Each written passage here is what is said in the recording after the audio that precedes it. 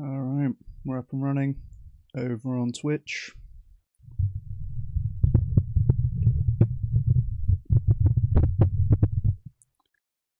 So let's check we're in the right place on YouTube. Looks like it.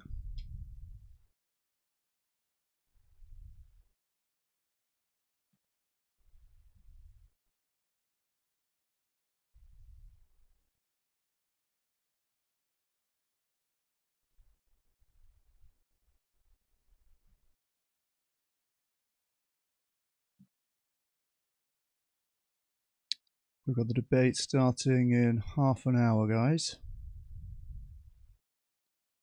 So we're starting at 8:30 UK time.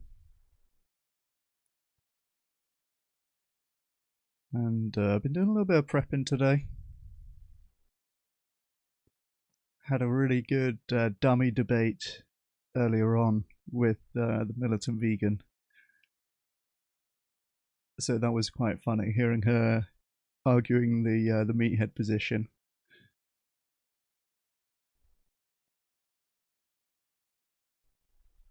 That'll make for a good thumbnail. Right, I just want to check that this is in the right place from what I posted on LinkedIn earlier.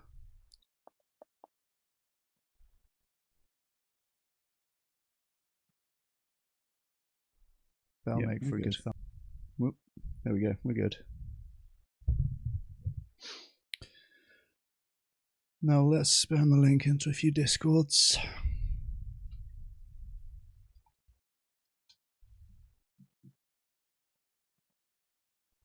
How we doing, everyone? Hey Poe, good to see you. Hey Kerry, nice to see you. Yeah, been a little while, Kerry. Yeah, that's true, Poe. It's all to it was on me to lose.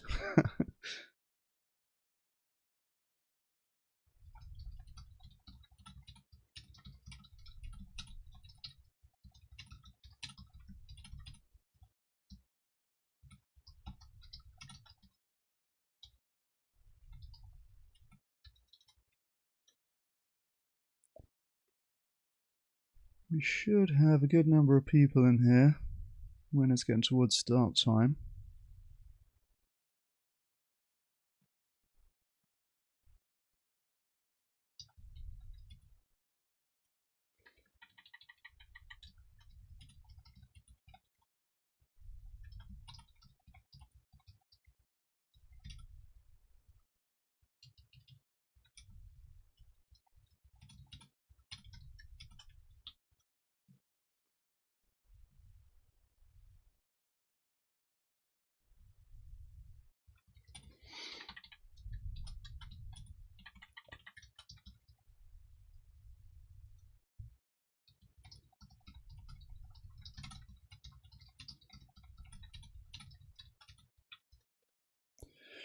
Alright.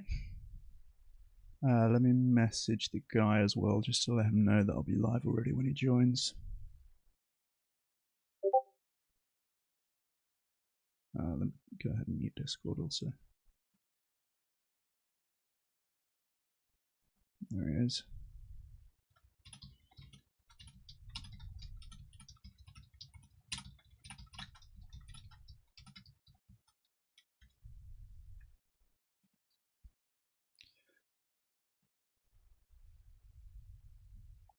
Oh, yes, you did, didn't you, Kerry? Yeah, congrats. Oh, you're going to quit?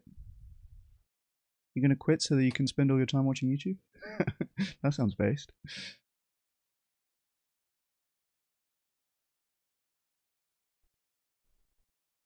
Well, I'm glad to have you here.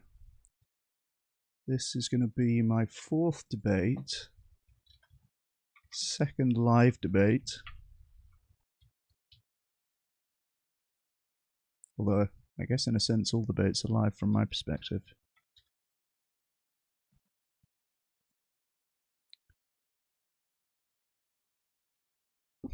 And we'll probably carry on stream a little bit afterwards. Yeah, based, Gary, nice.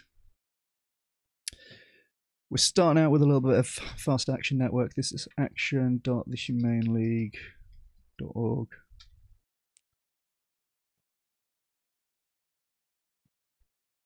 we're starting out letting Unilever know and Choice Hotels know what we think about their backtracking on their cage-free commitments.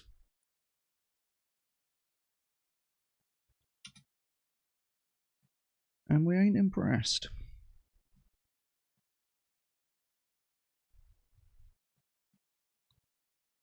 Debate starting at 8:30, guys. That's interesting, Kerry. What's the job that makes you that prompts that comment? I think you've told me this before, but must be sales or something saying that.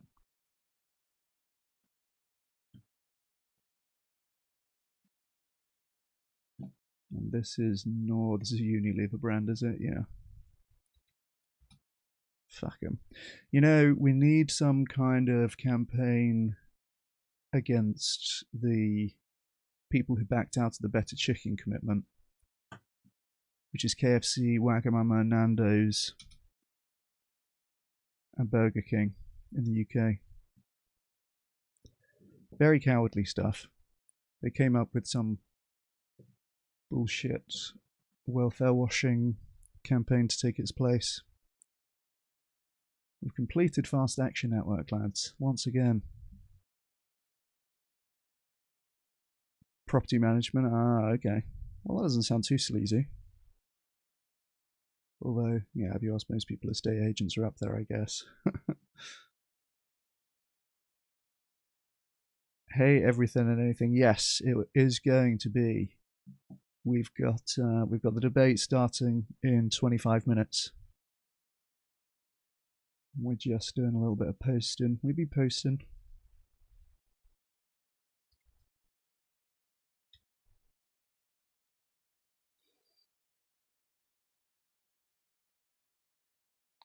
Completed Fast Action Network yet again. If you haven't yet done it, guys, it's action.thehumaneleague.org.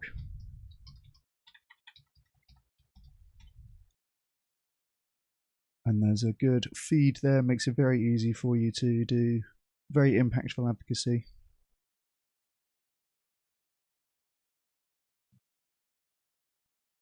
I might stick on a YouTube video.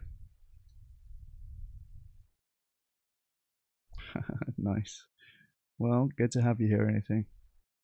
Hey, Vegan STEM, how's it going? Hey, Stephen, good to see you. Trying to figure out an exit plan from your job as well? Huh. Isn't AI going to take all of our jobs quite soon anyway? I think AI is probably a real leveler when it comes to these debates because it's very easy for people to synthesize the knowledge about any given topic now. I think probably a year or 2 years ago it would be a big advantage to be an expert on a particular topic. But now that advantage has been eroded somewhat by the fact that everybody has access to easy synthesis of the relevant information, right? Which I think in the long term is a good thing. You do get non-experts able to kind of flex as if they're experts now, which as something of an expert myself is a little bit grating, honestly, but it is a good thing that everybody's able to synthesize the knowledge now, because normally when I see like some meathead post on LinkedIn that's clearly come from AI, I like to comment and say, you're not the only person with access to AI. And if somebody has gone and asked ChatGPT to come up with a post that misleads people to thinking red meat is healthy, for example, well, you can say to people, go and ask ChatGPT yourself for an unbiased assessment of whether this is true.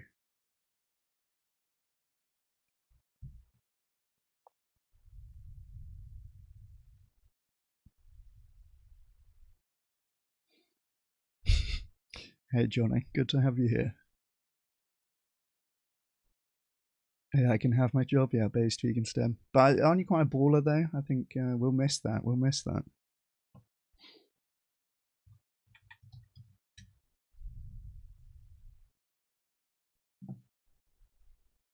AI isn't sleazy enough to do your job. Yeah. Someone needs to make a sleazy AI so that we can get them doing all the real estate. Hey? I've been advised to not really read the chat during the debate, so I guess I will. I guess I will try and stand by that. Oh no! Look at this. On the day of the debate, we've got plant-based news. YouTuber Chris Williamson quit carnivore because it annihilated his cholesterol. I have to say I haven't heard of this guy, but we'll give this a read.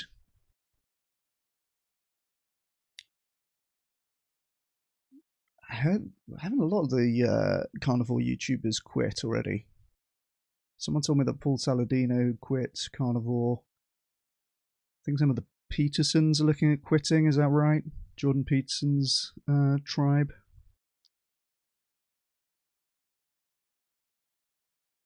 We had Sean Baker saying he might well quit. He's going to get his bloods done, and if he doesn't see better evidence for carnivore diet, he's going to stop promoting it. In that Garth Davis conversation.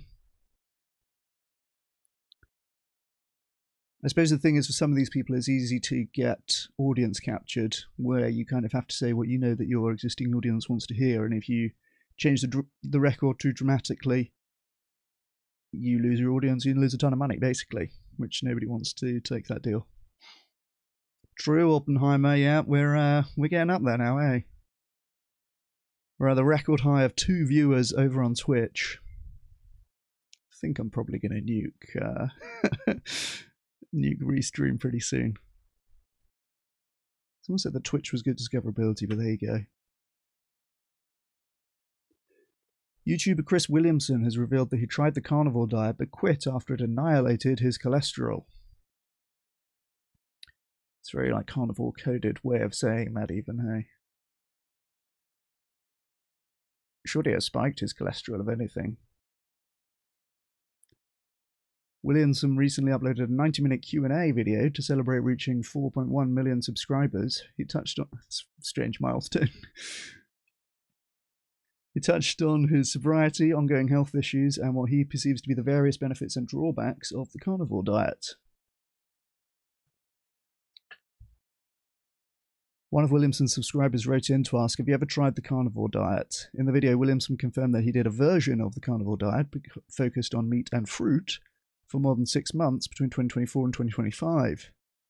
I felt great mentally on it, he added.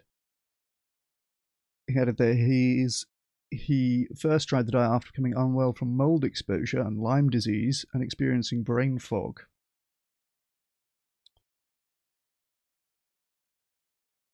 I'm not sure why that would be the solution, honestly. But there you go. I was going to set an alarm here so that I don't miss Matey Boy at the start. So I guess we probably have some of the carnivore gang in chat. Johnny, I'm sensing some antagonistic vibes from. Sounds like everything and anything may also be of the carnivore persuasion.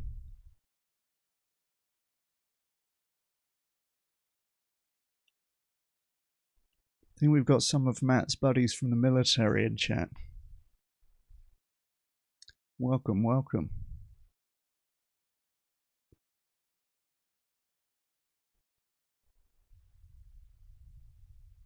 Oh yeah, JP Dorser quit carnivore. Ah, right, okay, no, that must be what I'm thinking of. Damn, Kerry, you need to quit already. You're gonna miss the debate. Ah, come on. Vegan 2.0 is grinding. Any grinders in chat?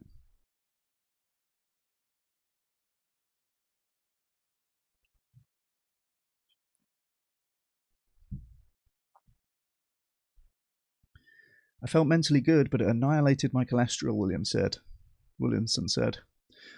My cholesterol just went through the roof. Lots of people are hyper-absorbers of cholesterol and are more sensitive to it. Turns out I'm one of those people. The carnivore diet kind of has a lot of people praying at the altar of it because it makes them feel better, including me, but it can be pretty destructive to some of the important numbers and heart health, he continued. Keeping an eye on LDL levels and stuff is pretty important. Williamson also said that he now follows an intermittent fasting approach and doesn't eat anything until around lunchtime, then eats through the afternoon. He described this as a bit more balanced than the carnivore diet he was on previously. Uh-oh. Bro science, the Manosphere, and misinformation. Carnivores in chat, you can you might want to mute for this part.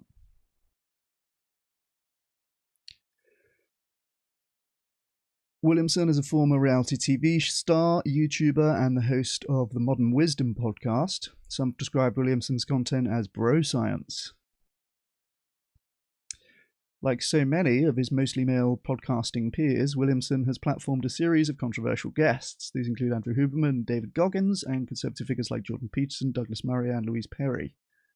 In December, Williamson appeared as a guest on an episode of Stephen Bartlett's podcast, The Diary of a CEO, where the two men linked population decline with women's socioeconomic emancipation and reliable contraception. During the conversation, Williamson also described the increasing prevalence of what he called an anti-family message, leading some to describe the episode as pushing red pill propaganda or harmful incel ideology. There's not very much about carnivore in this, is there? I guess this is the end of the article, but fortunately, we're about to have a very informative debate on the topic, so there you go.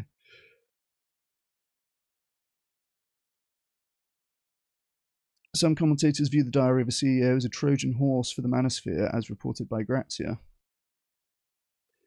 Yeah, that's an interesting one. I've read that Stephen Bartlett's book, The Diary of a CEO, which is a pretty normal, business book. I say I've read it, I've listened to it, let's be real. I've listened to the audiobook, right? And he reads it himself, so I've got 10 hours of his voice reading quite sensible business advice on the hard drive by the time I came across his podcast. And it's one of those things where I've seen clips of, he does the reels and everything, so I've seen clips of it. But yeah, people have told me that he has some pretty rogue content on the podcast. I guess he just has a lot of people on, has a lot of viewers, and then, I mean, you have to be well equipped basically to challenge people with rogue views, and it's not everybody can do that basically. And if you're just having loads of them on, right, you can't be an expert on every conspiracy. So you get the same people doing the kind of rounds of these podcasts, right?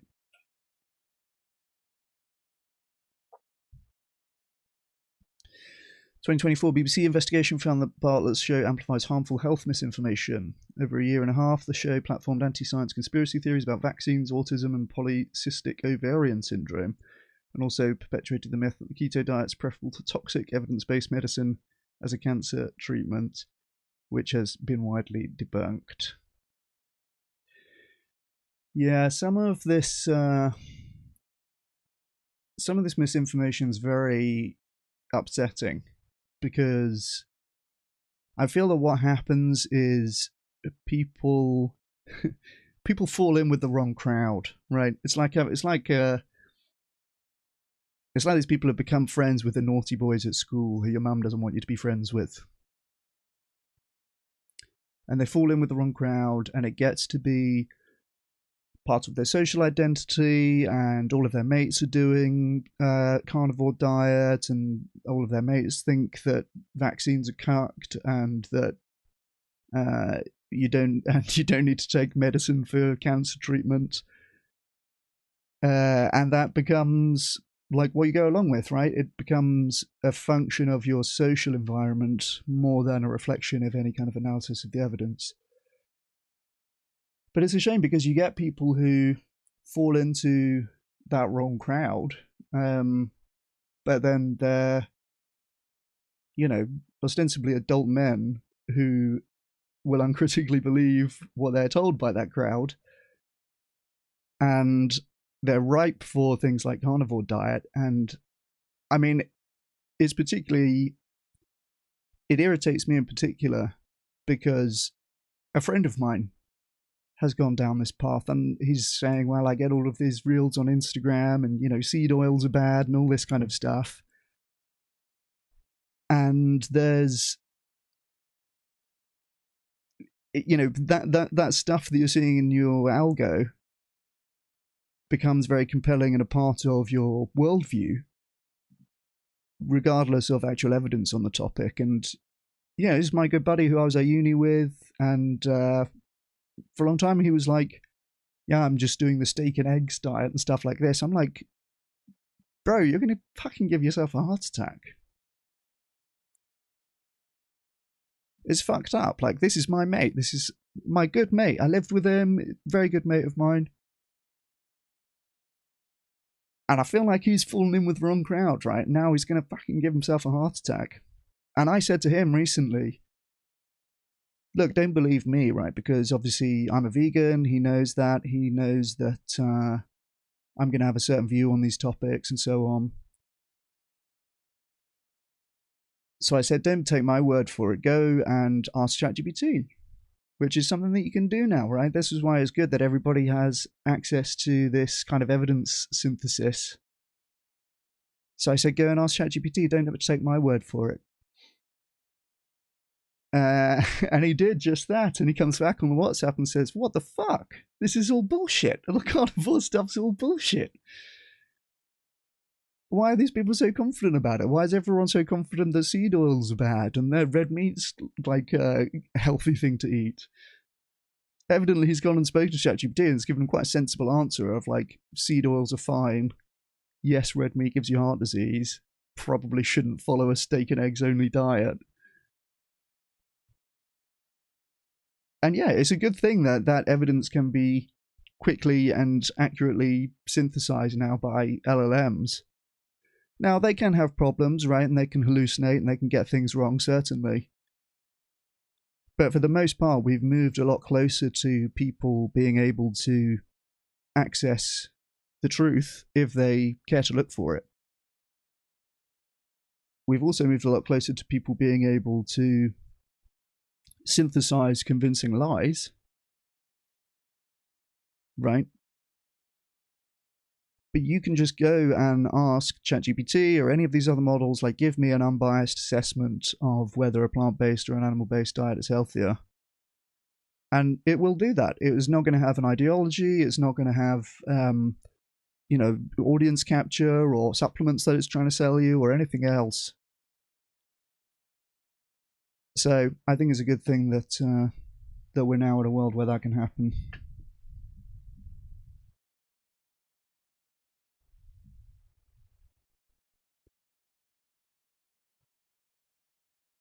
Hey, we got a lot of new people in chat. Hey, Brett Hong.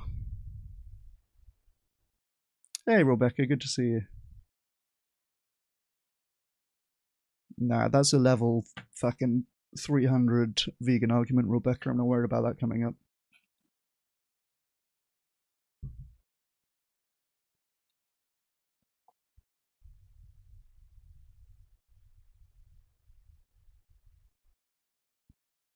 Yeah, true, Oppenheimer. You're a reflection of the company you keep, I guess, they say.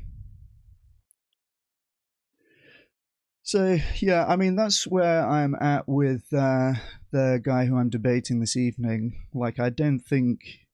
He doesn't have, like, a science or research background or whatever. He's an ex-military guy, so it's likely that his mates are military lads and that they're all in similar algorithm and similar podcasts that they listen to and everything else, and that all of the carnivore stuff is very much like amplified back at him in that environment, because this is, you know, the audience that that lobby is kind of gone for.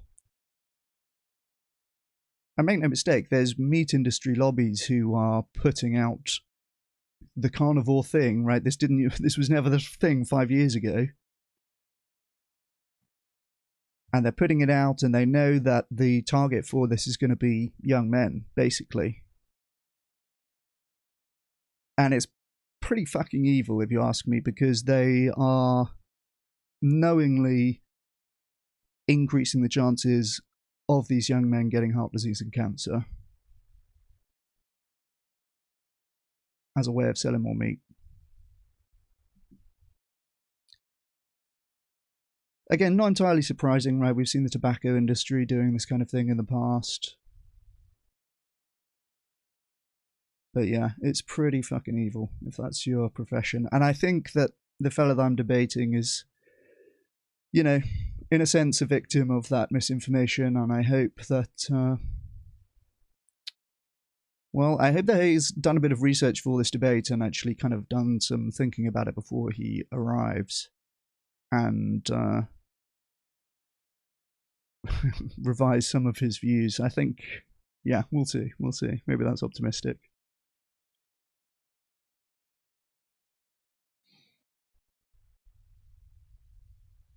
Hey Moses, welcome. Hey Master Roach, good to see you. Hey Rob K9, yes, of course you can. You can have lung cancer without cigarettes as well.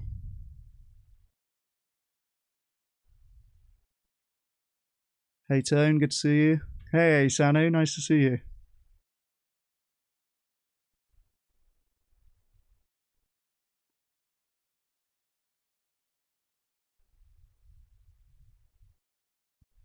True vegan stem.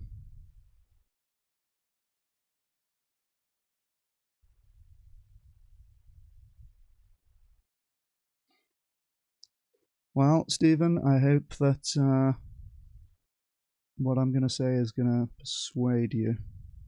We'll see, huh?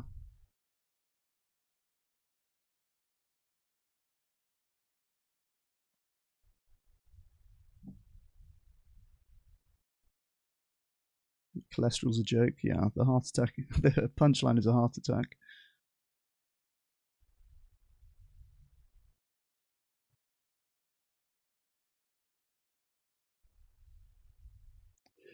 Yeah, that's a good point, Kerry. I think that is basically what happens with anecdotes of people reporting ostensibly health benefits when they start the carnivore diet. It is basically an extreme elimination diet, and they've given up everything. You know, it's very possible that they were eating some things that they were allergic to or intolerant to, and if you give up almost all foods, then yeah, you may see some benefits from giving up something that. Yeah, nice to see you, Kerry. You may see some benefits from giving up something that was causing you problems, but that's not, in fact, evidence that a carnivore diet is healthy. Even if you feel subjectively good following a carnivore diet, that's also not evidence that it's healthy. Right? I feel subjectively good when I'm pissed.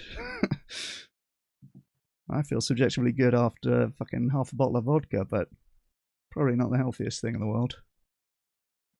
Right, let me switch over to Google Meet. I'm going to have to turn off the camera in OBS. This is always a little bit tricky.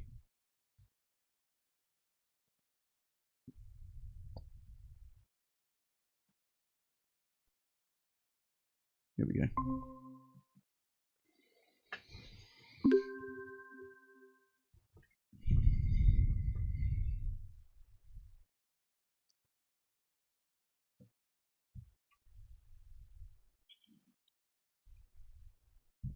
Stephen, you're in the wrong place if you don't want to see an argument.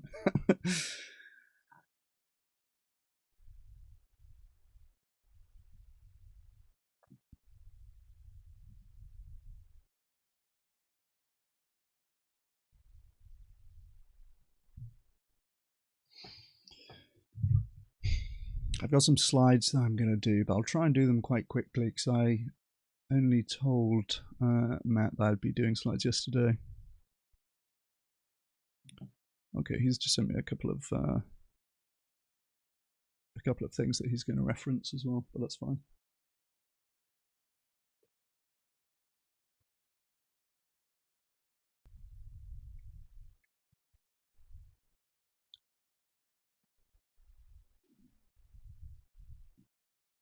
going to follow the advice I've been given and cover up chat during the debate. So sorry about that. I won't be able to see what you guys are saying.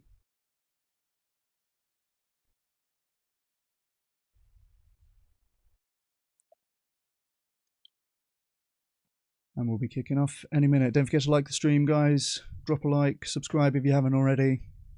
For the meatheads here, double subscribe so that we can propagandize you and convert you over time. You're all going to be vegan 2.0s in the next couple of weeks. It's contagious. Be warned.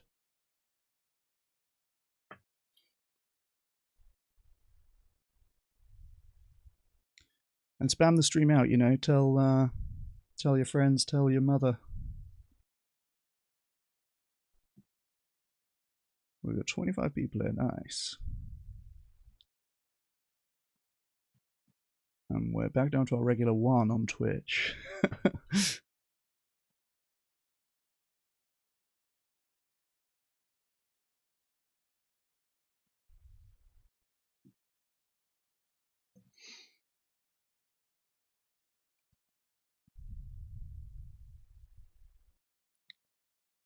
Yeah, a lot of my regulars who are in chat are ethical vegans, and that's a big part of what I talk about.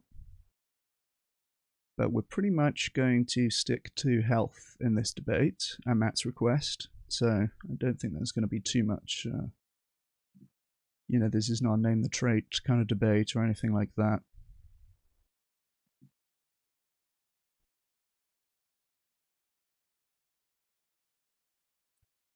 I think we're also probably going to stick quite narrowly to individual health as opposed to kind of system level antibiotics and things like that.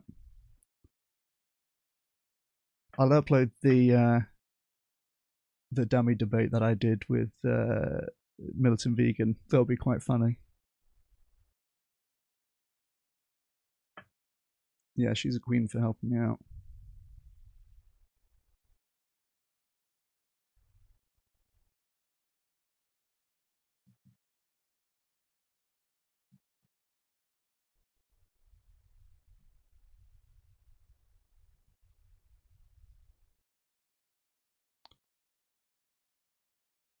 Well, my man's a couple of minutes late.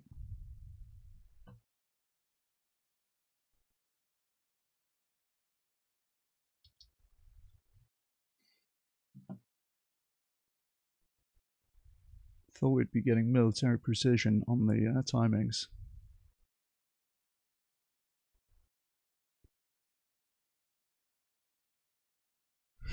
Yeah, that's all my audience want to see the ethics debate, huh? Interested to hear a take on a Thai Bill recent stage drop. Is that the bioavailability thing, Rob? Hey, Matt, how you doing? Chris, I'm doing all right, brother. How about yourself? Good, not too bad, not too bad. Thanks for joining. Thanks for agreeing to the debate. I appreciate it. Yeah, man. I definitely don't want to mislead any of you or any of your listeners. So anyone who's not aware, Matt, not an expert, not a scientist, just a run-of-the-mill animal lover who met Chris on LinkedIn. Okay, that's interesting. You call yourself an animal lover, hey? That's right. I'm sure we'll get into that. I love animals, man. Eat them every day. All right, well, there you go. That's one way of doing it, I suppose. Okay, well, do you have something that you'd like to... Do you have like an opening statement or something that you'd kind of like to run through? I've got a little brief 5-minute slides to go through at the start.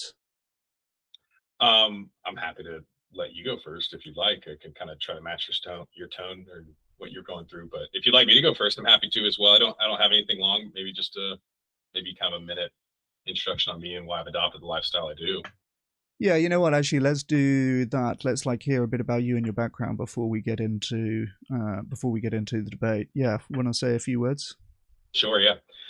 So yeah, my name's Matt. I live in the Southeast U.S. I assume most of your audience is European or British, but I'm sure you probably have folks across the planet as well. Yeah, I've been living here my whole life. Raised with probably what would be considered the standard American diet. Do y'all use the term SAD, like the acronym? Because I'm familiar. Yeah. okay, the health movement over here, like Maha and everything, you're hearing it more and more. I don't know if it's a good term or a bad term, but it's one I use. So I was definitely raised in the 90s on Gushers and Dunkaroos and Fruit by the Foot and McDonald's and all that fun stuff. Thankfully, I didn't balloon up to 200 pounds like a lot of kids and have a face full of zits, but definitely was not metabolically healthy or fit. Just kind of living a normal life. About 10 years ago, I started really taking my health seriously. I've read some works by predominantly Paul Saladino is probably the best known individual. Are you familiar with him, Chris? Yes, I am. I heard that Okay. he quit carnivore recently. Yeah, he has evolved. So I heard about him through his book, The Carnivore Cookbook, which is a 100% meat-based diet, and how to cook with meat and how to make things interesting. He has evolved. His position is probably as close to mine as I can find it among a mainstream figure. So he's animal based. You'll hear the term AV diet. That's definitely what I promote as well. I do eat the odd donut because I'm a freaking human being, and Christmas comes and a slice of pie on the table is attractive. But the diet I aspire to, the diet I'm raising my 4 children on, the diet me and my wife are living on, is best described as an AV diet, animal based diet. So for those who aren't familiar with the term, what it means is animal products are a large source of our macros, fats, proteins, carbs, calories, meat, eggs, milk, cheese, dairy, those things. The occasional organs, I'm trying to eat more liver and heart, but man, I hate the taste and the texture of liver and heart. Yeah, sounds great. It's looks weird when it's in whole chunks, and it tastes odd when it's cut up into bite-sized chunks. But I do believe it's nature's multivitamin, especially the liver part. But the other part of animal-based, where we'll probably find a lot of agreement, I like the word carnivore. It's a cool word, but ultimately I do believe humans are omnivores, of course. And so I do love and cherish the fruits in my life. So we eat a lot of fruits. I eat a little bit of grains, a little bit of veggies, but certainly is I wouldn't even call it supplemental. I would decorative is probably or ornamental is probably too light of a word, but somewhere between supplemental and and ornamental on the plate. We'll put some leaves in here and there, some bread here and there. But that's kind of a snapshot on who I am and kind of the diet that I espouse, that me and my wife are leading our family with, and my 4 little carnivores.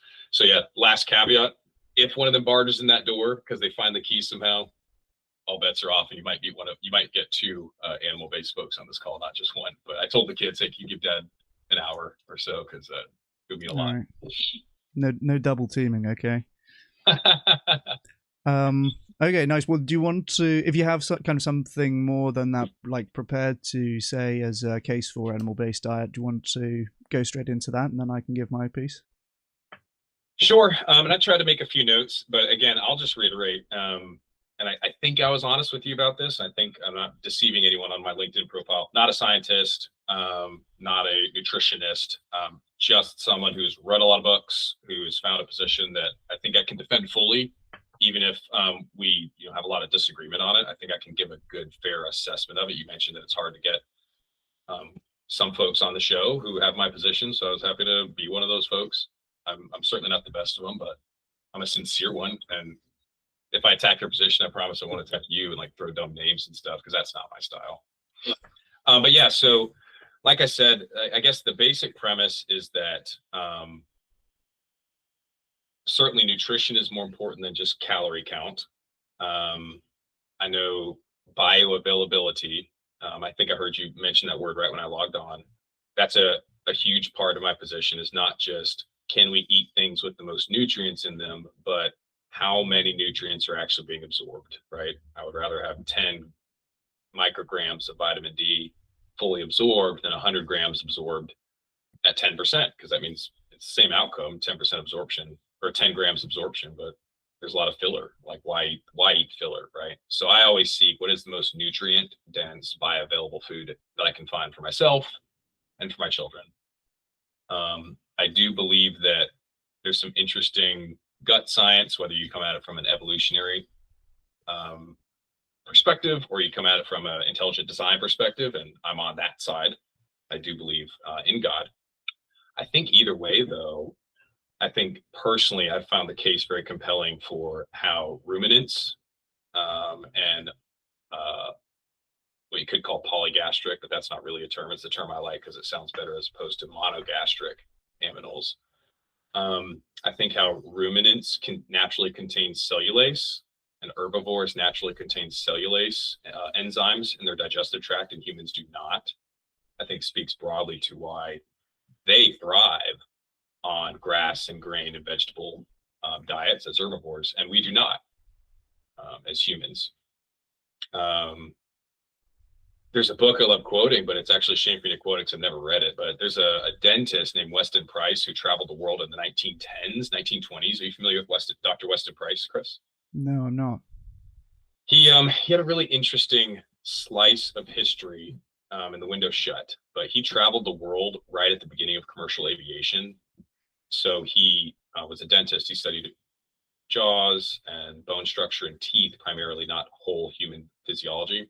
But he studied teeth of regions that were not interconnected in the way that today McDonald's is on every country and on every continent, and ultra processed foods, which I think we have some disagreement on, have now pretty much reached the four corners of the planet. He did a huge survey of human mouths in the early 19 teens or 20s, back before that was the case. And I think what he found was East African herdsmen and Inuit were some of the healthiest people he surveyed.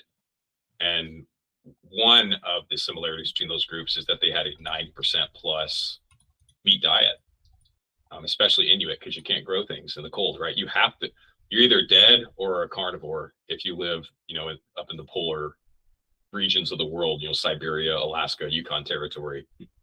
For those very fringe societies, there's no way to plant, there's no way to harvest in permafrost. It doesn't mean it's true for everyone, but it's compelling evidence. But yeah, Weston Price wrote a great book. One of these days I need to freaking read it instead of just quoting it and citing it, because like I said, have not read it. I've read many reports on it and people have cited it, but I need to go to the source one of these days. But I think that's a good survey. Again, my North Star is always what helps humans be healthiest. It's one of the reasons I'm disinterested in the debates on, does shifting to a plant-based diet help the climate?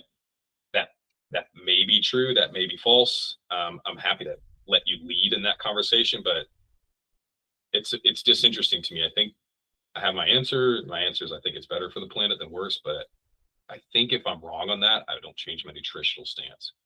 The nutritional stance is simply what diet leads to human flourishing. I want to consume that diet. So bioavailability, nutrient density, and human flourishing, human health, longevity and health span. Those are some of my North Stars.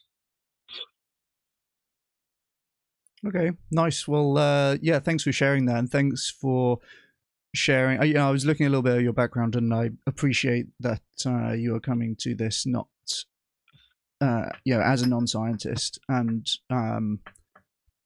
like I say, you've been open about that. So I think it's good to have that on the table. And I think one of the things that I'm looking to achieve in this debate, if I go ahead and share my slides here that I'm going to go through, is to lay out why I think some people are getting it wrong in this respect.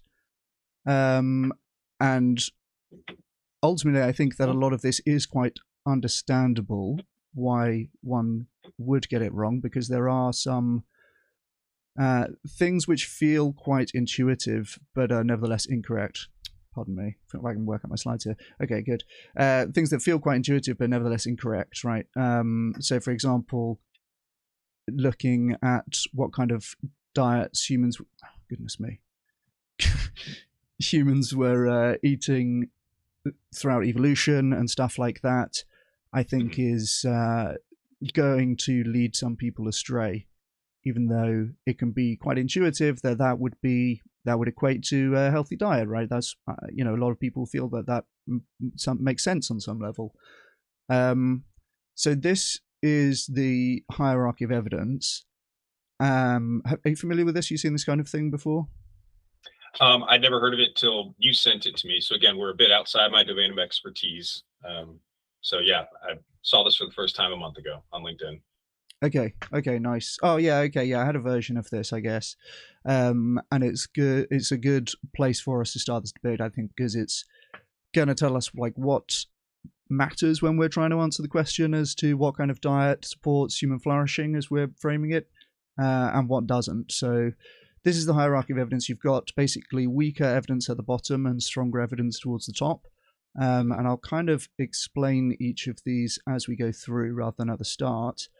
But my basic contention is that you can find some evidence in favor of animal-based diets here at the kind of lower levels of the hierarchy of evidence, and I'll mention some of the things that you've mentioned as well. But that ultimately, if you look towards the top of the hierarchy of evidence in terms of actual robust scientific evidence that would be considered in making evidence-based medicine decisions, for example, it is overwhelmingly favors plant-based diets being healthier. So at the bottom, the most basic level, and this actually, I've made this because this doesn't appear on some hierarchies of evidence. I guess that rather than evidence, this is really more like theory. So mechanistic speculation, like stories about why things might be a certain way. So this includes things like evolution, ancestral diets, right? Human physiology, people talk about like our teeth and our intestines and stuff like this. Nutrient density, bioavailability, and ultra processing. These are all theories. That's not to say that they're wrong, but some of them, could be right or could be wrong with respect to any given question. But they are just like a story about why we might expect certain outcomes related to plant-based or animal-based diets. So again, it's some hierarchy of evidence don't include this level because it's just theory. It's not any kind of evidence. So slightly upwards from that, we have case reports or sometimes case series, which will be individual anecdotes or maybe like a handful of people having anecdotes. So, for example, individual anecdotes of having more energy, improved mood, mental clarity, digestive release, weight loss, even things which are very tangible, like no longer needing medications or like measurements of cholesterol or something like that. If it's only one case report, it's not really telling us anything useful about how much we can expect that to occur more broadly. It's basically just an anecdote. There's no control group, there's no follow-up. The main problem is that you can just appeal to counter anecdotes. That's right. So, you could say that somebody goes carnivore and they feel like they have some sort of health benefits from it. I can just say I know someone who went carnivore and they had health problems from it, right? It doesn't really get us anywhere in terms of actual evidence. So that's case reports. Up from that, we've got cross-sectional studies. And as far as I can tell, this is kind of where the evidence in favor of carnivore or animal-based diets tops out in this hierarchy. This is kind of as far as it goes in terms of good news for your side of the debate, if we can put it that way. This one particular paper is a survey. So cross-sectional is just one snapshot in time, right, as opposed to following a group over time. This is a survey where people reporting various health outcomes related to following a carnivore diet, in this case. And it says participants reported high levels of satisfaction and improvements in overall health, well-being, various medical conditions, and median BMI. So this is people reporting in a survey, they went carnivore and they had these kind of health benefits. In this case, it's self-reported outcomes, so you have some like potential for measurement error. It's also self-selected, so this is basically an online survey that's distributed in like carnivore forums and stuff like this. And again, there's no control group, so you can't really attribute any causality from this. That's right. So as far as I can tell, that is pretty much where the pro-animal-based diet evidence tops out. Then looking further up, we have case control studies where the idea here is that you have some positive cases of, for example, people who have colorectal cancer in this case, and then controls of people who are in the same hospital, for example, but don't have colorectal cancer. And then they look back and they ask about their kind of lifestyle factors. So in this particular study, they found that adherence to plant-based diets was associated with a lower risk of colorectal cancer, whereas adherence to unhealthy plant-based diets was associated with a higher risk of colorectal cancer compared with the lowest quartile just QRs.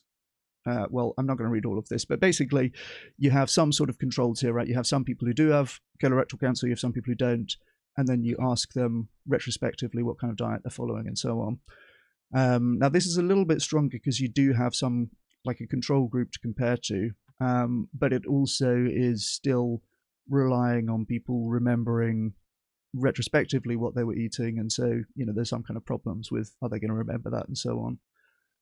So up from that, then you have prospective cohort studies. This is the dreaded epidemiology. I know that lots of animal-based diets, people like to take objection to epidemiological studies, which I'm sure we'll get into a little bit. And these overwhelmingly show substantial benefits from less meat consumption and from plant-based diets. Mainly, the big three are to do with cardiovascular disease, heart disease, cancer, and overall mortality, meaning just like more of this cohort died in the period of the study. So yeah, we can get into some of the criticisms that people have about prospective cohort studies, but I'll try and go through these relatively quickly. So yeah, in this particular study, there was 15% lower risk of overall mortality in lacto-ovo vegetarians, 9% lower in pesco vegetarians, 19% less, and in semi-vegetarians, 8% less compared with non-vegetarians. So this is like a large group of people. There are, I think in this one, 60,000 people followed over a course of many years. I believe this cohort's still going and is now up to the most recent studies, like 18 years following these people. And they are reporting what they're eating, and they're also kind of part of the study before they have any of the health outcomes that we're looking for. So it's a bit more solid in terms of inferring causality compared to looking back, because you know that you've got the temporal piece in there. It's coming, you know, the diet's coming before the disease, right? Yeah, very large groups of people. So again, it's quite nice and generalizable. Then above that, well, some people will say, you know, there are problems with epidemiology because it's observational and it's not experimental, and you can't necessarily infer causation from that. And we can talk about that a little bit. So above that, you have randomized controlled trials. This is like experiments where we're going to say we're going to have some people following a vegan diet, some people following an omnivore diet, and then we are quite sure that all the other factors are kind of controlled for, because we can randomize people into the vegan group or the non-vegan group. And therefore, we can say with an increased degree of certainty, this is like causal of the change. So that's randomized controlled trials. This is like an experiment where we can look at health outcomes or health markers over time from people consuming the different types of diets. And again, that's a bit more robust for inferring causality. So in this study, this is actually a twin study, so there's another like factor controlled for in here. The twins randomized to the vegan diet experienced significant decreases in LDL cholesterol, in fasting insulin levels, and in body weight. So that's randomized controlled trials. And I've got another example here, just this is one of my favorite studies on plant-based meat alternatives. So swapping out red meat for plant-based meat alternatives.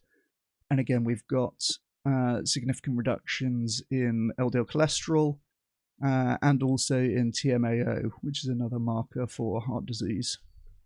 One issue that we do have with the RCTs in the dietary world is that they're usually quite short term, because it's not practical to randomize people like, you know, you're going to be randomly allocated to go vegan for the rest of your life, right? It's just not really practical to do that. So they'll usually be maybe 12 weeks or 8 weeks, or they're a little bit shorter basically. So some of the health outcomes, you don't necessarily have time to observe people dying of a heart attack in that amount of time, right? So that's why in this case it's looking at it's looking at health markers instead.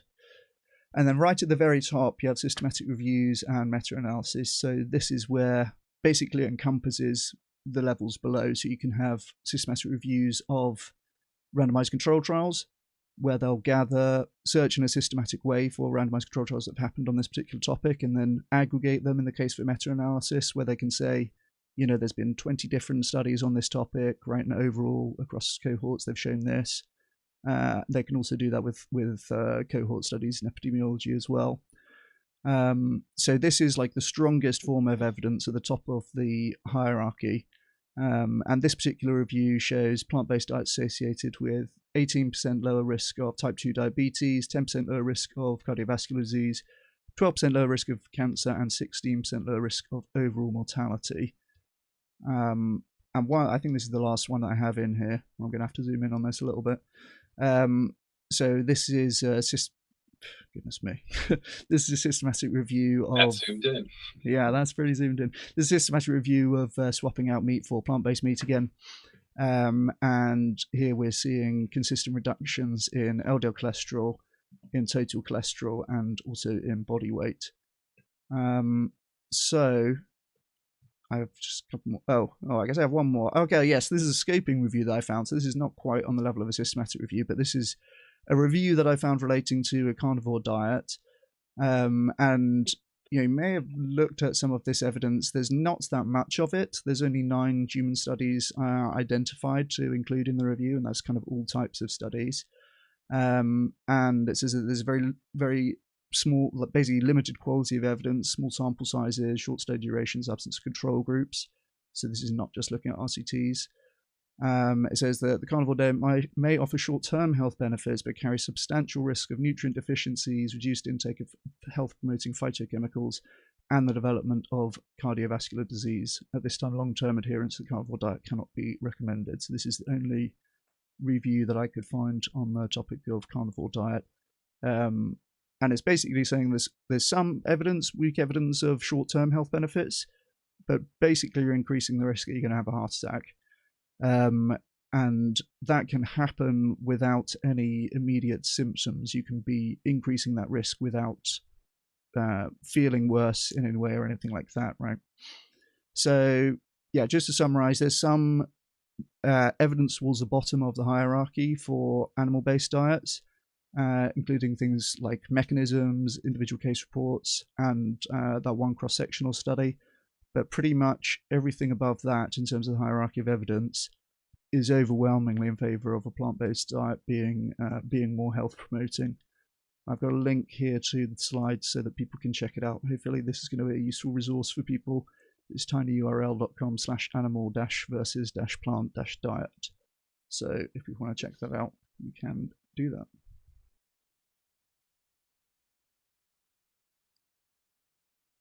Hey, Matt, I'm going to put a few slides together before we talk. That was good stuff. It's more than a couple. Yeah. Well, I feel bad I didn't bring any slides. Oh.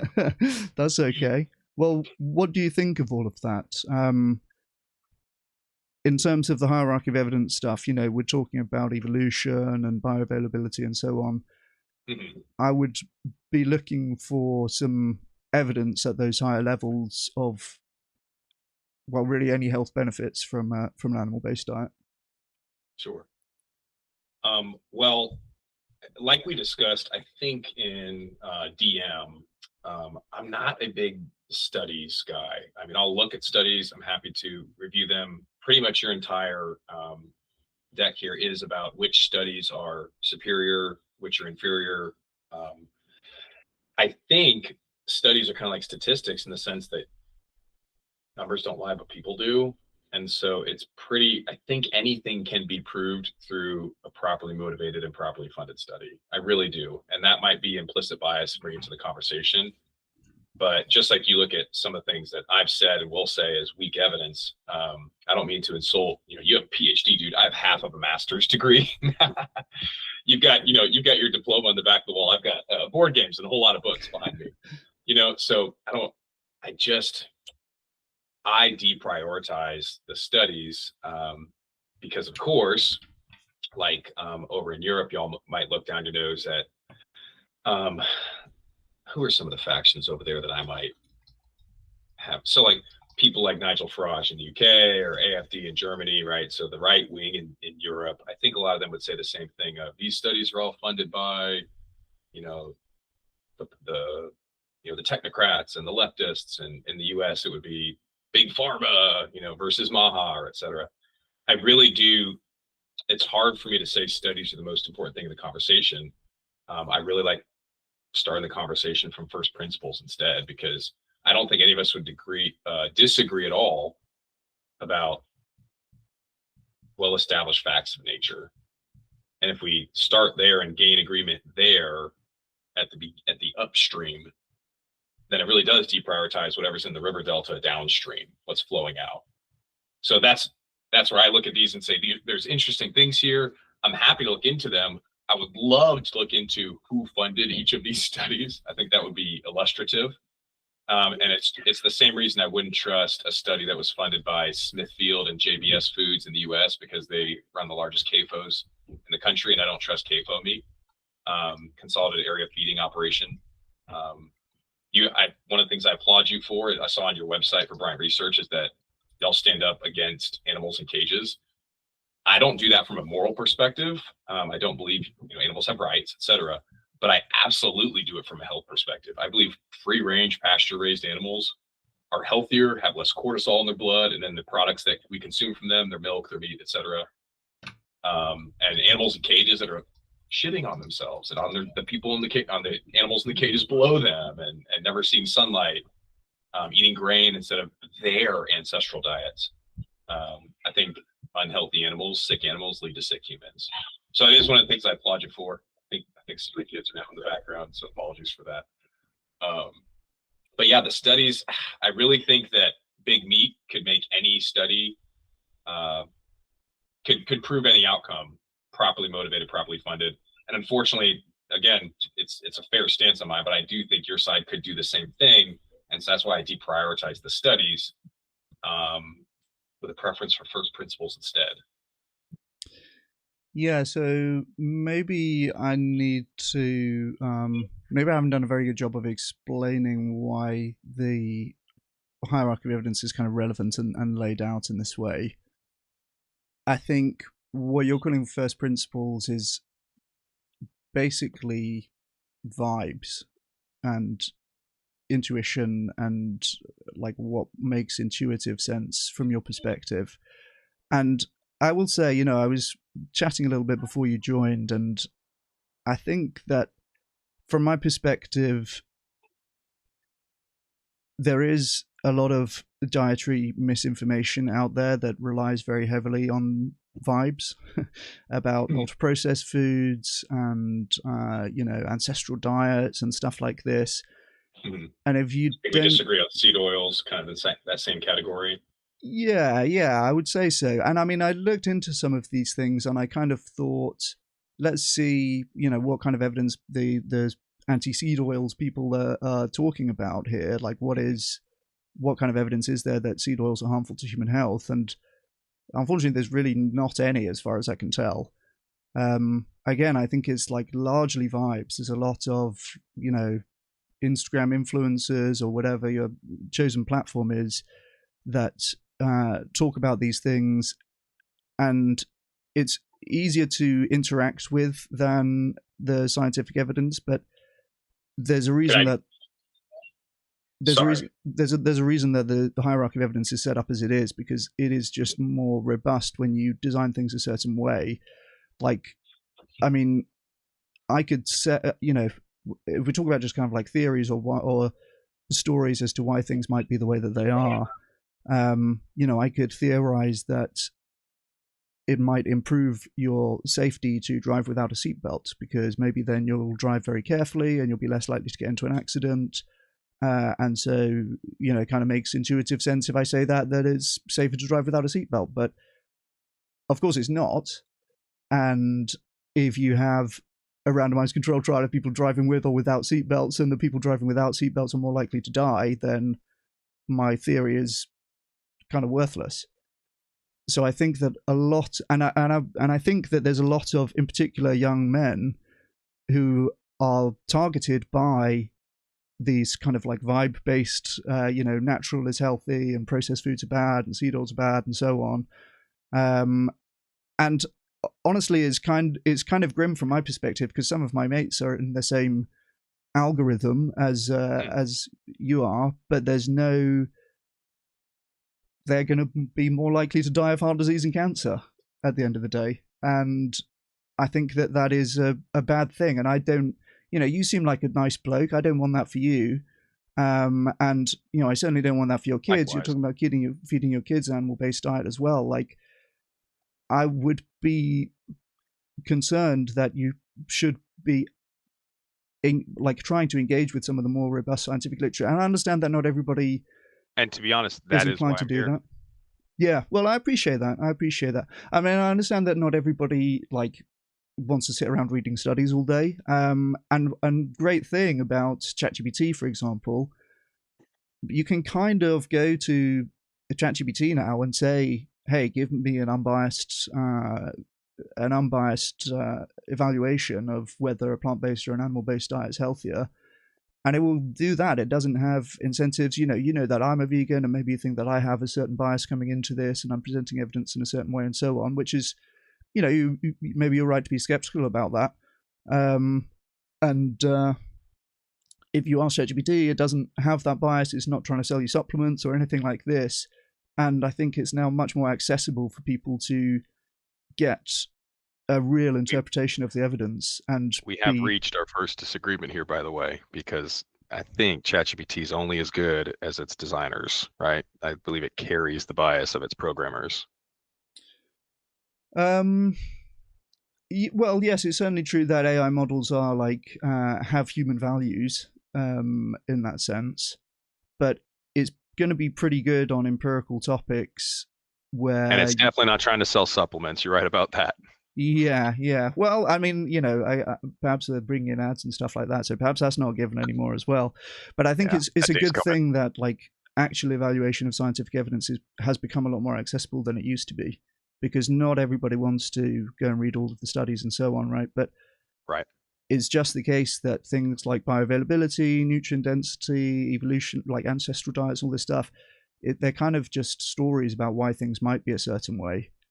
But I could just as easily tell stories in the other direction. And so it's important to look at the evidence and say, okay, what actually do we see when we track large groups of people over time and what they're eating and their health outcomes? Yeah.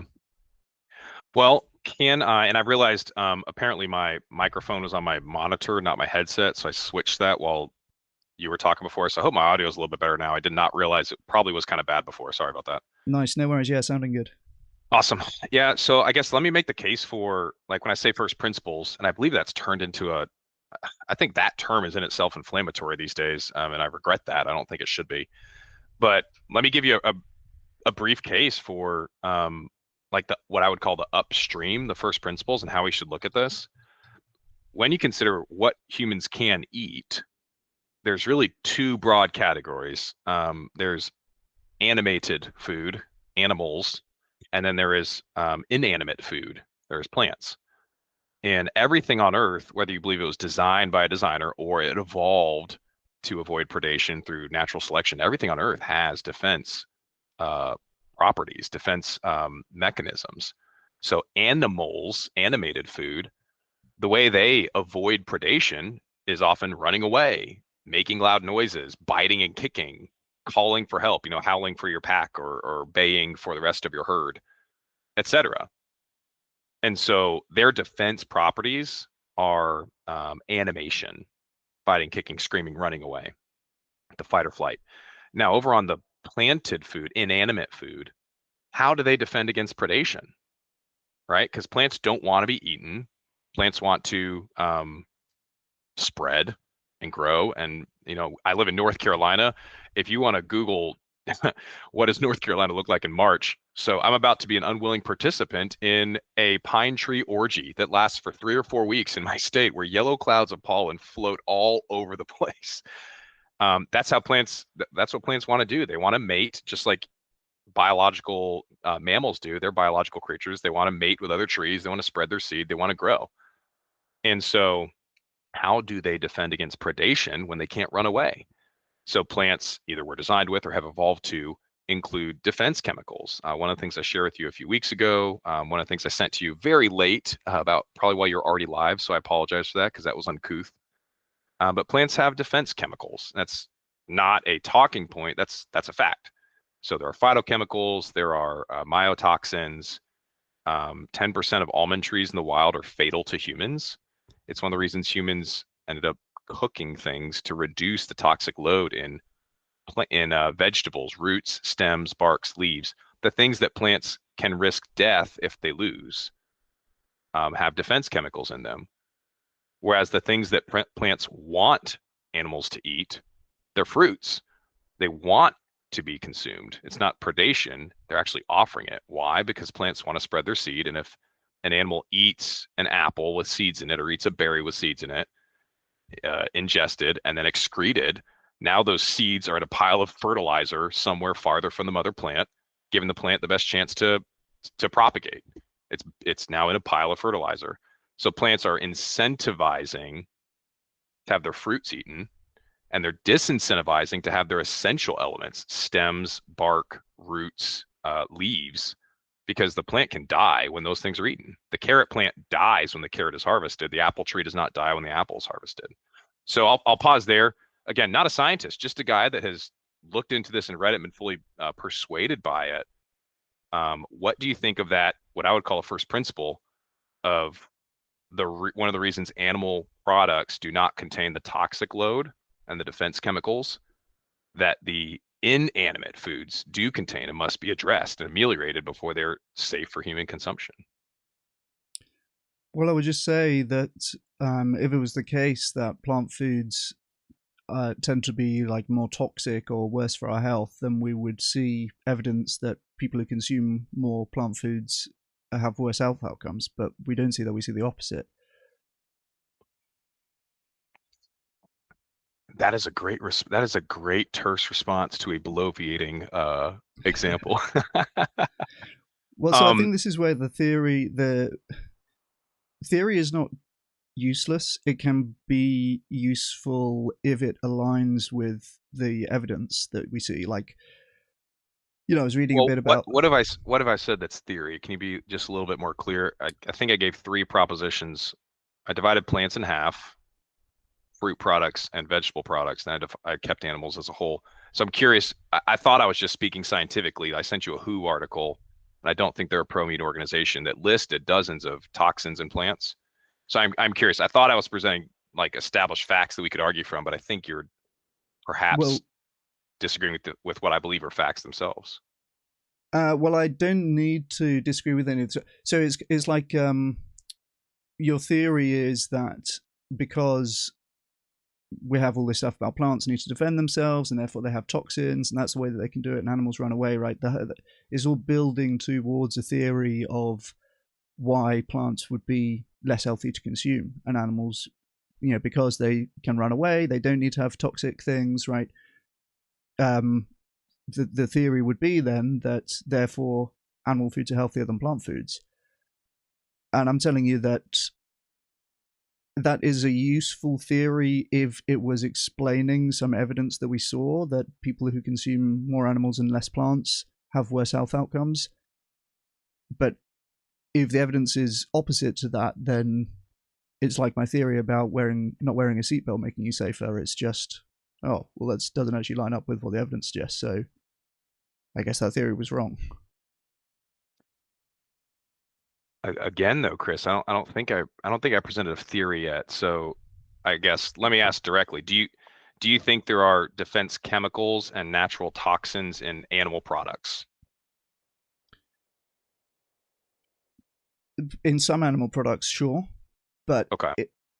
It wouldn't. And I'm not talking about ultra processed because, man, I do not eat hot dogs. So I fully agree Yeah. that like ultra processed. Well, I think that's actually why we're here is talk about ultra processed meat. I mean, in and of themselves, do animals create toxins or carcinogens or defense chemicals in their meat, broadly speaking, or even I guess individually?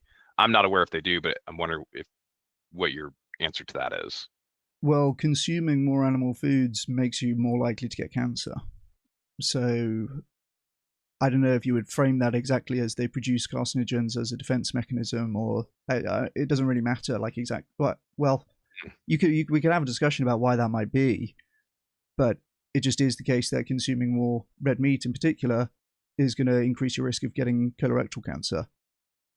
Like consuming red and processed meat is going to increase your risk of heart disease, and that's mainly because the saturated fat increases your LDL cholesterol, and then that leads to plaque in your arteries, right? So that is the case based on the evidence that we see, and again, you're speaking very definitively here. But I think if everything you just said is correct, I don't think your position can explain why Inuit cultures or First Nations in Canada or those tribes in remote northern Siberia that cannot plant and harvest food. I think there's a evidentiary gap there that could explain how those populations have existed for millennia.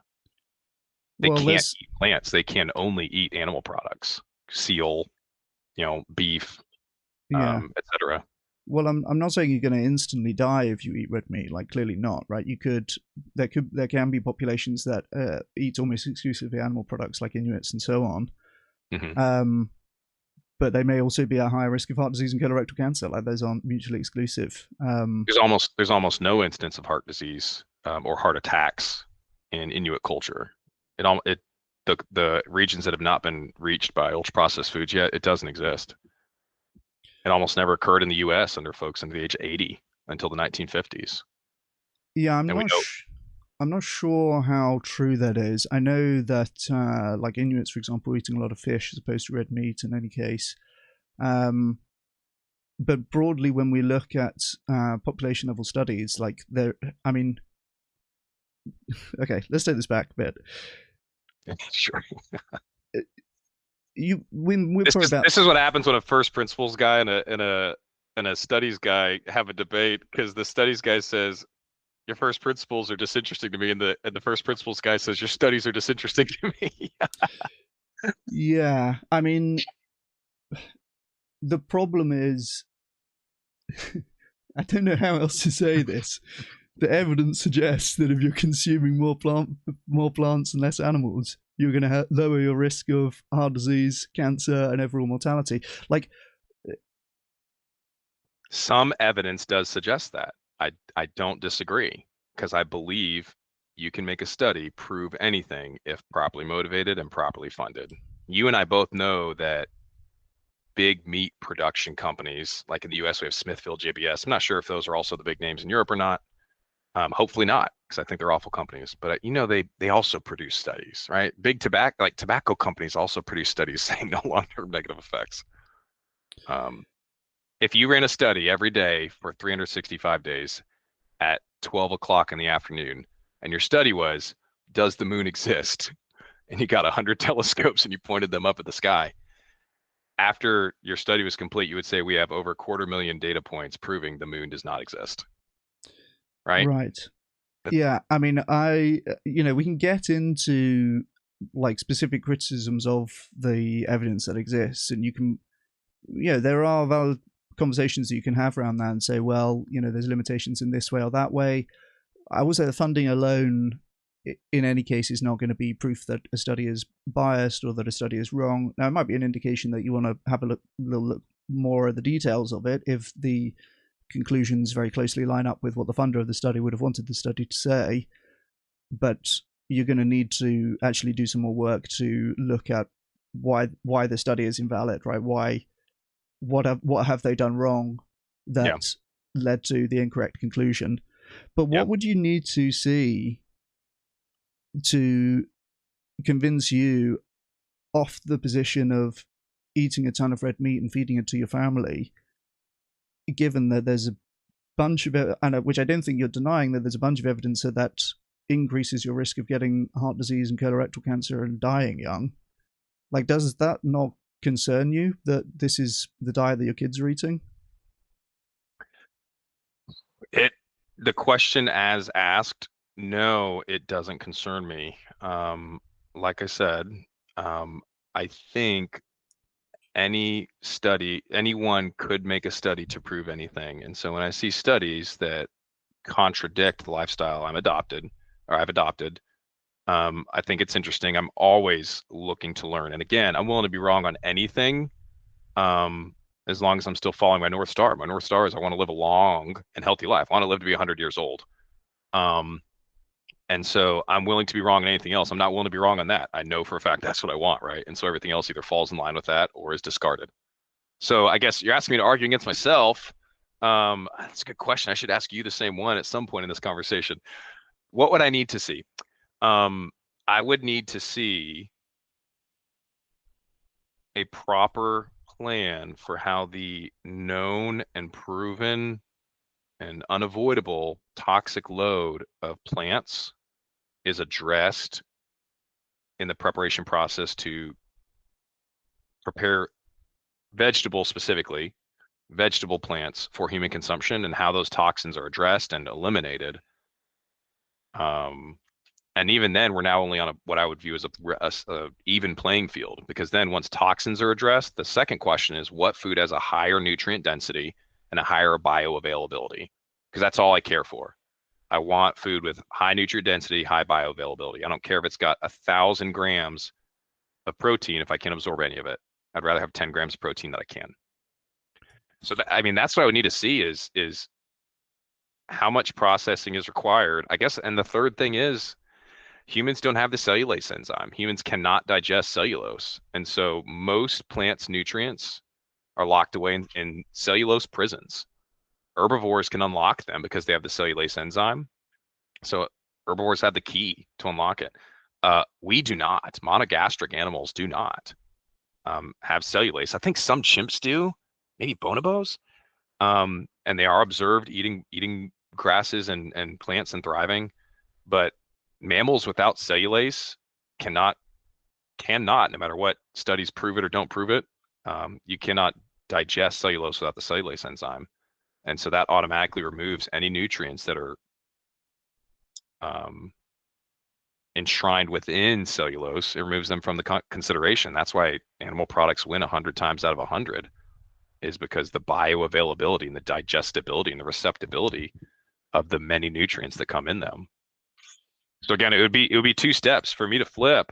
Again, with my North Star being human longevity, I would need to see a plan to deal with the toxins in plants that doesn't exist at any scale in animal products. That brings it to a fair playing field. And then from there, we measure bioavailable nutritional load. Yeah, so it's interesting because you are clearly someone who's motivated by health, and in particular by longevity and like not trying to die young. No. And I mean, if I die young, I want it to be on a snowboarding incident in like the Alps Yeah. or something cool like that. I don't want it to be because I picked the wrong diet, damn it. Yeah, well, that's super interesting because I don't always get this vibe when I speak to people and debate people, but in your case, I kind of do feel that you are motivated by the right things here, and you're just looking at the wrong level of analysis. And we can like talk. I guess we can get into talking a little bit about some of the mechanisms and some of the like other counter stories and theories about why cellulose is not too much of a problem and stuff like this. But I just wanted to be clear for the audience as well that all of this is like at the mechanistic storytelling level.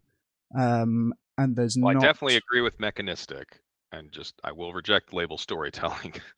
So I agree with mechanistic. Well, I mean, I think that's what it is, right? We're coming up with stories about bioavailability and cellulose, and why the implication of those stories is that therefore animal foods are going to be better for human health. But I'm telling you that if you actually look at the evidence, that's not what we see, and you're kind of saying out of hand that you're not you don't believe any studies because they might be funded by the wrong people. I didn't really know how to argue with that, honestly. We'll get into some of the mechanistic stuff, but I should, I just want to say you shouldn't feel bad that you don't understand the stuff about the hierarchy of evidence and so on. Like, it's not a given. It's not something that is intuitive to everyone. And there's, there's professors like Frederick Leroy who don't seem to understand this either. and kind of appeal to evolution over meta-analyses of cohort studies, for example. So it's not, I don't think that you're a bad person. I think you've fallen in with the wrong crowd and picked up the wrong vibes, and that you've got you with the vibes, man. I think I'm sharing chemistry and biology. I don't know that I've shared any vibes yet. Like, okay, well, we can go into some of the more mechanistic stuff. But yeah, I just want to. I'm mad. I'll let you drag me into mechanistic. You're at the bottom of my pyramid, dude. Yeah, dragging me down. But yeah, I just want to make the point for the audience. Like, in similar of these debates, you can say the cool story, bro, right? But where's the evidence? And yeah, in my research for this, honestly, I was going into it thinking, I've never really looked at the carnivore stuff. It's quite interesting to engage with what they must be citing and so on, but like, there really isn't anything as far as I can tell. And then when I was coming to the debate, I was thinking, well, maybe this guy's got the trove of hidden studies that I can't find by Googling, and he's going to hit me with, some evidence that I haven't seen before. But it's not. Negative. There's nothing. There would be. I think I gave you my talking points a week ago. Like, here's what I'll bring. Right. So there's no evidence then that you're aware of for an animal-based diet being healthier. Well, I definitely would hard disagree with that, right? So I would say I don't know of many studies at all that elevate a carnivore-based diet. I would agree with that statement. Of course, I believe I have overwhelming evidence that a carnivore-based diet has been proven in the longest study on Earth, which is recorded human history. So I definitely I agree there are few studies that explicitly promote a carnivore or animal-based diet. I do not agree, and I distance myself from the claim. I would call that a straw man attack, Chris, that I don't believe in evidence. Again, like I said, I could run a year-long study with 100 telescopes at noon every single day, and I think I could prove the moon doesn't exist. So that. Yes, but the way to engage. Pardon me. The way to engage in that's grim. Sorry. The way to engage in no, sorry, my bad.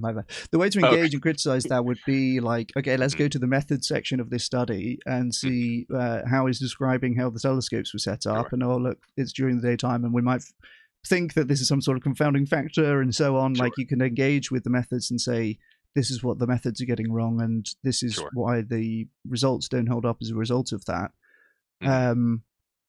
Now, well, you did say it yourself earlier, so you've tried to extract some concessions from me, and I think I've given a few. I think I've resisted a few. I will just confirm. I think I heard you say, and I believe your audience heard you say, you also understand there's no long-term random controlled tests or studies that compare a vegan diet or a plant-based diet or a vegetarian diet, pescatarian diet against a carnivore diet or an animal-based diet. They're almost always short-term, over weeks. Some of them go over months. So when I appeal to human history, I don't try to lean on that. I certainly don't use anecdotal evidence because that's a logical fallacy. But we do see millennia of data when we look back that we can use and glean insight from, right? These populations should not exist if a plant-based diet is superior to an animal-based diet. So yeah, just to be clear, we both agree no long-term RCTs comparing whole food animal-based diet versus whole food plant-based diet. Correct? I think you said that. Yes, just a ton of long-term epidemiology, a bunch of short-term RCTs, and then a bunch of meta-analyses showing superior health outcomes for a plant-based diet. And I would agree with many of them that the proposition stated was proven. If we went one by one, I'm sure I would agree with some of them, perhaps even many of them. But again, it's kind of a worldview difference where I think you're treating these studies as the most important thing, and I'm definitely treating biology and chemistry as the most important thing. So it's upstream and downstream, Okay, so let's talk about. I just want to be clear then that the best evidence that we have is consistently showing that plant-based diets are associated with superior health outcomes compared to animal-based diets. Plenty of large cohorts, different parts of the world over decades, studied higher risk of heart disease, higher risk of cancer, higher risk of overall mortality from people on an animal-based diet. I think we're in agreement on that, right? If we just swap out the word evidence for studies, I would agree with almost all of that. I think I would agree with most of that if you said studies instead of evidence. Okay. I'm wondering whether to go down that rabbit hole. I think we'll. That seems fine. That seems fine. We can leave that. So and so Hey, you. one of the things I meant to lead with is where we agree, and we DM'd this. I think we should run through that for the audience. Could I ask you? I think we agree on these things. Could we run through that real quick? I have 6. Yeah, we can do a little bit of that. But I just want to confirm as well. So then the studies that we have, the best studies that we have are showing better health outcomes on the plant-based diet. And as far as we're aware, there's no study showing better health outcomes for an animal-based diet, right? I've never looked. I wouldn't be surprised if there are not many. I would be shocked if there were none, because that blows one of my theses up, that big beef and big animal products are creating those studies. So, but I haven't looked. I'm willing to be proven wrong on that. Okay, that seems fine as well. I'm absolutely deferring to you as the expert on like observational I can't even say the word studies. I'm absolutely willing to defer to you as the expert in the room on that. Okay, that seems fine then. And so, I mean, I have a bit that I can say about evolution, but and we'll get into we can get into some of the mechanism as well. By the way, we're at an hour already, so I don't know if you have a hard out at all. I think I sent you a mute for I have to go minutes. at 9 your time, 5 my time. Yeah. Okay. Half an hour. In 30 minutes. Okay. Yeah. Okay. Well, in that case, why don't I say a little bit about the evolution story, and we can. By the way, do you mentioned that you're a religious person? Do we believe in evolution over here? No, I'm one of those intelligent design, young Earth theory guys. Okay, so Christian, literalist, yay. So, where's the reasoning coming from? The ancestral diet, our evolutionary history stuff. Well, again, I don't advocate for an ancestral diet per se. I think that's too loaded of a term for me to use. I would probably broadly agree with it if laid out point by point, but I don't use the term. You've used it a few times. It's not a term I use because there are some people that like say you should eat raw meat only, right? Unprocessed only, and that vegetables are disgusting because they are themselves all GMO, circus food. So I don't use the term ancestral diet. I'd probably agree with much of it if laid out, but it's not a term I use. For Christians, it's real simple. Like there are many commands in the Bible that, or not commands, but blessings on foods like grains, meat, milk, honey, fruit, pomegranates, and celery and olives are all praised in the Bible. So for Christians, at least, that's why I asked you in DM if this was, if you want to get into the religious aspect. A Christian vegan to me is a very interesting thing. Because the Bible has so much positive things to say about meat, and so does the Quran and the Torah, which the Bible contains the Torah. So a follower of an Abrahamic religion, I'm shocked when I meet one who's vegan or vegetarian, because I wonder if did you think God got dietary advice wrong? But again, That's that fine. it might be a side trail. Yeah, I'm not inclined to go down that with our limited time that we have left. But how do you get to talking about evolutionary evidence if we don't believe in evolution? Oh, I was trying to find some common ground. I do believe in some macro evolution. I know creatures adapt to their surroundings. I don't believe in microevolution. I don't believe that we came from fish or we came from single-celled organisms. But you don't. Plus young Earth theory. Like I think Earth's about 10,000 years old, so I can't fit it in, even if I did believe in it. Right. Okay, so you're not saying that evolution is evidence for an animal-based diet being healthier? No, I think I can argue it, but it's me being a visitor in a worldview that I'm not a resident in. I think Paul Saladino is not religious, so he argues it from that perspective. I know some of the people I follow do as well. So I know the position. It's not my position, but I think it also conforms to the reality that we see around us. Okay. I think I'll resist going down that pathway. I mean, again, I don't think There's like 16 cans of worms there. Yeah. There's too much. There's way too much there. I think is I would encourage you afterwards to do some of the looking at the evidence. Like if it was the case that the healthiest diet is going to be the one with the best bioavailability and the best nutrient density and the least ultra processed foods and so on, then we would see, if we look at big cohorts of people over a long period of time, oh, look at that. The people who are eating the nutrient dense red meat with bioavailable nutrients tend to be living the longest, right? We'd see that, right? But we actually see the opposite of that. So I would encourage you to engage with the evidence a little bit and just, again, you seem like you're going to be pretty motivated by Longevity is my North Star. Right, Health like is my by North health. Star. It's just an odd decision to be eating a ton of red meat if that is the case. Again, you keep treating evidence and studies as synonyms. I would say studies are a subset of evidence. Just like all squares are rectangles, but not all rectangles are squares, right? Yeah, but there's really no evidence for an animal-based diet being healthier. You have kind of like theories, right? There's few studies. Yeah, there's few studies. Fewer studies. Wouldn't you think that we would have a ton of studies showing that if it was the case that red meat, the bioavailable, the nutrient-dense red meat is the healthiest food? Wouldn't you think there'd be a ton of studies showing that meat eaters live longer? Absolutely not. No. Why not? Almost all studies are funded. Sure.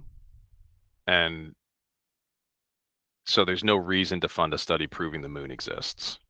There's no, if you're right and if you get people to agree with you, you haven't made any profit, right?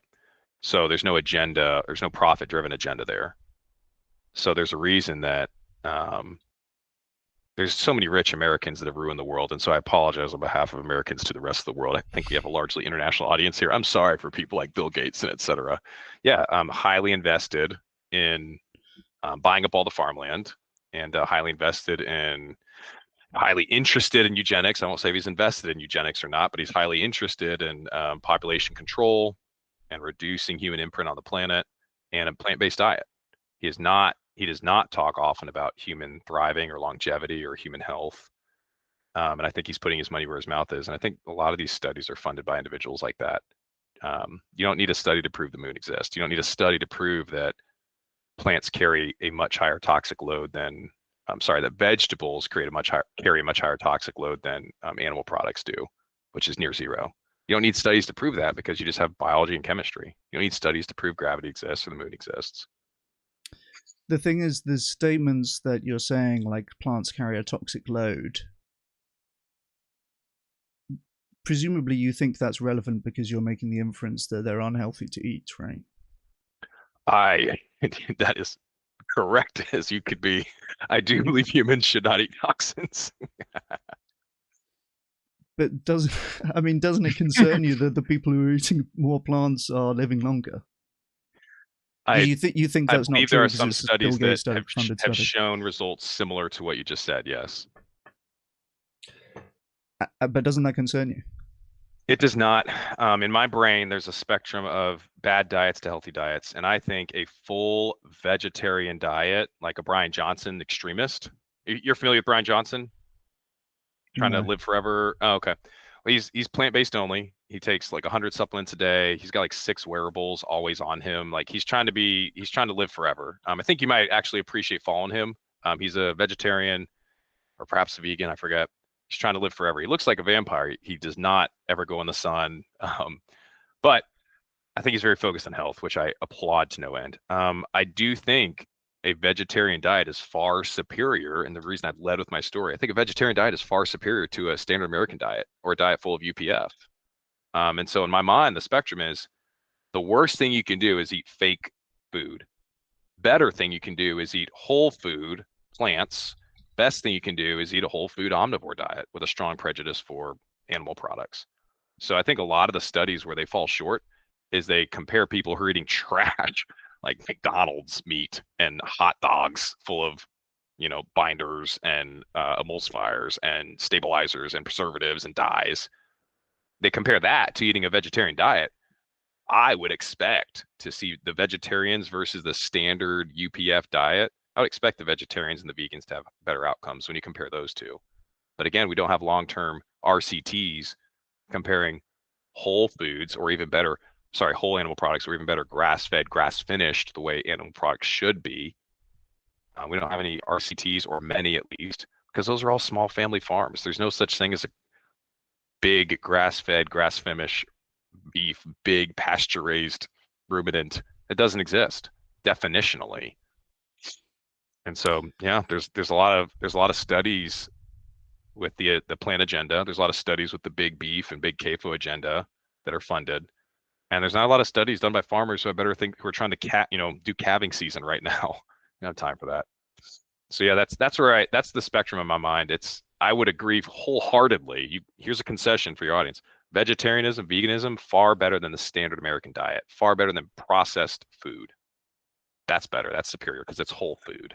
It's closer to what we are designed, or what we have in us is designed to consume things, and whole foods are better than processed foods. And then I just go the next step and say whole animal foods are superior to vegetables. Does that make sense? I'm not asking you if you agree. Do you understand the three stops on the train track? I understand what you're saying, but it's just not scientifically rigorous. It's just, again, it's very much just. Well, presumably you would agree whole food is better than processed food, or do we disagree there? Not necessarily. No, I think this is another one of these vibes-based things for, I'll say, animal-based dieters or animal-based advocates. Interesting. Well, the onus is on you then, because processed foods hardly existed until 100 years ago, and humans became the dominant species on Earth on a whole food diet. So I am curious for your defense of why processed foods are even on a level playing field, let alone better than. Like we conquered the planet on a whole food diet. Yeah, well, if you look at, again, if you randomize people, you have half of them eating red meat, and you have half of them eating plant-based meat alternatives, which are going to count as ultra-processed foods. The people who are eating the plant-based meat alternatives have lower LDL cholesterol, lower TMOs, and lower body weight. Yeah. Yeah. Love it. Yeah. I bet I would lose weight too and shed muscle and shed bone mass if I went to a plant-based diet, a vegetable-based diet. Well, you would also probably lower your LDL cholesterol, which at the moment you're like treating as if it's a high score, basically, with your current diet. Yeah, I mean, it's. Do you know what my LDL is? Do you want to take a guess? Why don't you tell me? Well, 222. Every time I do a blood draw, and I get my biomarkers twice a year, every time I do a blood draw, I get the red icon next to my LDL. Not treating it like a high score per se. I'm trying to inflate. That's a funny way to put it. But I am not worried that I fit the lean mass hyper-responder body type. I think there's now we're getting to physiology there, but your joke about high LDL is absolutely on point. I recognize I have it. I disagree that it's a problem. Wow. Plaque is a problem. Yeah. Well, I mean,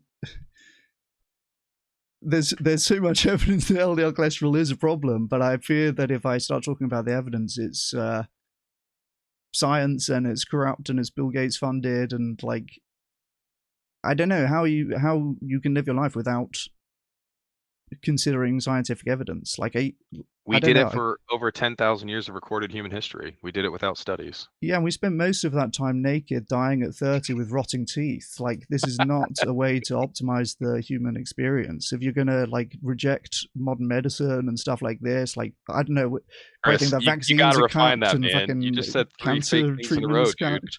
Hold on. No, we didn't spend most last 10,000 years naked. All of the human history we have shows that humans overwhelmingly prefer clothing to non-clothing. No, teeth didn't rot and fall out. All the evidence we have is terrific teeth before the advent of sugar-laden everything. I forget what your middle thing was, but I think you need to refine that point, Chris. Naked and rotting teeth does not describe the majority of human history. Listen, The I rotting don't. teeth all started since the 1940s and 1950s when sugar became a household product.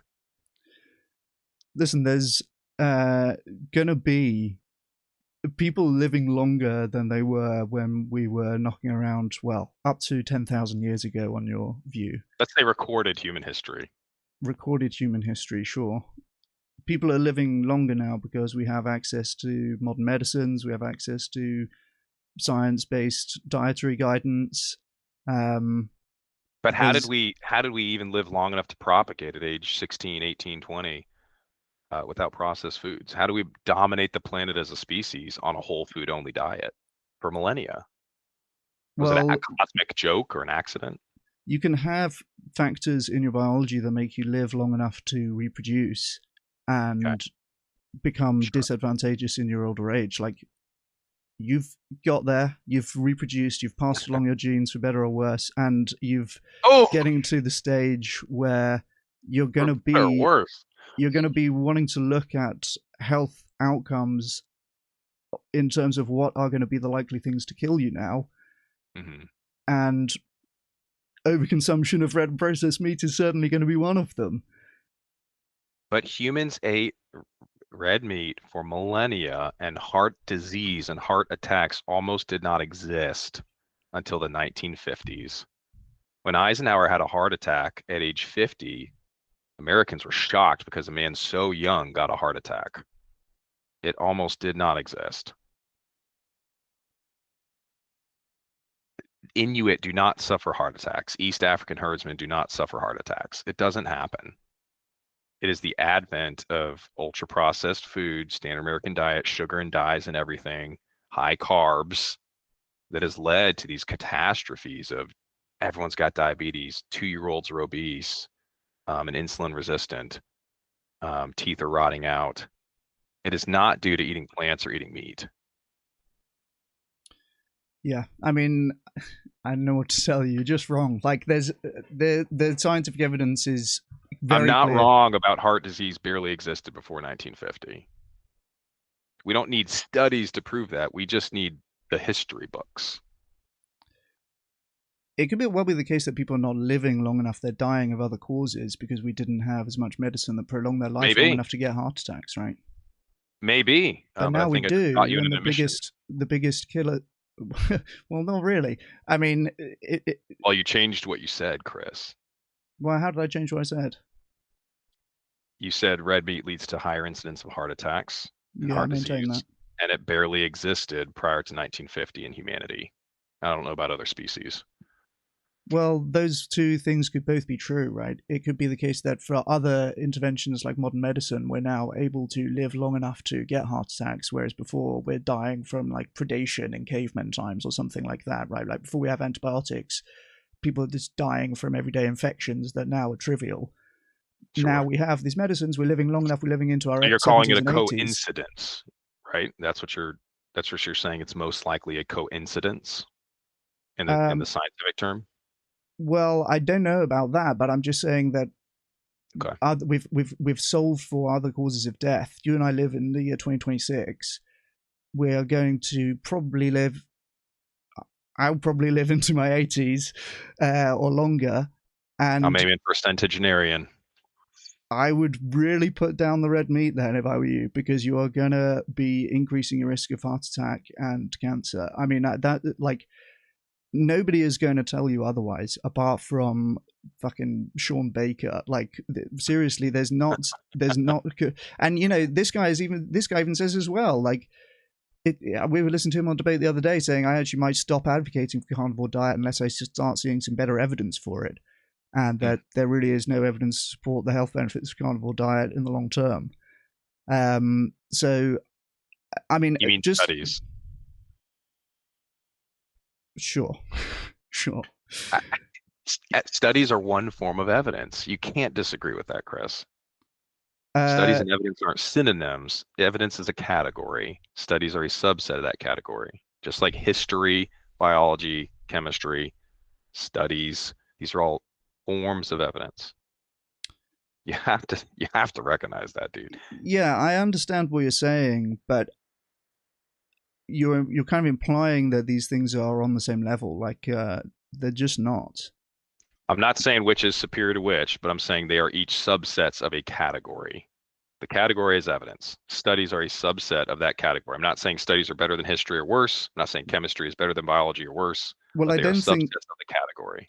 I don't think that the arguments that you're presenting could be called evidence, frankly, because I mean, you have theory and you have evidence, and you're talking about What evidence theory. exists besides studies?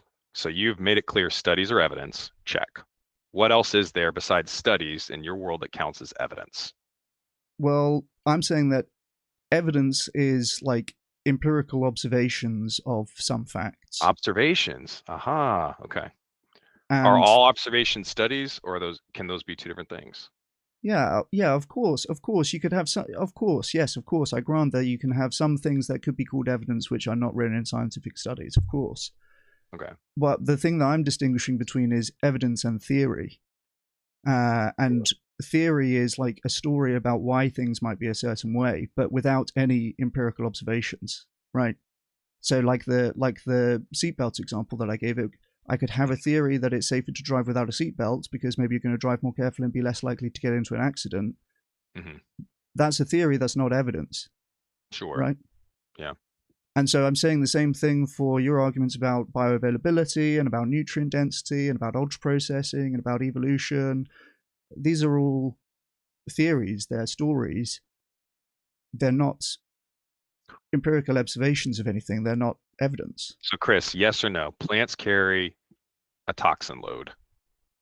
Vegetables carry a toxin load. I sent you the WHO report 2 weeks ago and then an hour ago. Yeah, but Do I you don't agree think or disagree with the WHO, the WHO, an organization I hate and I do not trust? Well, that doesn't surprise me. Correct. Do you the agree or disagree with the dozens of phytochemicals, alkalines, myotoxins, and carcinogens that are identified in seeds and vegetables that the WHO has reported on? Or do you think that was wrong, that report of theirs? I think what you're saying is correct, but I think that you think that it means something that it doesn't mean. All I'm asking is if you agree with the WHO's report. Again, I am biased against them. I have every reason to say the WHO is wrong. And I'm saying in this article, they published good science. They reported on the facts correctly. Do you agree that they reported on those facts correctly and that plants carry a toxic load? Not even saying it's a big one or a little one. Not saying it's meaningful or unmeaningful. Do plants? Well, I am saying it's not meaningful. Like, wait, so you're saying exists? There is a toxic load, but it's not meaningful to human health. Correct? Yes. Okay. I understand. And this is the problem with so much of the carnivore stuff. Like, there can be selective things which are like technically true, like fiber's not an essential nutrient was one of the things we have written down. We didn't get to like most of the points that we were going to discuss, honestly. There can be things that are true in a narrow sense. Part two, man. Happy to do a part two. I'd love to. Ban me for life. That's also fine. Absolutely not. No, I'd do a part 3. I think that there can be these like statements and sound bites which are true in a very narrow sense, like fiber is not an essential nutrient, right? There's a very narrow definition of essential nutrient where humans can't synthesize it, and you'll have a specific deficiency disease if you don't have enough of it. And fiber doesn't meet that narrow definition. But it's still the case that if you eat more fiber, you're going to reduce your risk of getting colorectal cancer.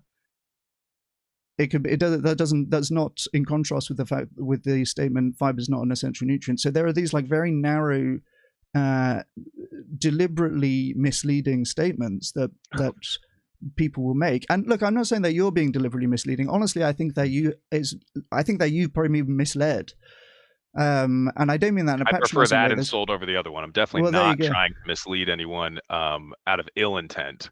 If I am misleading people, it's out of sincere ignorance. Yeah, well, I'm glad you said it, not me. Hey man, I'm a fair truth broker here. If I find better truth, I pick it up and throw away the old one. That's what I'm hoping for you, because again, like, I think that the diet that you're following and the diet that you're giving to your family and your kids is going to increase all of your risk of dying young. And it's not, for me, I wouldn't be satisfied to say like, well, evolutionary and bioavailability and nutrient density in the face of overwhelming empirical evidence that eating higher amounts of red meat is going to increase your risk of dying young. And I hope that you can kind of pick this up in a way that you don't feel as biased. Again, obviously, you're talking to a vegan. You probably think that I'm going to be presenting it in a biased way, and maybe the study's biased and so on. Like, Of course, it's unavoidable that we carry bias. If I switch to veganism tomorrow, I would be a biased vegan. If I remain, an animal-based guy tomorrow, I'm a biased animal-based guy. Everyone has bias. There's no one who's above bias. It's not possible. Sure. But nevertheless, some things are true and some things are not true. 100%. And in this case, it is in fact true that consuming more red meat is going to make you more likely to die young of heart disease and cancer. How did we become the dominant species on this planet, as animal eaters? It's truly a modern miracle.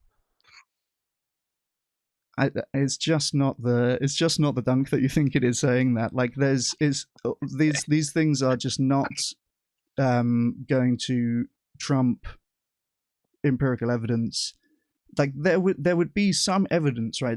I would say they are evidence. They're not going to trump studies, which I think I would agree with the statement. They're not going to trump studies. I think I would agree with you on that if you said it that way. I don't think it's even evidence for your claim, like, even in a broad sense of the word evidence. I don't think it's evidence that we ate meat during our evolutionary history. I don't think that's evidence for animal-based diets are optimal for human health today. Like, we also ate a ton of sugar during our evolutionary history, right? Seasonally, rarely humans ate fruit off the tree and then learned to agriculture and learned to domesticate wild fruits. And I definitely wouldn't say a ton of sugar. Sugar is 100x'd in the last 100 years, sugar consumption. We have a bunch of things that were going on in our evolutionary history which are not commensurate with optimal health in the year 2026, where we have sedentary office jobs and like access staring to at screens. Well, exactly, yeah. And I mean, look, it could have been the case that there's times in our evolutionary history, it almost certainly was the case. There's times in our evolutionary history where it would have been totally beneficial to be eating animal products and to be able to have animal products and to have the biological mechanisms to be able to like get nutrients from animal products and everything else, because you might be going a week now without any food, so you better eat as much of that mammoth as you can fit, right? And when none of us are living past 30, so it doesn't really matter about the risk of heart disease. But that's not the world we live in anymore. We've got supermarkets, we've got a reliable source of food. We don't need to be thinking about like a anti-starvation diet. The risks that are probably going to kill us are completely different today than they were in our evolutionary history, and so we should be eating a diet that's appropriate for managing those risks. And if you look at what the biggest killers are, it's heart disease and cancer. So correct, that's a fact. Right. So you would want to be looking at the foods that are going to reduce your chances of getting heart disease and cancer. And I have a bit of hope for you, Matt, because as like a lifespan maxer, I do think that I like that label. That sounds cool. I'll wear that one. Good, right, good. And I want you to live a long and healthy life as well. And, I want the same for your family. And I don't want, Jordan Peterson and Paul Saladino to lead you down a path of like some sort of mostly red meat diet, which, again, I feel like I sound like a broken record at this point, is going to increase your chances of dying young from heart disease and cancer. Even though it never happened for 10,000 years, you're saying it could happen today. I mean, yes, because we're dying at 30 of starvation. I mean, I understand that black swan events happen. I've read Talib's book, so I understand that things do change dramatically and new evidence does arrive. But I would just need overwhelming evidence, that consuming foods containing toxins is superior to consuming foods that do not. Like, there's one of the things I haven't said yet. Fortunately, we have such. Short on time. I will ask you directly, are you aware of there are elements in vegetables that have been identified as carcinogens, carcinogens, toxins, etc. Has there ever been a single element of red meat identified as a carcinogen or a toxin? And the answer is no. This is going to be another one of these tricky like phrases that might be true in a narrow sense, but isn't just not aligned with the. I'm not asking if it's broadly true or narrowly true. I'm just asking they say red meat consumption leads to a higher risk of cancer. Is Yeah. it because of something in the red meat? And the answer is no. There's no inherent chemicals or properties in red meat that are carcinogenous. Man, that's a mouthful. And there are those chemicals and those properties inherent in vegetables, not fruits. But then why Again, do we have people? strong alignment on fruits. I love fruit. But then why do people have higher rates of cancer when they eat more red meat? I'm glad you finally asked that. From what I can see, what few studies I do get into, they compare people eating processed meat, low quality meat against people eating high quality whole foods. Yeah, Like, that's yeah, not the case. hot dogs are probably worse than broccoli for human health. Actually, I would go as far as to say hot dogs are worse than broccoli for human health. McDonald's is definitely worse than kale, 100%. Yes, but so is ribeye.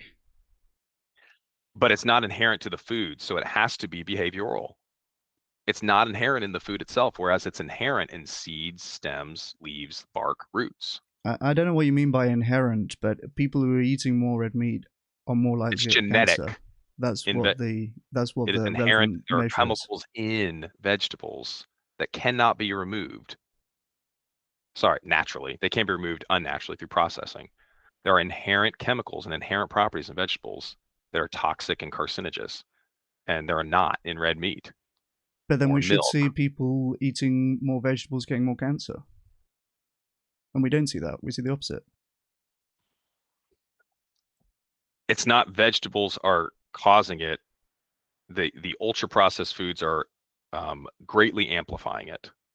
So again, this is an argument against. You just said the processing can remove the cancer-causing chemicals. I said it's possible. I mean, I don't want to insult your life's work, man.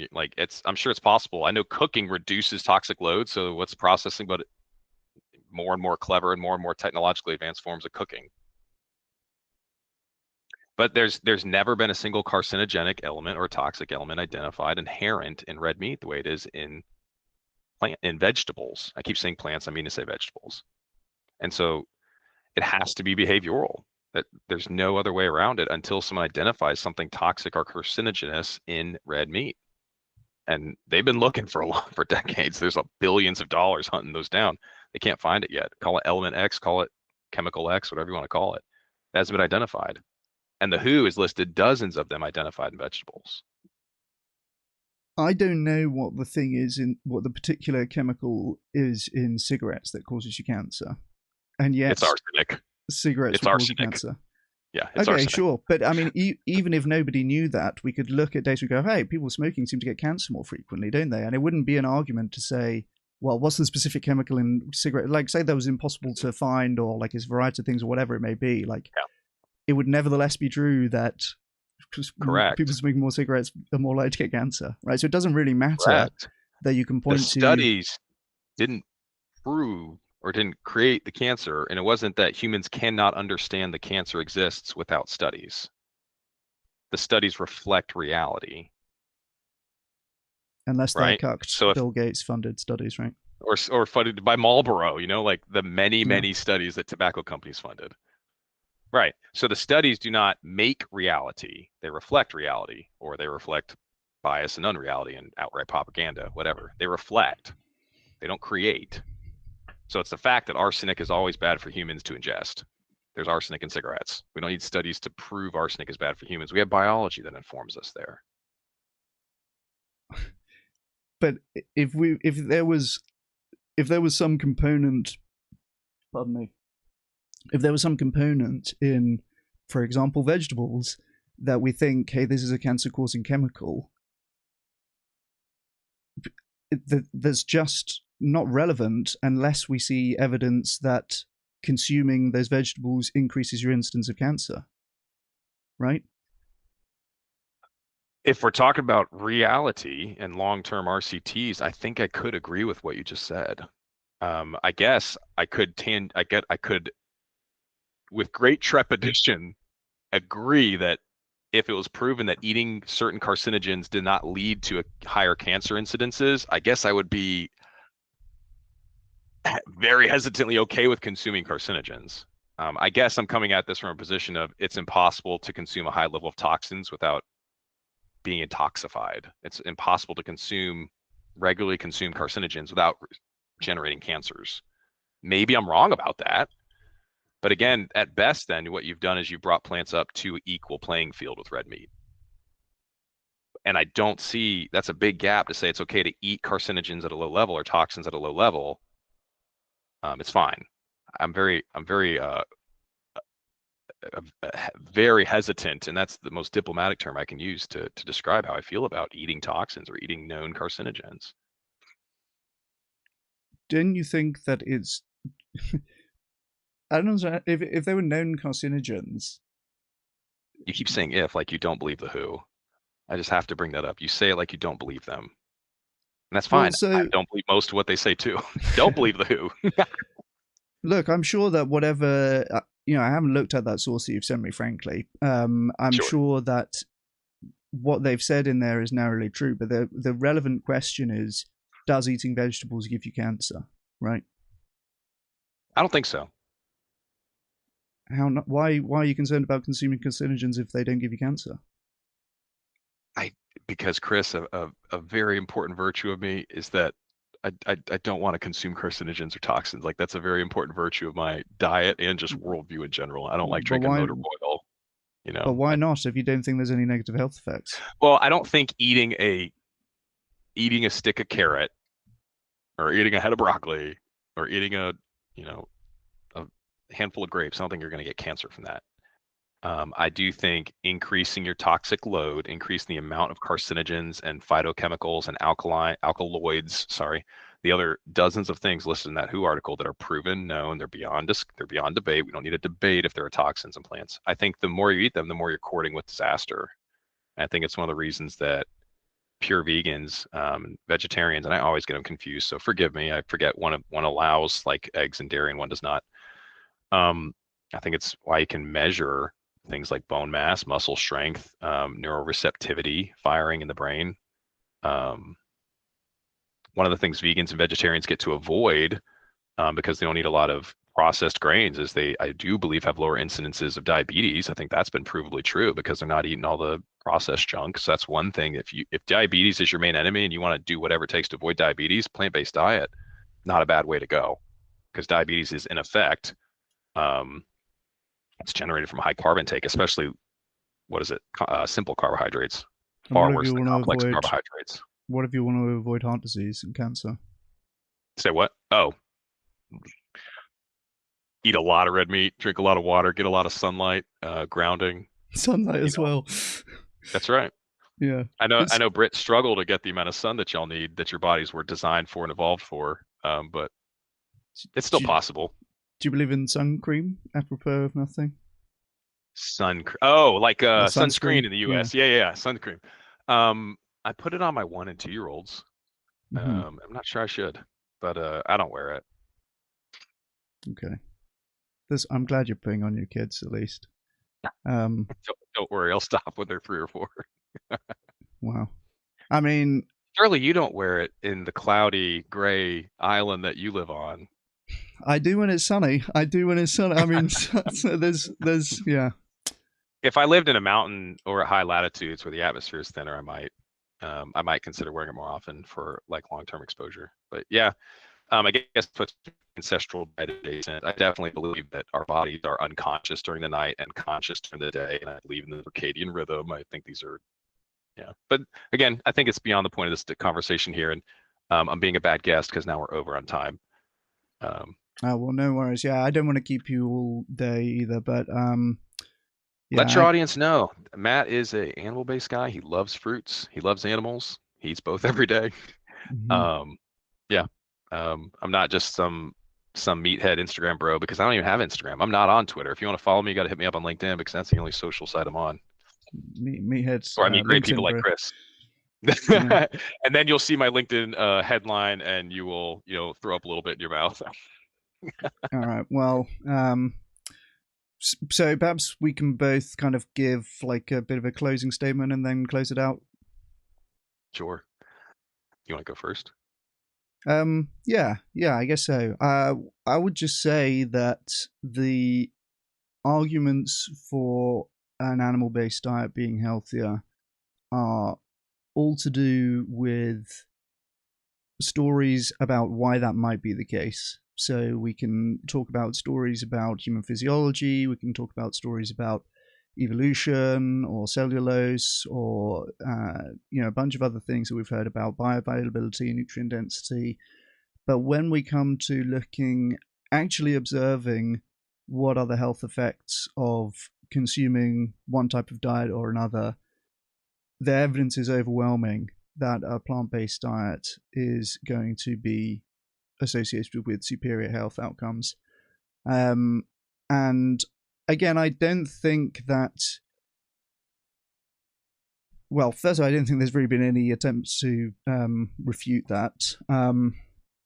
I don't think that there is an adequate way of dealing with that. If you want to argue for an animal-based diet, it really is just based at the story level and not looking at any kind of human health outcomes.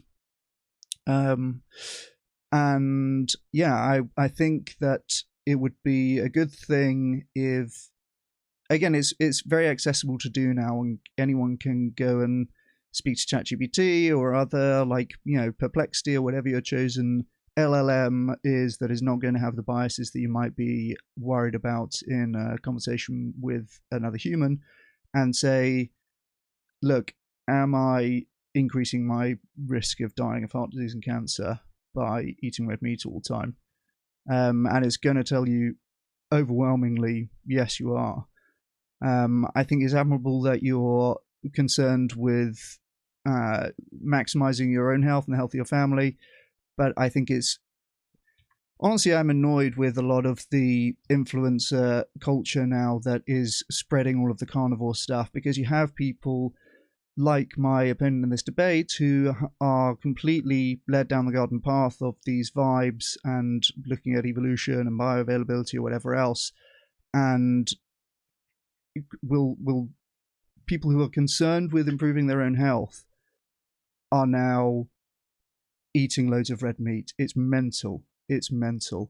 And there just needs to be a total reset on this, because anyone who's listening to this who understands scientific evidence will understand the overwhelming evidence is that plant-based diets are associated with better health outcomes.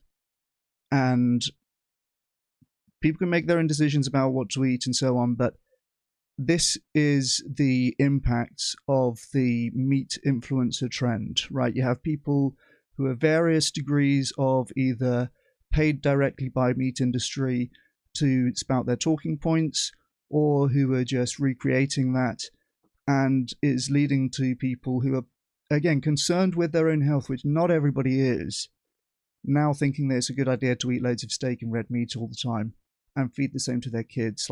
It is shocking the kind of outcomes that we're seeing now with the health influencer culture and the spreading of the meat industry talking points on these issues. So I'll leave it there, and I'll let you say a few words to close out as well, Matt. Sure. Well, I think a lot of that was fair. I think some of it was not, and the listeners know which parts I disagree with, but I appreciate the conversation. I really do. Thanks for having me on. I'm happy to do a part 2 if you would like that. One big thing me and Chris agreed on is that there are no long-term RCTs, random controlled trials, I keep saying RCS, that show how a plant-based diet or a vegan diet is superior to whole food carnivore, whole food omnivore for human longevity. I would love I would love to be a participant in that study. There's a lot of talks about how that would be unethical. If someone to this show is listening and wants a group B, you've got one willing guy who's willing to do a 50-year study in it. And if I die at 50, that says something. If I die at 100, that says something else. Humans, though, I will go back to where I see Chris is strongest. Obviously, we agree on fruits. Fruits are great for humans. People should eat more fruit. Obviously, we agree on cages, and CAFOs are bad. We didn't ever discuss CAFOs. It's a huge problem in the U.S., which has much more land than the U.K. does. And it's terrible. CAFOs are disastrous for human metabolic health. They're disastrous for the environment. I'm pro-meat, but I do not I'm not on board with the private equity driven mass production of low quality meat. And I think that's one of the reasons that we do see some studies that genuinely seem to infer that some meat consumption is inferior to some plant consumption diets. I agree with Chris that some studies do seem to reflect the reality that some whole food diets are superior to the standard American diet and to a lot of ultra processed food diets. Where our disagreement, of course, comes in is, like I said, I don't think studies and evidence are synonyms. I firmly agree that studies and observational science are one form of evidence alongside of biology, chemistry, physics, human history. I've done a lot of Socratic method. I am a liberal arts major. I forgot to ask, so it was implied to me, Chris, what you got your PhD in. I know you got a PhD, you have a PhD, so I apologize for that. I'm a liberal arts major, and so of course I come at this from a Socratic method, first principles, logic, and philosophy perspective, and I'm absolutely willing to yield the field on. I'm not a scientist, not a nutritionist, but I do understand history, biology, chemistry. And I would push back on the label that history is vibes and biology is vibes. I've enjoyed this conversation a lot, Chris. I really have, and I'm glad that we're able to talk here. I also think most of the same things about you that you think about me. I think you are focused on health. I think that's your North Star. I think you'd be willing to set aside. You don't strike me as a guy that's an ideologue or arguing in bad faith. Like, I think you would change your position if you saw better evidence. I don't think you would keep your position and ignore better evidence. So that's a compliment. I hope you take it as a compliment. Yeah, and I look forward to keeping in touch on LinkedIn and beyond, wherever our paths intersect. All right, brother. Well, I appreciate you coming on, and yeah, you were real good support throughout, so I really do appreciate it, and hopefully we get the chance to speak again. Likewise. It was a pleasure. My pleasure. All right, dude. You take care. Take care. Bye. Well, there you go. There you go. Let me close this down. I can get... Oh, actually, you know what? I'll just speak a little while like this, eh? I don't really know what to say about that. It's, on one level, seems like mean-spirited to be debating somebody with so little understanding of science. I can't force anyone to come on and talk, right? I will say, fuck me, did I ever prepare for that. I had notes about criticisms of epidemiology and the Minnesota coronary study and why people are skeptical about LDL cholesterol and the PURE study and sarcopenia and all of these things.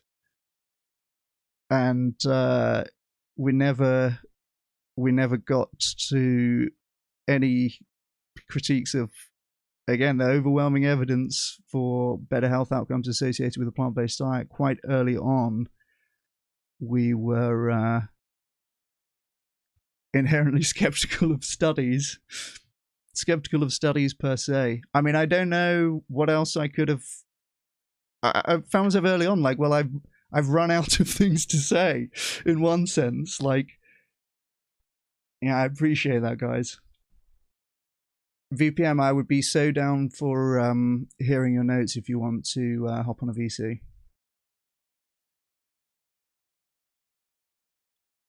I'm well up for it. Oh, are you streaming already?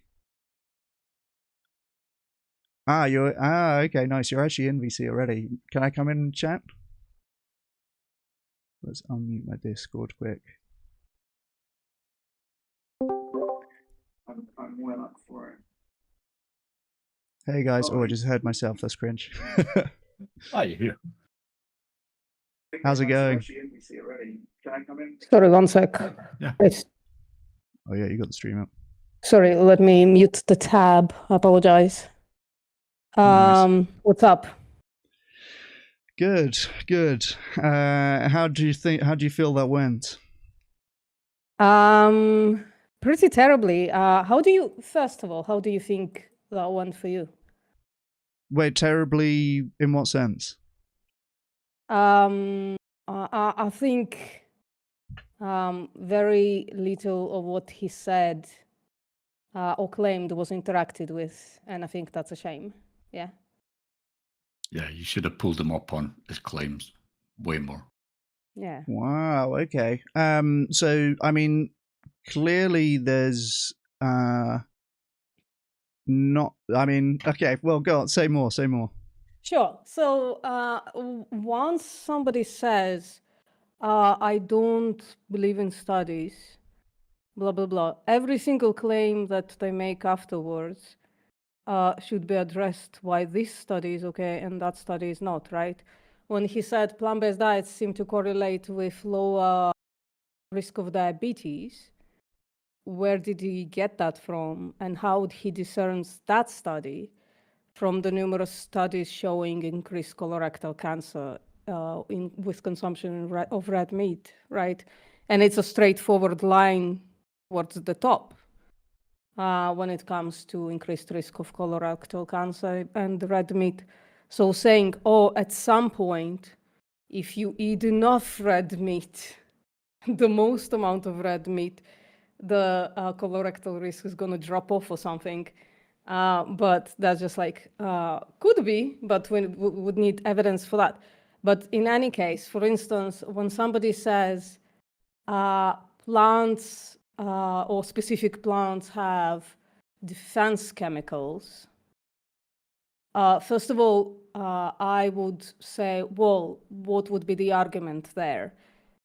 Would it be the argument, right? I will help you out, Matt, that if plants have defense chemicals, therefore it's bad for humans to consume plants, right? And you kind of did that.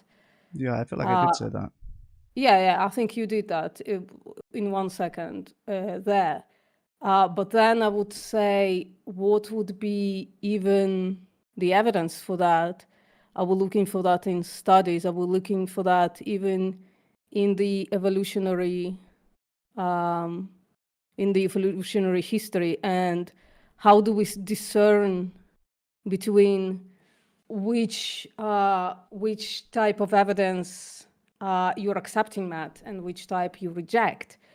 Because it seems, you can show, okay, he was talking about the people, the Inuits, right? Okay, well, in Inuits, there are some like evolutionary adaptations that make them not as susceptible to LDL or whatever, right? For instance. But then, I don't know, go to another population that was mostly plant-based, right? And they also did fine and they were centenaries. How do you discern between those two populations to like get to the conclusion that one diet is healthier than the other? But I wouldn't even get there. I will just ask, how do you measure an optimal diet in human beings? And I think we discussed that kind of, that it's a word salad, basically, because for something to be optimal, it needs to reach the magical end of peak performance, peak longevity, peak whatever the hell, right? And how do you reach the conclusion that one diet is optimal, the other one isn't? Do you study it on populations? Do you measure all the outcomes like longevity, cancer risk, heart disease, and all of that stuff? Is that part of the optimal diet? How do you know if you didn't go on literally just a pure chemical diet, all right, like 100 supplements, the way he said about Brian Johnson, that's not an optimal diet, right? Just because Brian Johnson is pale, yeah, he's white, okay? But the main thing I would say, the main problem was saying like think that red meat increases the risks of colorectal cancer obviously didn't work, right? So I would have dropped that at that point because he obviously doesn't care about studies. And I would start attacking his epistemology without inferring mine into it, right? Because at the end, the debate proposition came from him, and it's important how he reached that conclusion. And then I would definitely ask for evidence that the chemicals in the potatoes or whatever, they actually increase poor health outcomes in human beings. I feel like I did do because that as well. Yeah, I would involve dose response, because there is the amount of arsenic that you can eat every single day, and it would have zero health outcomes on you if the molecule is small enough, right? If the amount, the mass is small enough. And so dose response would be that. I was just like screaming to Tone, is he a caterpillar? Because that's what defense chemicals are for. To, at some point, after half the bush was eaten, to deter caterpillars from eating the entire bush, right? That's what defense chemicals are for. If we're talking about the biological fact, that is part of the biological fact of quote-unquote plant toxins. What's the evidence for carcinogens in potatoes? Inherent carcinogens in potatoes, I'm so sorry. Yeah, well, You know? I feel like I did say, wouldn't you expect there to be more cancer from consuming vegetables then? I mean, honestly, I think a lot of the specific mechanism stuff, and maybe I could have gone into it more on that level, but obviously, in actual fact, it's basically irrelevant. Like, if you have outcomes data showing that the plant-based diets are associated with better health outcomes, I don't need to get into all of the stuff about like what particular plant defense chemicals and stuff like that. Like, I feel like that can just kind of I can feel like that can kind of endlessly spiral into some irrelevant empirical debate when all I need to say is, how come there's better health outcomes for the plant-based diet then? Well, he doesn't believe that there are. So what are you going to do? Are you going to continue? Well, in fact, like, he doesn't believe in that, right? And then then, you know, just like discerning between like his study cherry picking, I guess, would be like one point of attack. I wouldn't even get that far, frankly. I would just like stay at the debate proposition because I don't think it was interacted with at all. Well, I don't think. See, for me, I don't think it's that compelling to be like just asking the person to clarify the proposition. I presented some evidence for plant-based diet being better, and then early on, he said, "Well, I'm not much of a studies guy, and I don't believe in studies." Like, if my goal is to try and persuade that person, maybe I could have done more talking at the mechanistic level. Hopefully, I've shown No, to. I don't think so. I don't think you should sacrifice your epistemology for his poor epistemology. Well, that's I my think thinking. you just should attack his epistemology. That's it. Well, I feel like I did do that. Well, that's interesting because, by the way, I don't think you did very poorly. There are quite a few mic drops in there, by the way. Nice, I thank do you. think you did quite relatively well in some regards.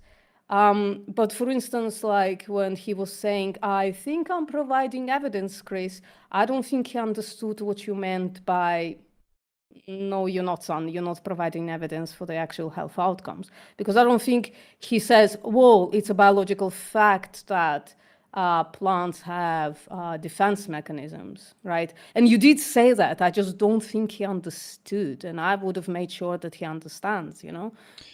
You did say, then how do, like, there is like a link missing there.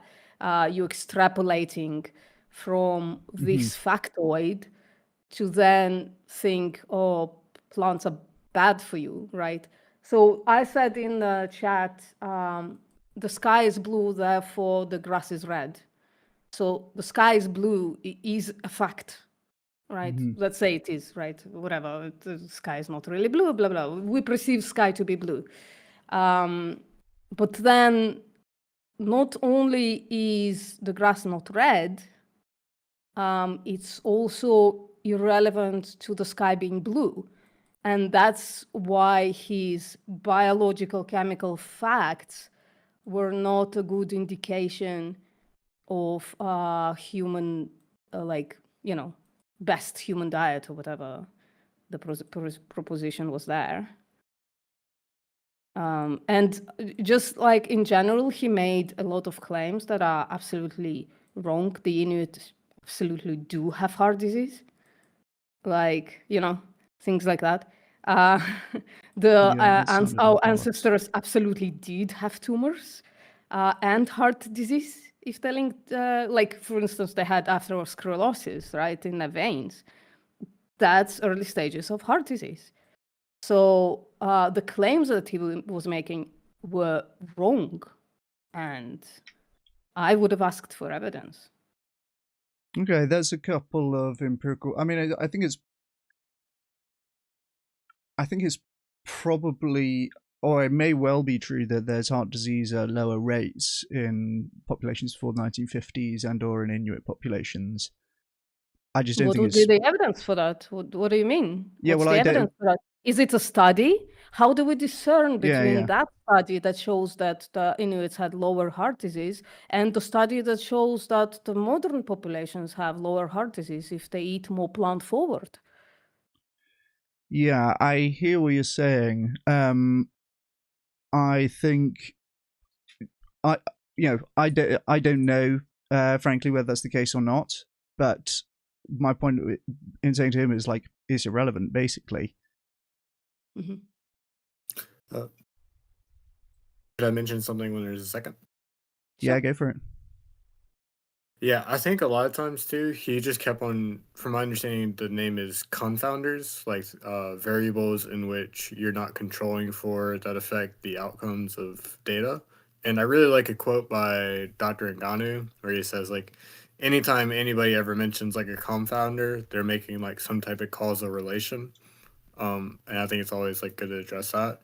And I do kind of wonder if you were to pin him down, like whenever he brings up confounders or when he brings up evolution, though, we evolved to eat that. If at one point in time, once you address his point, you demand like clarification that you got a concession so you can progress forward to present him the actual evidence.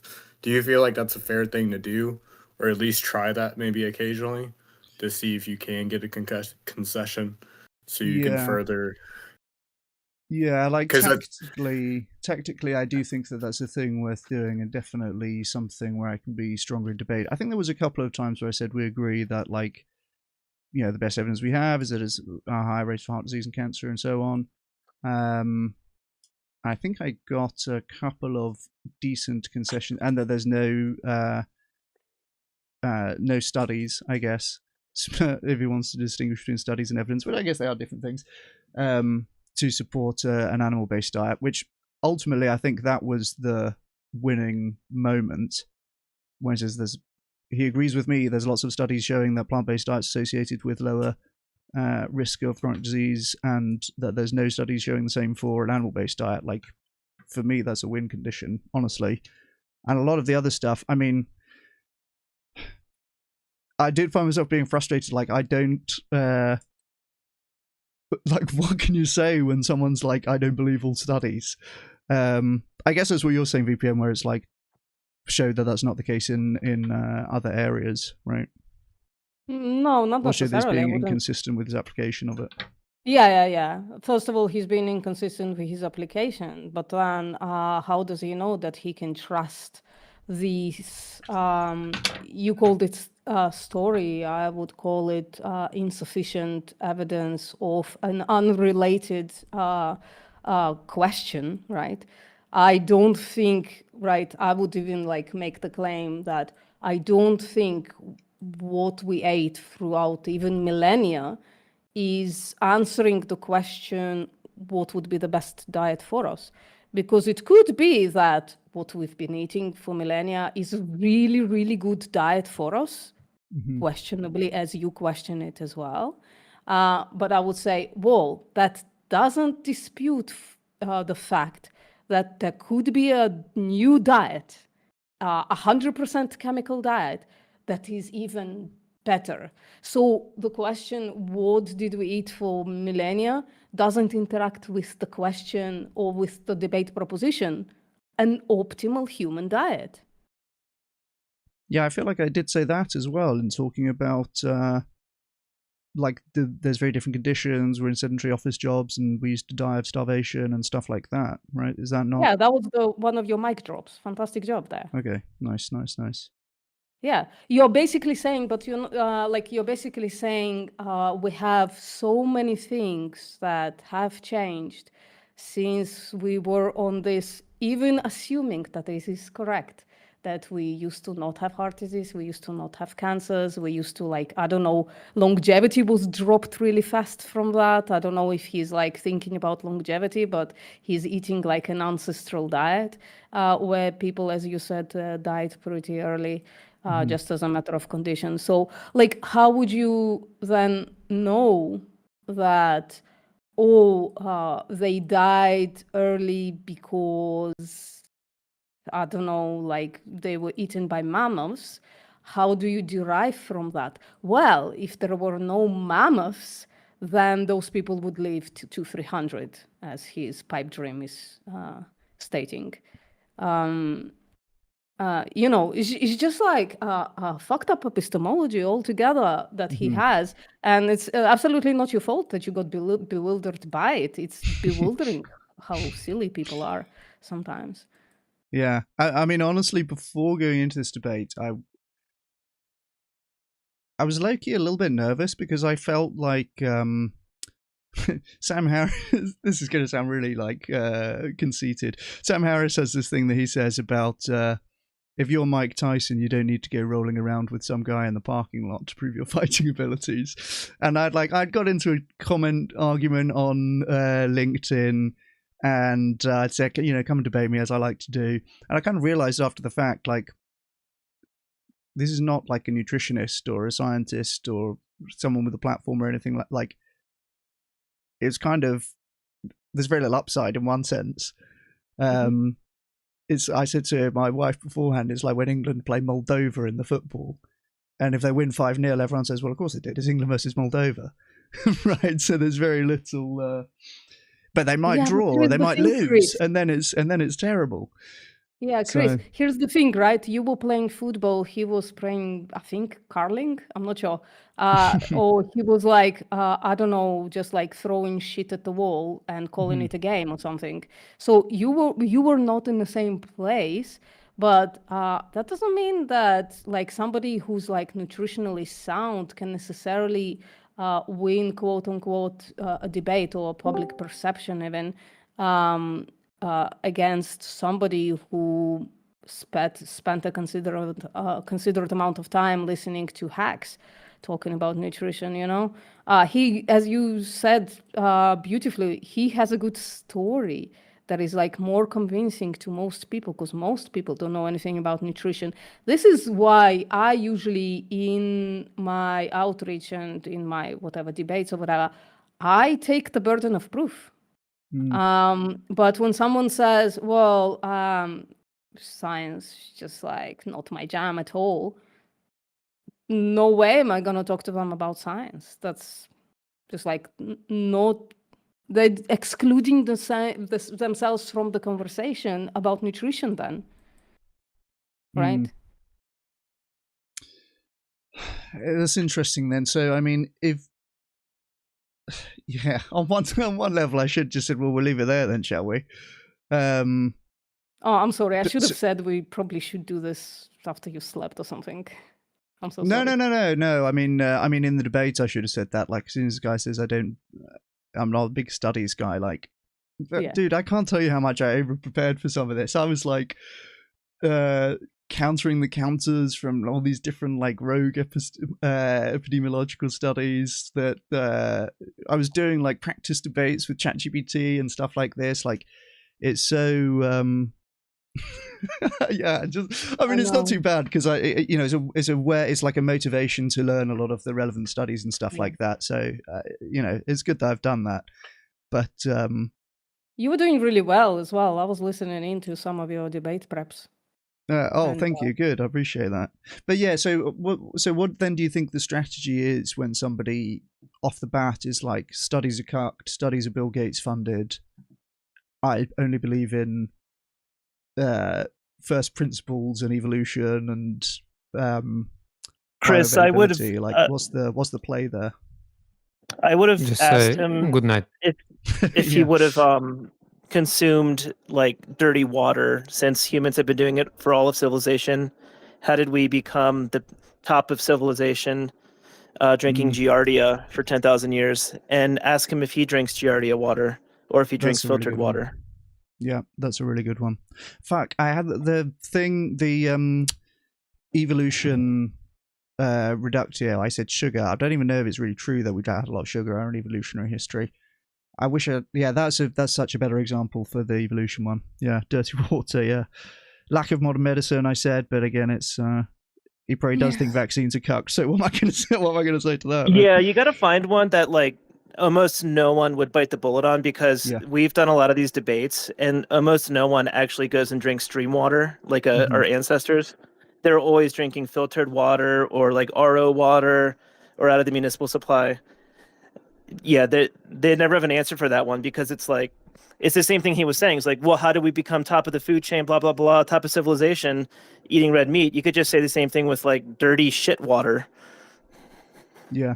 And not washing your hands, for instance. I would go something similar. I would probably give like a bunch of hypotheticals, but Joe is much better at that than me. I would generate for him a counter hypothesis that interacts better with nutrition science and his proposed evolutionary evidence. I would say something like, well, it could be that for a millennia we've been eating this thing that was getting us by and maybe even getting us to pretty good health, but it could be that now in the 21st century we can invent a type of food that would give us even better health. Like, and I would ask him if, speaking of hypotheticals, I would ask him if tomorrow somebody invents a pill that shows somehow, right, like strolling through the past somehow has like evolutionary principles of getting you to the most optimal health, but it requires you to eat plant-only diet. Would you do it? And I think you did something similar, or rather, or I think Matt was answering something similar. I'm not sure. I would go for counter hypothesis because I love that, how that sounds, right? He gives you a hypothesis that is high strung, not necessarily flowing from the evidence that he presents. I wouldn't even accept his evidence. Well, here's a counter hypothesis. How do we know who's right? Right? Yeah, okay. Yeah, that makes sense. It just seems really hard to overcome these people who are like against sunscreen even. That was cooked. That was cooked. I feel so bad for his kids when they turn 3 and 4, like you said. Right. They're gonna get sunburned and be like, "Daddy, They're like, "It's okay for you, kiddo. You just gotta get through the first few." Like, what the fuck? Yeah, we never had sunscreen in evolutionary time. And then also it doesn't believe in evolution. I was like, how are you gonna do the evolution arguments? You don't believe in evolution. I was laughing out loud when you brought that up. I was like, wait, you're a young Earth creationist. Why are you bringing up evolution? I was like actually laughing. Yeah, that was cooked, man. I mean, I do on one level, I kind of am like, I don't know if I even should have debated this guy, honestly. It's like, do you know what I mean? I debated a professor a couple of months ago. Is this what it's at now? Oh, listen, it's fine. It is beneath you to debate this guy. I think when he comes back for round 2, I think Joe should debate him. It's good content. Oh, no. I will say that it's good content. Yeah, I'd like to see that actually, Joe or BPM, one of you guys. I mean, yeah, it's good content. Oh, Joe would be much better in this case because of the water hypotheticals. That's He's a an good one. endless stream of that. I would actually need to get probably some homework, because I've heard all of these talking points. The Weston A. Price, they've never had heart disease. Is like I don't think any of that's true. I would just need like the counter evidence for like all of those claims, because that he was saying a lot of empirical claims, which I think none of them were true. Like no one ever had heart disease before 1950. Like what? I don't think that's true. Yeah, No, I that's don't think not that's true. I think true. Yeah. In yeah, fact, but we have like, first of all, what he says it's, well, all we need is a history book. What history book told us that people didn't have heart disease until 1950s? And by the way, I do think we have like, historical scientific evidence, right? Examining, for instance, that in the 1940s, when one of the countries was just had their beef consumption removed by newsies in order for newsies to have like the bloodlust that they need to, or whatever, right? The heart disease dropped. So that means they had heart disease in the 1940s. Surely. Yeah. I wish. was Some that of this. was that in Russia too? They like changed the food supply during World War II or something, No, and it it wasn't showed that. Russia. It was like some kind of a Nordic country. I'm not sure. I think Switzerland maybe, or Oh yeah, I remember. I'm not Yeah, I great think at it was that. like Sweden or something. Yeah, they Yeah, like yeah. changed the food supply for like wartime. They like changed it to grains instead of meat, and yeah, it just like all the heart disease went down because they made that switch. but if you showed evidence of that, he'll probably say, "Oh, that was Bill Gates that sponsored that study for sure." Well, he kept Yeah. on saying that he doesn't believe in carcinogens, but then he'd said plants have carcinogens, and that's why he doesn't eat them. So that also like seemingly was confusing me. Yeah, that What was a weird that? thing. The Who's statement? What was that? And Let also, me bring it up. I would ask that specifically, like, if we attack an epistemology, which I think is the right course to do in these kind of cases, right? He says, I don't agree with the Who, but this time they gave us good studies, he said, and then he said something else. I would just say, well, how do you discern the other stuff that the Who says?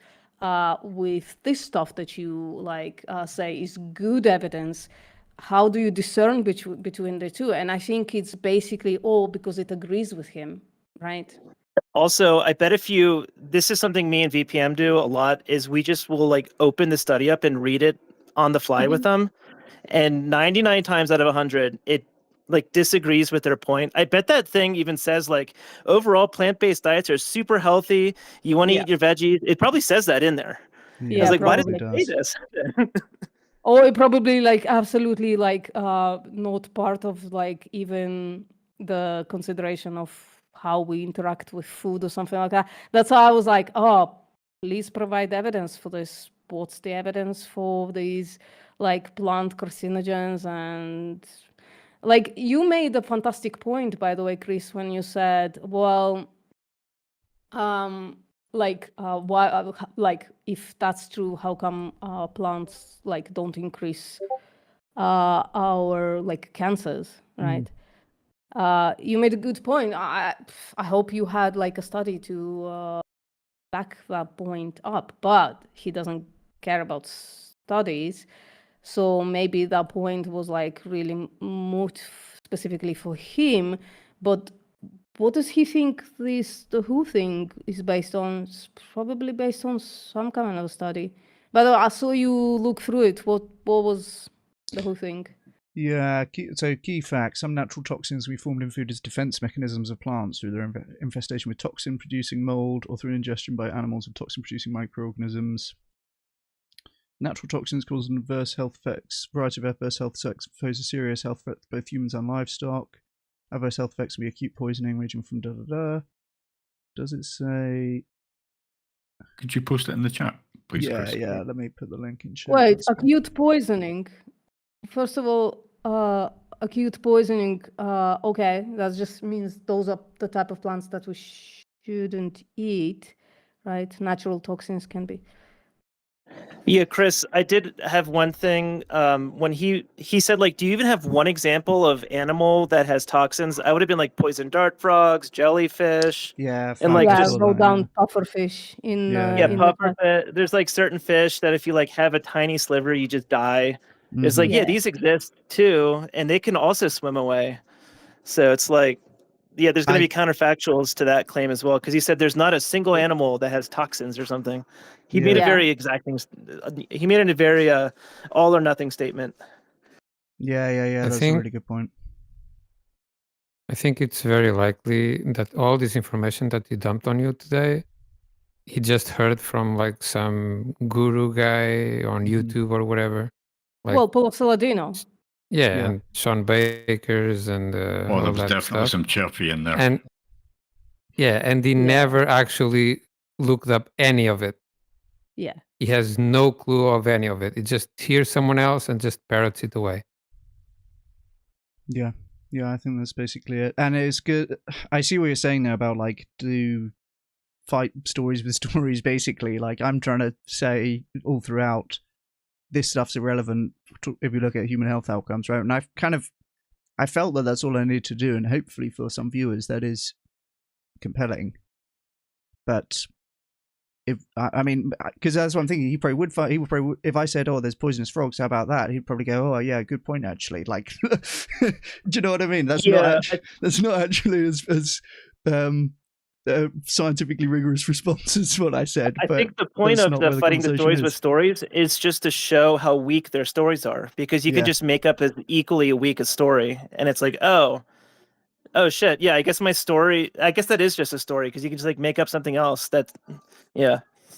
You need a little bit of creativity on the fly like that. I should have thought of something more of these things in advance, really.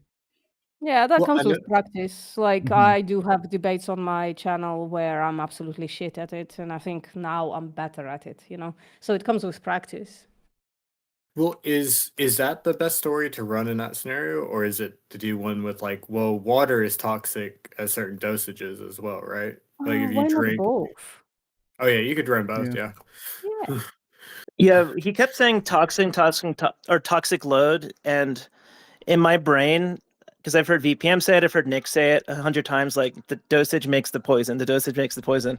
And I was hoping you would say that. I didn't hear you say that, but no.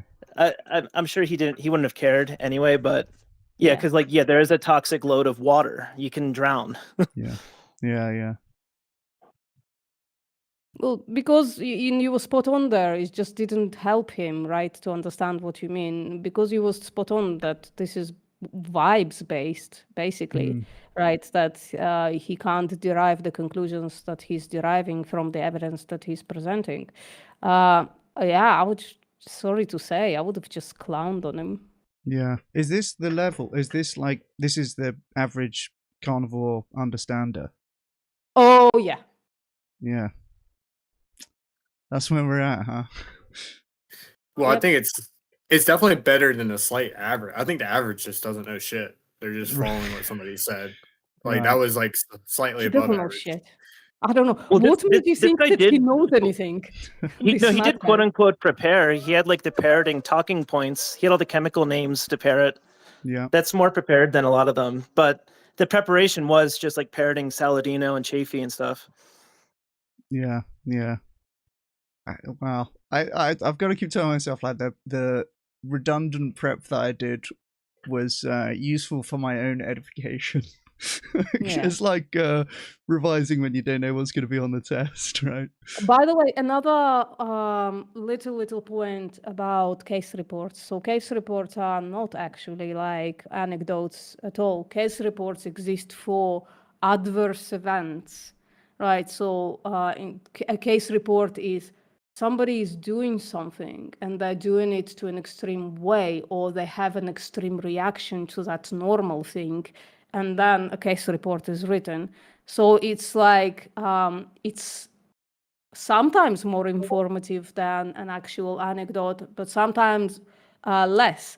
For instance, if you eat 3 pounds of tofu, you might have an adverse effect from that tofu, and then you go to the emergency room and the doctor there is gonna, like collect evidence like markers and whatever the hell, and he's gonna say, well, this guy ate this much tofu, therefore this is like an adverse reaction that doesn't happen in people who interact with tofu in a more normal way, or perhaps somebody had an adverse reaction, like an allergic reaction or something like that. So case reports are actually not informative to us what happens if you feed a person or a population a diet, a specific diet or something like that. Because it could be that the case report was written basically on an allergic reaction, right?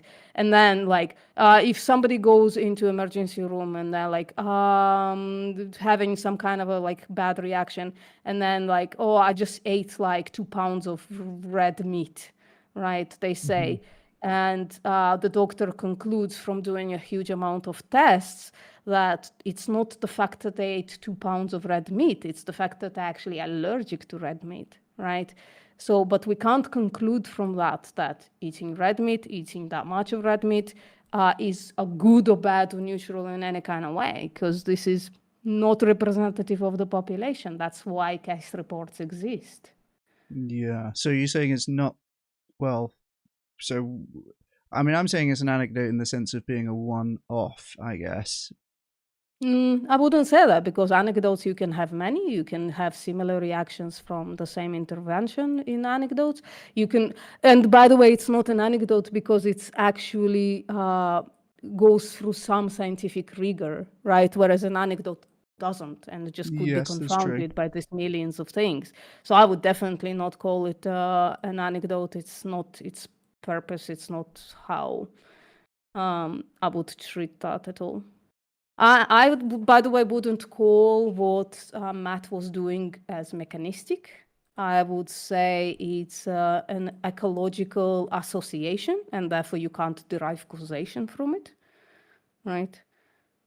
Because of the things that you said. There are too many confounders saying that the Inuit people, even if it's true that the Inuit people just don't have cardiovascular disease, just by the fact that they eat shitload of meat, and you yourself said it's fish, not red meat mostly, and blah, blah, blah, stuff like that. But because there are so many other things, for instance, it's incredibly cold where they are, right? They live relatively simplistic lives. They probably walk a lot or something. I don't know, I have no idea. There are just like so many factors that are just not studied in the ecological associations. They're just not checked if they're contributing, right? Yeah. Whereas in epidemiology, in cross-sectional and longitudinal, you do always have like adjustment for confounders. Maybe not all confounders. Maybe there are some confounders that can't be adjusted for or not considered, right? But at least there is some adjustment.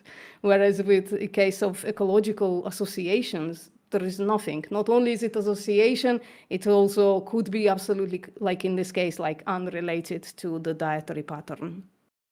Yeah, there was some point. Well, yeah, exactly as you say. Like, but there's some points where he's like bringing up some specific examples or some claim, however spurious they might be, where it's like, wow, this is rising to the level of a spurious correlation now. But for the most part, it was just, not even that.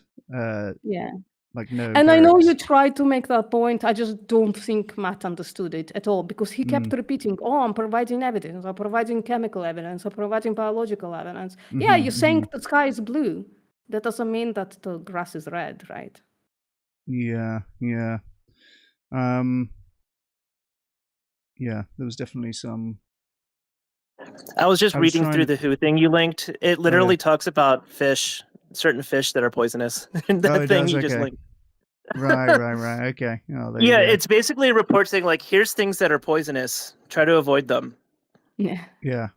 It's like there's poisonous mushrooms that exist. Parts of this plant are poisonous. Remove them before eating. It's like the part of the cashew that you're not supposed to eat. It's shit like that. It's like, okay, thanks. Thanks, Phil. Yeah, you sent that to me like 10 minutes before when I was already streaming. I didn't even see it, but yeah. Yeah, it's like reading Wikipedia on like poisonous mushrooms or something. It's like, why are there poisonous mushrooms? When he said that, I assumed that would be a similar thing where it's like a narrow, technically true thing, but it doesn't mean what they try to imply from it. Like the fiber's not an essential nutrient thing, where it's like, well, that's technically true, but it doesn't mean what you think it means. But it wasn't even that. It was just like there are some poisonous plants. Yeah, I just read the whole thing while VPN was talking, and it makes no thing at the bottom like plant-based diets are bad for you. No claims like that. It's like, here's a list of things that are toxic. Right. And by the way, we do have fantastic technologies to get rid of quote-unquote plant toxin. It's called fucking cooking. Yeah. I could have gone into some more of that as well. Yeah. So Chris, I linked you a thing that Nick wrote a while back, and it's really good for this type of stuff. Just like when you're talking to a quack or someone who's been influenced by a quack like you just were. And it might just be worth reading through this blog article if you haven't already, because it shows some of the techniques that like VPM does during debates of like looking at counterfactuals and like addressing stories with stories. But it also goes through like the epistemology and stuff too, which is really helpful. Yeah, Yeah, incredibly that's helpful. Nice. Okay, I'll check this out. Thank you for sharing. Yeah. You can go my long list of things to read on stream at some point. Yeah, I know. I know that's right, because I have a reading list as long as my fucking arm. Oh, my arms are pretty short. As long as my living room. Let's just say it like that. Okay, but yeah, altogether, Chris, I don't want to just like dunk on you. I think you were in the right 100%. I think you did great. I think you said mostly correct things. It's just like wasn't the approach needed, I suppose, with this guy. And yeah, it just gets better once you like learn to go on the attack of their epistemology rather than on the defense of your science. Yeah, I hear you. Yeah. It was near the end where he said something like, yeah, bro, it's at the bottom of your pyramid. Like, it was kind of implying like he just didn't, you just like kind of discounted your entire opening statement. He's like, yeah, whatever, it's a pyramid you made. Yeah. Hierarchy. Yeah. Pyramid. I wonder if there's more that I could have done. I wonder if there's more that I could have done at that start, being like, this is why this form of evidence is better than that form of evidence, right? Like, make those associations a little bit more clear. Here, this is something put in the chat right there that can really clear it up for you, Chris. You can look at it.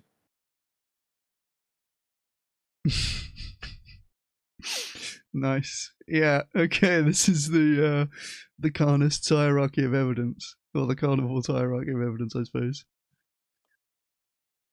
Nice. Yeah, we just created this couple of months ago, and it's solid. It's very correlative with carnivore dieting. Yeah, it's I don't know. This is honestly, when I started, I've never like looked into the carnivore stuff, and when I started it, I was like, there's got to be something that they're citing that is some measure towards compelling, right? There has to be some sort of evidence in this direction. There must be something. I thought I was going to be contending with like some actual something, but alas, I should have taken that hint and not like put so much time on preparing. Chris, I forget if it was Matt Nagra or if it was Nick who said this, but carnivore is basically the flat Earth of nutritional science. It seems like it, yeah. Yeah, it's like you just have to have a huge conspiratorial brain, deny everything. Like everyone's in on it. Yeah. And that was it. Well, like once I realized it's like that, it's there could have been more attacking on him. You should have just laughed at him and make himself laughable. Not gonna lie. It's a masculinity thing for a lot of it. But by the way, Chris, I've read your paper before. I've cited it for my classes. It's cool. Based. Thank you. Yeah. Nice. Which paper? What was that about? I think it was the I gotta remember the name. I could tell you what it was about. It was when you were looking at you polled like I think 1,000 people, and you asked them about like 11 different traits on like vegetarian and vegan. Yeah. And, we can't keep meeting like this. It's called Yeah. That was the one. That was exactly it. Yeah. Nice. Exactly. Nice. Flashbacks. Yeah, you probably have more flashbacks with it than I do. The But the thing I thought was interesting in it was that you asked if it was aspirational to be vegan and if it's ethical to be vegan. And for me, the gap between the two was about like 73% said it was ethical to be vegan, and like 33% said it's aspirational. And for me, it's been fucking with my head ever since reading that like 40% of people are like, I think it's the ethical thing to do, but fuck aspiring to ethics. You know, like I'm just gonna, roll around in the unethical mud forever. Yeah, true. I never really thought about it quite that way, but that's I think that's sounds about right. Yeah. Yeah. So, like, when I read that paper, I mean, like, I still try to like argue the ethics of it, but like, I just assume that people already agree with me. If I'm like kind of communicating with like non-vegans, like they're just not doing it for other reasons. But I think, like, they pretty much already know it's fucked up. Nicholas, is what you're saying is that what you're saying is that they already have vegan values, but they refuse to make a behavioral change. Is that kind of? I think it's cognitive dissonance, right? And I think that there was other parts in the study that they don't think it's easy or they don't think it's tasty, like pretty much like, I don't know. There's two other people that were like vegans that I've talked with, and like Nick Leiston mentioned that every single argument against like veganism essentially amounts to bigotry, and that's like stuck with me ever since. That it's like we could ignore this animal's like suffering and they're being abused because we don't even have to consider them because they're less than us, right? And then the other argument is just, it's all about that it doesn't feel as good. That's what it always kind of comes out to. Like, I can't become vegan because it won't feel as good for blank reason, whether that's convenience or taste or social norms or whatever it is. I will feel better for me as an individual if I keep eating these animals. So I think so I don't think they have vegan values, right? Because vegan values means that you flip on those, but they know that it's the right thing to do on some level. They just are choosing to forgo it. Yeah, I think that's basically it. And more than like beyond that, I guess, there's a great number of people who are just not thinking about it. Like they haven't even got to the stage of cognitive dissonance. I think that's where most people are at, frankly. Like we obviously, when we talk to people about it, we're selecting for the people who are thinking about it because we're talking to them about it, right? But for the most part, people just don't think about it at all. For some people, the cognitive dissonance is progress. Yeah. A lot of people, they don't, it's not even something they have to dismiss, right? It's not in their overturn window. Exactly. Yeah. Like I've been, like I'm in grad school right now, and I found it pretty, like, because a lot of people, they say like, at least one of the challenges is like, should you focus more on like system changes or individual changes, right? And and I've been trying to do a little bit more system changes in like the university I'm at, of trying to get them to like change their diets or their catering or whatever they're kind of doing on campus. And they have an explicit goal that they want to do this, right? Nice. They have goals in 2030 and they have goals in 2045. And specifically related to making like diets more plant-based, but there's just as many institutional barriers. They're the same exact ones as the individual barriers. It's really hard to get like a meat eating like dean to, all of a sudden want to promote like plant-based diets, Yeah, it's tricky. We have a paper that you might find helpful. I'm just going to find it and send it to you. We did this study on for plant-based universities, and we're looking at like what we think are going to be. Sorry? What was it? The 4 Berlin ones that went like plant-based, or is it different ones? No, it's just like a modeling thing. Okay. So we've got like what we think are going to be more so the institutional drivers, which is basically environmental impact and financial impact, right? Because oftentimes universities will have particular targets around we need to reduce our carbon emissions and stuff like that, and obviously they're sensitive to price as well. And they like it's often assumed at the institutional level, I find, that you're basically not allowed to consider ethical arguments. So like if you can make a case that it's going to be cheaper for your bottom line and it's going to help meet those pesky greenhouse gas targets that you might have, then I just put that link in the Discord chat here for for plant-based universities. Yeah. I gotta save this somewhere. Let me save it. I actually had a discussion with one of the deans, and they specifically mentioned financial barriers. She said she was open to it if it's you could kind of show that like plant-based catering is a little bit cheaper. Yes. And I took their catering once. I put it into an R script, and I just like spit it out. Like just I wanted to have a 1-day turnaround. I'm not that good with R yet. And I showed that it's essentially the same price, or roughly equivalent. You know, it's not like maybe it's even slightly cheaper. Interesting. And I didn't get a response back to that afterwards. Interesting. You know, yeah. Yeah. So that's we why found we Sorry, did we took all of the let me get this right. We took the menu from Imperial College London, like their standard catered accommodation menu, all of the meat recipes, all of the vegetarian recipes, and all of the plant-based recipes. And then, Chris, if you don't mind, oh yeah, I don't know if you're willing to do this or somebody else, but there is a carnivore dieter in your chat, and they are coming into outreach. okay, I don't know. Yeah, so if Joe wants to move there, if you want to move there, they're asking for scientific evidence for plant-based diets and against carnivore diets. So I'm guessing, yeah, I'm gonna go to bed though, so everybody have fun. Record this, please. Okay. Wait, what's going on? We're going into outreach on this server? There is I think a debate that is going to be going on in a few minutes once they go through the onboarding. They were invited in there anyways, so. Based, okay. All right, we'll look out for them.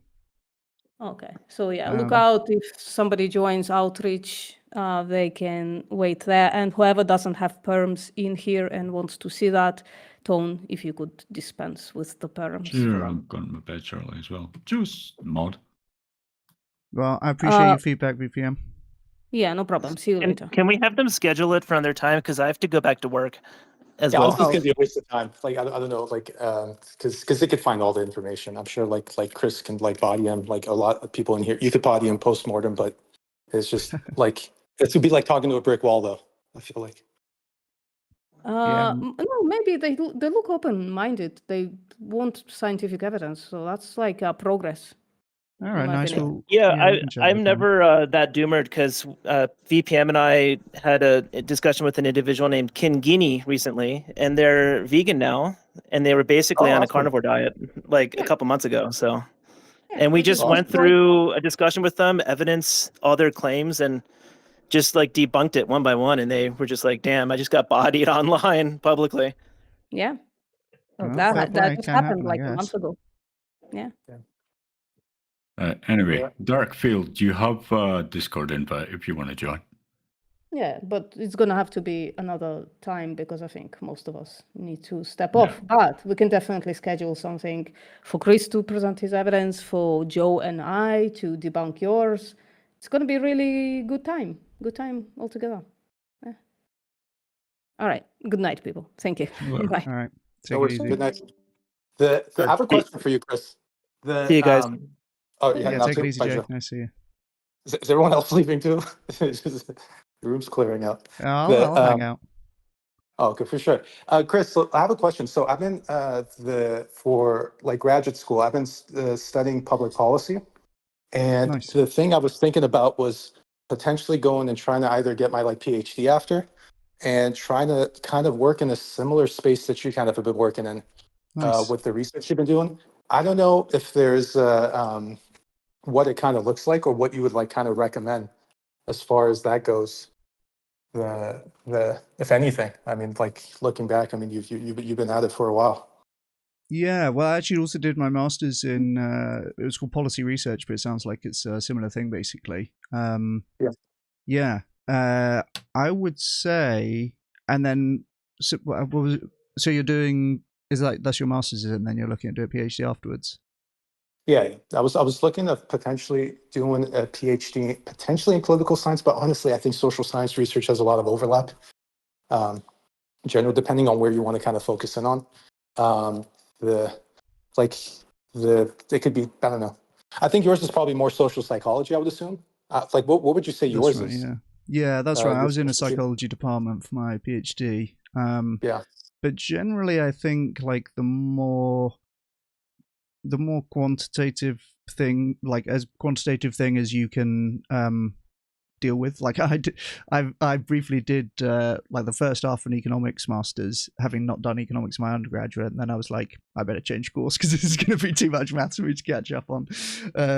But basically, I think if you do something more quantitative, is easier to pick up the theory stuff later than it is to pick up the maths and the stats, basically. Yeah, like I'm going through a whole quant series in this program. They're gonna have about, I think essentially, like I've already taken like 3 quant courses, like 2 economic courses. I'm like, by the time I'm done, I'm probably gonna have like, I don't know, 8, 9 quant courses. Nice. To like kind of finish it out. Like just so essentially just take as many quant courses as possible, like improve your methods, improve your skills, and I kind would of keep say at so, it. yeah. And then also be like just like take the initiative as much as possible in terms of just doing studies and getting them out there. Like this is actually really good advice that I would say to anyone who's like in the early stages of an academic career. If you haven't ever published a paper before, it seems like something that, am I even allowed to do this? Like, do you know what I mean? Like it seems so distant from something that you might do. But honestly, once you do it once, it's just like putting a PDF in some portal and then emailing a guy a couple of times. It ain't that deep in many ways.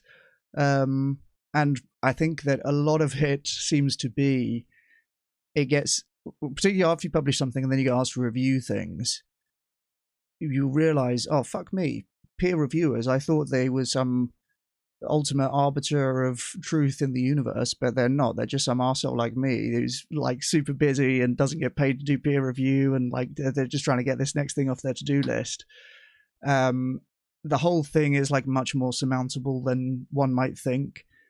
So don't let the process and the idea of publishing things be intimidating, I guess, is the advice. Like, fire them off, submit imperfect papers, because all papers are. I sometimes do things with co-authors where they're very like looking to kind of solve all of the problems, all the possible problems and all the possible criticisms that reviewers might make before we submit it. And I'm like, let's just submit it. The reviewers are gonna have to say something, right? When you're doing the reviewing, you're like, well, I've got to say something to show that I've read the thing. So I guess I'll pick on this, and like you almost want to leave some mistakes in just so that you can like have easy things to fix in the first round of review. But yeah, the whole thing is like just a very human process. Or probably now a very IA process, frankly. But yeah, don't be intimidated by it. Is my main advice for. And no one needs to give you permission as well. Like you can just submit, anyone can just submit a paper to a journal. Oh, interesting. Yeah, I mean it's definitely intimidating. I mean, like, and you definitely are right that there's an aura attached to these papers, from the peer review process and so on. Which is a good thing to know. I did reach out for potential like during this summer, we're gonna have like a little bit of a break. I did reach out, like I'm gonna have like a TA-ship kind of set up. But I was hoping to like get like internships into some of like Faunalytics. That's why I reached out to, but they don't have interns, I thought that would just be kind of a good space to kind of like I guess begin to think about these like problems a little bit more in this particular space, and just to kind of get a little bit more hands-on. I just don't know like what other organization besides Faunalytics is doing like research when it comes to things related to outside of people in universities like yourself. I don't know if there's other places like besides Faunalytics that's doing like just research on like vegan advocacy and animal protection. Yeah. There's a few organizations similar to Prime Research where it's doing things for animal charities, which is quite a good you know, it's very applied. You know, it's going to be directly useful for them and stuff like that. Which with academic papers, you don't. Sometimes it is, sometimes it isn't. Like sometimes they catch on, sometimes they don't. Basically. So there's a few places that I could think of, but I think they're all gonna, like us, be like quite small orgs and not necessarily have that much capacity for taking on interns. But honestly, I would think about just where are you with the PhD? Are you like doing applications or something? No. I'm going to start doing applications in probably around fall of next year. I did send out applications for PhDs last year, and I didn't get in, but I did get in for like tuition-free scholarship for my master's program. So. Oh, based. Okay, well that's cool. Yeah. Which was the main point of getting a PhD initially, was just to get the tuition paid off, you know. Okay, right. Okay, yeah. That's kind of how it works over here. If you're doing well, if you got funding for the master's year already, and then most people try and get funding for the PhD. Yeah, the thing is that the school I'm in, they have a program where if you get a summer internship that's unpaid, the school itself will pay you.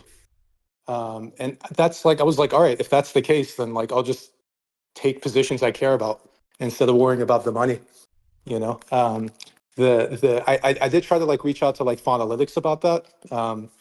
I did have like a chat with them.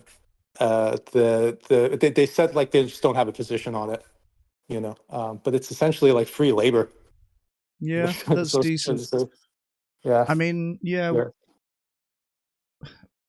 Honestly, it does it will move the needle for orgs a little bit if you say that, because a lot of people, like a lot of times, especially a well-known organization like Faunalytics, for example, you know, they probably have a ton of people reaching out trying to do some form of volunteering, and you know, from their position, you never quite know how reliable people are going to be or whether they're going to turn up and so on. But I've found that it makes a big difference to know that they have some sort of funding attached to it. Like we'll have interns if it's like part of their university program, if it's you know, they like sometimes it's for course credits that they need to do it, sometimes they have funding attached to it and stuff like that.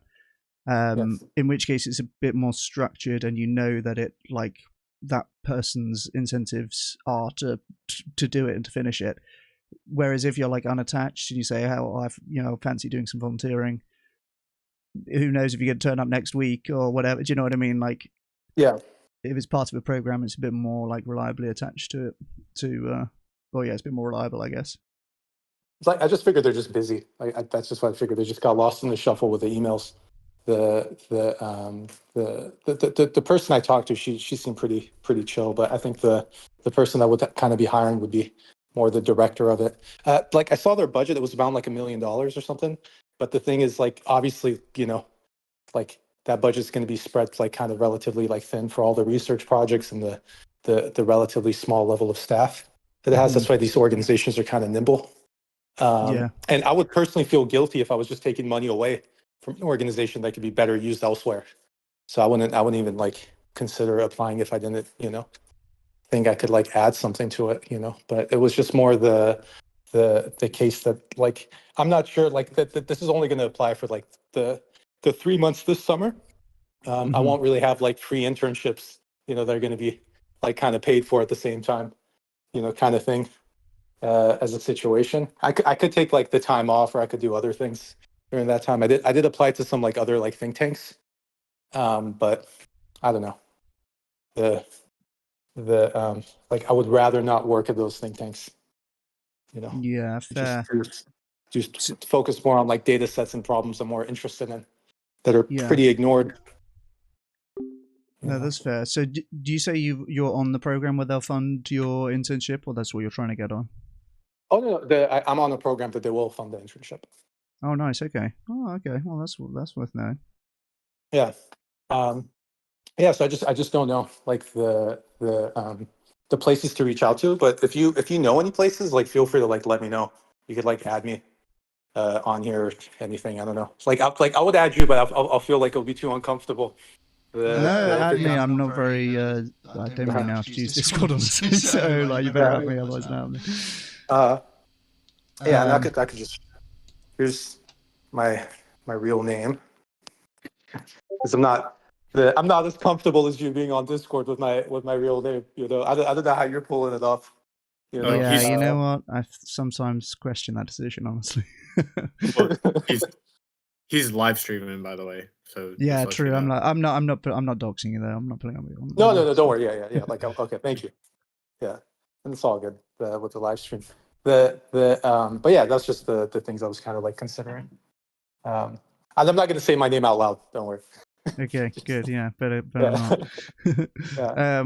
Okay, nice. Well, yeah, cool. Okay, nice. Yeah.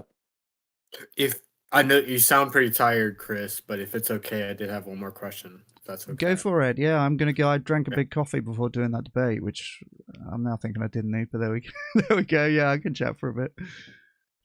Yeah, if that's okay, Chris or Nicholas as well. Did you? No, go for it. Yeah. Like, yeah. So I was curious about when it comes to, let's say somebody's still in their undergrad that's a vegan and they do care about animals to a significant degree. Do you think that when you look at somebody, I know this is hard because that's not where you're at anymore and you may not think about this, and I know AI is another confounder that we don't really know what's going to happen.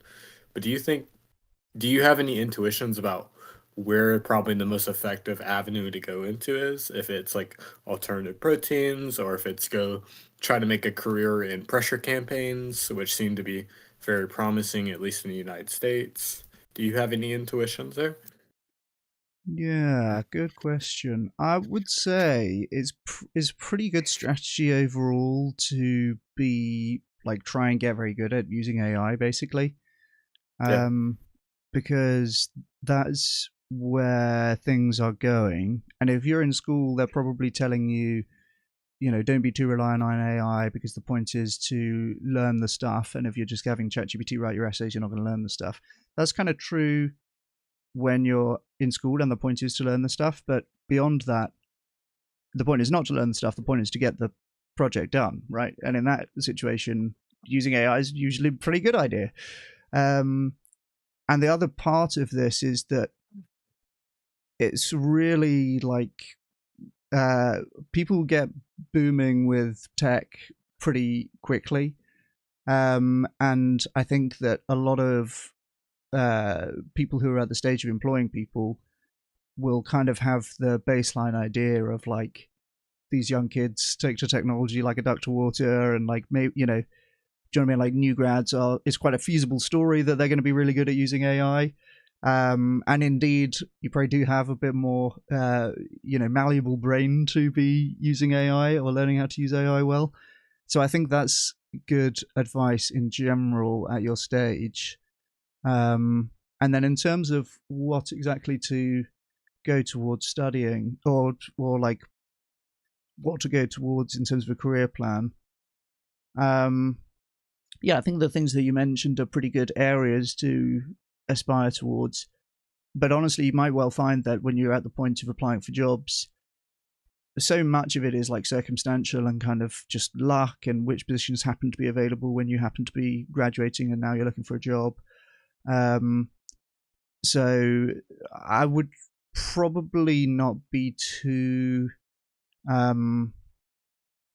or like not be too narrow in terms of, I definitely want to do welfare campaigns, for example, because maybe you graduate in 2 or 3 years time and the thinking around welfare campaigns has changed and now there's more funding for some other thing and there's more like evidence towards some other kind of intervention. Like alternative proteins, I think has really kind of changed a lot in terms of what roles are important and stuff like that. So yeah, I would probably not be like too worried about the specific area to go towards at this stage, especially if you have some time still in school. But it's good to be aware of what kinds of things are effective. And I think, you mentioned a couple of them doing welfare campaigns, alt proteins, policy is another one. But yeah, if I would kind of keep an open mind in terms of what you'll be doing, and then more focus on AI skills and other kind of soft skills that will be, other skills that will be applicable kind of regardless of role.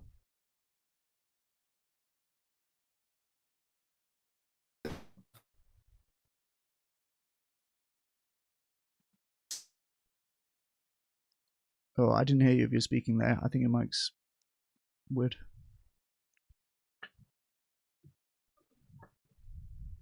Mine or someone else? I don't think I was talking. For Tosh. Oh, okay, I saw him light up briefly, but maybe not. Tosh, are you there? I guess he just dropped out. Blown away by the quality of my career advice. Just absolutely dumbfounded. It was just too mind blowing. Yeah. The advice I got, like there was one time when I was doing like AV activism with and Paul Bashir kind of came through. One time, this was like 6-7 years ago, and he mentioned something that I think is probably pretty good for Tosh, which is that he said, like, because I asked him, oh, he did leave. But he mentioned something along the lines of like, look at your skill set and whatever you're good at, just kind of go do it there, you know, because there's just there's a lot of room in the animal protection movement, you know, for people of a variety of skill sets. I mean, like Chris, you're like a researcher, you're great with that stuff, and that's like perfect place for you, right? But if someone doesn't have those skills yet, they don't have to necessarily go in that space. You know, if they're a good 100%. teacher, they could go teach. If they're a good programmer, they could go make programs. They kind of helps create the infrastructure and so on. You know, 100%. Yeah, fit, like person role fit, I guess, is very important thing to get right. Yeah. So yeah, lean into your strengths. Basically, it's good advice. Yeah, I mean, if someone's a doctor, you know, I mean, they probably should be doing, you know, maybe they could go gear their arguments more towards nutrition, right, and focus where their strengths are. Yeah, absolutely, yeah. Do you? I'm sorry, my fucking computer crashed. Apologize. Probably shouldn't be cursing. No worries, you're good. Do you have any intuitions, or is there a certain sector in alternative proteins that you think it's like very promising in the near future? Is it like some type of hybrid product of all three different sectors of like microorganism, cultivated, and also plant-based? Yeah, quite possibly. Well, what are you studying, and how far are you from finishing, if you don't mind me asking? Well, you don't have to say, I guess, if you don't want to give too much away. Yeah, I have credits all over the place. Changed degrees multiple times, so don't really have a solid answer there. Okay, that's fair. So you're kind of quite versatile still, could go in any direction. Yes. Nice. No, I do. I've taken the Good Foods Institute's course on alternative proteins, and I enjoyed it, and that's where most of my information comes from on the topic. Excellent. Okay. Oh, nice. All right. So you're already involved in that kind of stuff. I think that's really good. That's an exciting thing to me, by the way, because they've started doing these the alt protein projects and different courses for students who are interested in this area, and only now are like the first graduates who have done those things starting to come in the job market. Like that was never a thing when I was in uni, you know. So that's really good that there will be people who are already upskilled to a greater extent than, you know, even young men like myself had the opportunity to be in uni. So that's really good to be ahead of all that and on top of it, and, you know, just like showing you're keen as well. Like obviously you'll have all the knowledge and the skills from doing that course, but I think it's equally important just like show that you're the kind of person who does those kind of extracurriculars, right?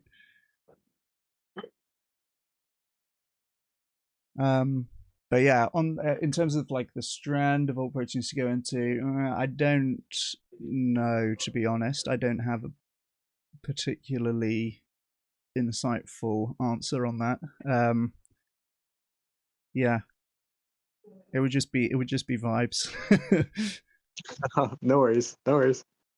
Yeah, I guess one thing with cultivated meat. Yeah, of course, no worries. Yeah, I appreciate your questions. One thing with cultivated meat is it's like new enough that there are not that many established experts. So that's quite cool. You can be quite young and be like one of the experts because there's, you know, nobody's been studying it for that long. So that's quite a nice feature of cultivated meat for sure. Or I guess this was kind of what I was saying when I was, maybe this is less the case now, but that was, you know, when I was doing my PhD, I think it was me and like one other person were doing consumer acceptance of cultivated meat studies. And before that, there wasn't any professors who had done a ton of studies on that because it was only just a thing in the past few years, So there's a bit more. I think that was very beneficial in my career because I was able to be one of the experts at quite a young age on quite a specific point within that. Like, oh, sorry, go. Oh yeah, I was just gonna say I did watch your I guess lecture at Johns Hopkins University, and I really enjoyed it too as well. Oh, nice. Thank you for saying that. Yeah, and I think it's like, and I guess. Oh, Nicholas, my bad. Go ahead. No, you're all good. You're all good. Go. Don't let me interrupt. Go ahead. Yeah, I guess I guess from a careers perspective, like does doing things like help you out, like not only that you get like material out, but then you get connections from doing all of these guest lectures. Is that something that you found to be helpful in your career, or you see as potentially being helpful? Or you don't want to clarify? Yeah, you don't have to. Actually, you don't have to say. No, that's okay. I don't mind. Yeah, I think with the guest lectures, I'm tempted to say there's more. I mean, I've only just recently started streaming them and sharing them more widely. So before that, I might have put a lot of time into preparing something, and then who knows how many people show up to the class, and it's not recorded anywhere. So it's like, it's sometimes the guest lectures before I was recording them or streaming them, I would be like, it's kind of a bit of a gamble as to how worth it is in terms of your time. And also, most of the people that you're reaching are going to be students and younger than you, and not like, maybe they're not able to offer you career advancement necessarily. For papers, I would say definitely yes. Like, publishing papers is really, really good, a really good thing to do. And that's, I reiterate the advice. Anyone can do it. You don't have to be at university even. You can make an account on Elsevier and go and right, it's like way more tractable than people think to write and publish papers. And then that is something that exists forever, that people will cite, and that maybe gets media attention or whatever. And that is something that you'll be like well regarded and will open doors for you basically if you've published papers. And again, I can't stress enough how doable it is. Like, it's super normal that most people are like, wow, this is, you have to be like a capital S scientist in order to be allowed to do this. But yeah, for the most part, they have to be anonymized when they're submitted, so the reviewers don't even know who it is submitting it. So yeah, paper's definitely worth doing.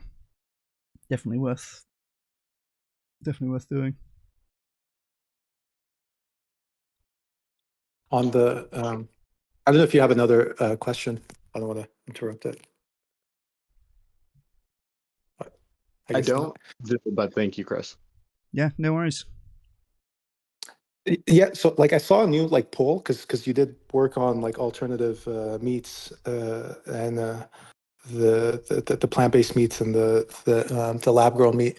Like, have you seen like the new polls like that have come out? I don't know if it's the ones you've done research on, which will be ironic if it is. I'm just like citing your stuff back at you, or if it's like someone else. But that they said that in the U.S. it's about a lot of your work was based in like the UK, and I think one of the, I guess maybe potentials. I know there's a lot of people doing it in like the Faunalytics team. They do a lot of the similar stuff in the U.S. But when they looked at how much people are like, if they support banning lab-grown meat, and it's up to 55% of Americans support banning it. And for me, like, I was a little bit like, I'm still kind of hopeful that lab-grown meat's gonna potentially reduce the amount of animal consumption in the US and worldwide. I think the effect is probably going to be less than people think. It's not going to be like a one shot, like it resolves the whole thing. If there's already like this much resistance to it, like mentally before it kind of comes out. Like the ad campaigns and like what's in people's minds seems like, and the social psychology behind it, which is like why I guess I'm interested in your work. Like for me, like my intuition is that's probably going to be a bigger barrier than like technological innovation. Yeah, damn, that is alarming. No, I hadn't seen that. but yeah, obviously the as it moves closer to being technologically feasible at scale, they ramp up the disinformation and the fear campaigns on the meat industry side. There's been a bit of strategizing where there are some of the big meat producers like Tyson, I think, and I think JBS as well, have some or have had, I don't know if they still have, I think they do, some investments in cultivated meat. And some vegans will not like that and say, well, it's the same bastard companies that are doing the factory farming or whatever. But obviously the strategy there is, if they're investing in cultivated meat, then they're not going to be part of the, funding the campaigns to try and get it banned or whatever, or to try and put people off it in one way or another. But yeah, I agree with you. The social science or the social side of it is tricky in its own way. Now, hopefully, I'm sure you could find surveys with high percentage of people supporting, or like saying in a survey that they support banning all kinds of things which are not going to get banned. It doesn't have to be that nobody's going to be forced to eat cultivated meat, but people should have the choice to if they want to. There's been some states that have done cultivated meat bans, and I think that they are probably going to get overturned. We shall see. But yeah, I think that the states that have banned it is largely symbolic at this point, but I think that they're going to get overturned. Again, we'll see if that happens. But I mean, having people, be informed about these things, and again, like not falling for the kind of vibes-based disinformation campaigns, is going to be incredibly important moving forward. And one of the interesting thing about the cultivated meat bans is that they have not really had any pretense of being science-based. There's a few states in the US and there's a couple of countries in Europe where they've done cultivated meat bans, and they've never said this is because there's evidence that it's dangerous or like not as nutritious or anything like that. They just say this is to protect the ranchers. This is to protect our food heritage, is what they say in Italy. Like it's just clear protectionism. They're not even claiming that there's any kind of evidence of health effects or anything like that. So that's kind of interesting. I guess that if they could say that, they would. Yeah, there's to the extent that they're just like openly saying it's just pure protectionism. Yeah, I don't know how well they're going to hold up when it comes to courts and stuff like that. So we'll see, I guess. Yeah, I mean, like for me, the industry being against it makes a lot of sense. It's just that people are supporting it. That's the part that worries me. Is just that this is in the polling is that it's 50, and like you kind of said, maybe people say they support it, but then they really don't once push comes to shove, right? But just like I think it's like partly they I don't think people are that stupid, right? Like I mean, maybe I think they know what it's really about. Like they know what the underlying argument's about, and they just feel like they're about to be called like bad people for eating meat, right? Which is what's underlying a lot of the vegan arguments, and also what's underlying the lab-grown meat argument as well, right? That this is something we should kind of move away from because it's environmentally damaging, it's damaging for the animals and so on. But the thing is that because they don't want to admit that they're doing something bad, that they're just doubling down on it, and that doubling down could last for centuries. It could last for a long time. Yeah, I mean, the hope is with meat alternatives is it kind of takes away some of the motivation from the motivated reasoning, because you'll have people who are, they have the reason why they are doing the kind of, I'm not convinced that animals have feelings, but maybe plants do. It's like, okay, that kind of belief's coming from a particular perspective where you're the only reason that you've come to that is because you understand the implications for your own behavior, and if you are currently eat meat and you like eating meat and you don't want to give it up, you've got a lot to lose in that kind of situation, right? So you kind of come to these silly beliefs in order to try and justify, I don't want to give up eating meat. But if you do have very high quality and affordable and nutritious alternatives, in my mind, a lot of the motivation behind the motivation reasoning kind of melts away, because you think, why do I need to bother saying that I think plants maybe have feelings and animals don't, if I can in fact carry on eating meat regardless of what I say on that topic, right? So I don't know, I guess we'll see how that plays out. But yeah, it's some of the meat industry disinformation machine is indeed in full force. So yeah, we'll see how that goes. Awesome. Thank you for talking, Chris. Yeah, my pleasure. Yeah, appreciate it. I think one of the most crazy bans is the Florida one, where it's a criminal act to manufacture or distribute cultivated meat. And from my understanding, when I watched DeSantis, who is I believe the governor of California or Florida, he made it protecting the farmers, but what I've been told is the legislation was filed underneath a health claim, even though the FDA has approved cultivated meat. Oh, that's interesting. Okay, I hadn't heard that detail. But yeah, from what I've seen, from what they're saying about it in public, it is they just talk, and that may well be because you can't just do protectionist stuff. Like you can, it completely violates what like traditional American values, especially Florida, like where they don't have any income tax. Right. Yeah. So it might be they're like, yeah, we can't actually just do the this is protectionism, so we have to kind of make up some justification. But yeah. Yeah, I think that's probably. I really don't think it existed for a while. Say it again. You can go. I was just saying, the invisible hand has never really existed in the traditional American values of, supply and demand. Like the subsidies of government has really been pushing farming for I don't know how long. So even if it's so-called a traditional American value, capitalism, it's fake. Yeah. There's more intervention than we often care to notice. Yeah. I cut you off, Cubert. That's okay. It is really not much more that I had to say besides that. I think it's the main downsides to the ban currently, because of the criminal act, is you can't be at Florida State University, which is one of the biggest universities in America, and research like live grown meat, right? You can go to jail. Interesting. Or from my understanding, when I looked at the criminal code for it, that it's just anybody who manufactures or distributes, whether it be for personal use or for business purposes. But I'm not a lawyer. I'm pretty valuable as well.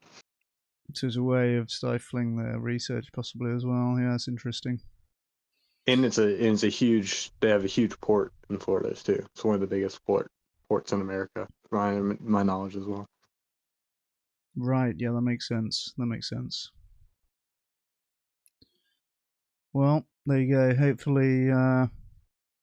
Hopefully common sense wins out in this particular case, but yeah, maybe not during the current administration. Hey.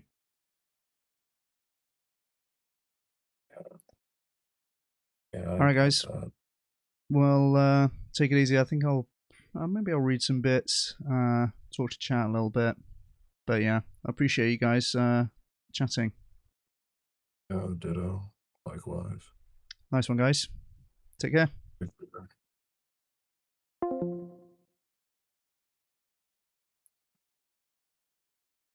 How we doing, chat? Oh, well, that was nice. Oh, damn! Thank you for the super chats, Happy Coops. I appreciate that. That's very generous of you. Thank you. Someone super chatted earlier during the debate as well, actually, which I must not have been able to respond to in the moment. I need to get one of those Baylor text-to-speech bots that interrupts you when you're streaming. Thank you for putting a window on vegans. Your activism is much appreciated. Thank you, Savvy Cubes. I really appreciate that. That is very based indeed. Do you know, today I just passed the threshold for switching on ads on the channel. So we'll get some of that sweet ad revenue now. There's also an option to finance charities through your YouTube account. But they didn't have any effective animal charities on there currently. Yeah, that's very base, Savvy Coops. I really appreciate that. I think that's my biggest dono yet.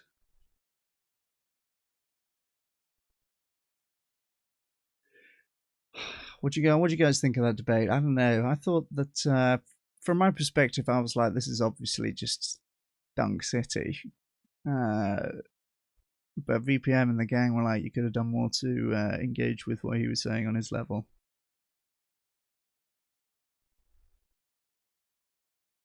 I hope I wasn't too mean to the guy as well. I mean, I think ultimately he's a victim of misinformation.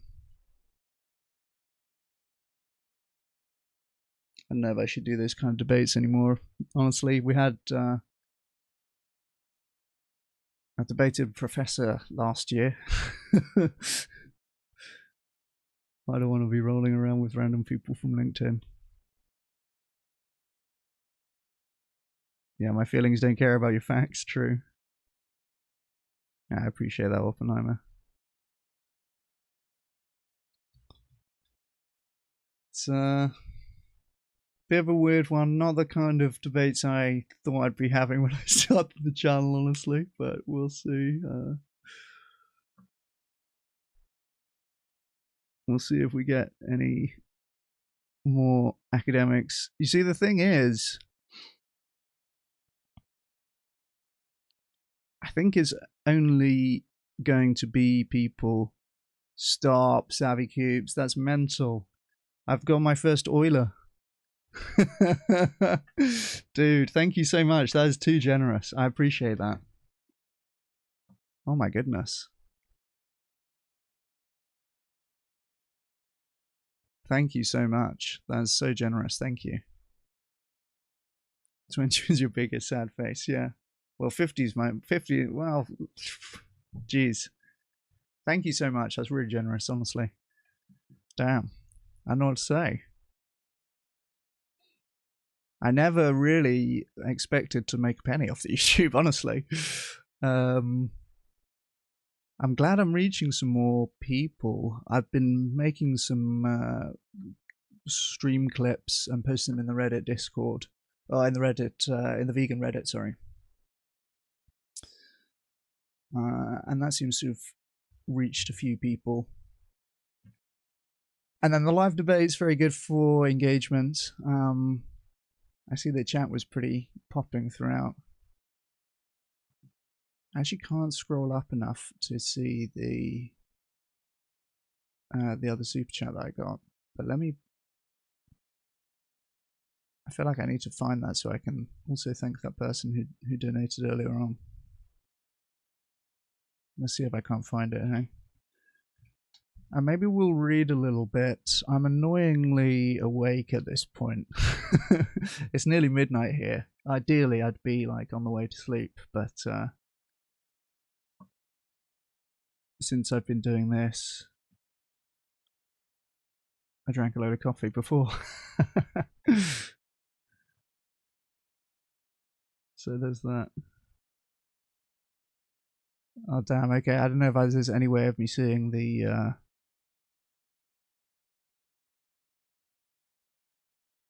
Thank you so much, Savvy Cubes. That's so generous. Fuck. I don't know if there's any way of me scrolling up to see the previous super chats here. I don't think so.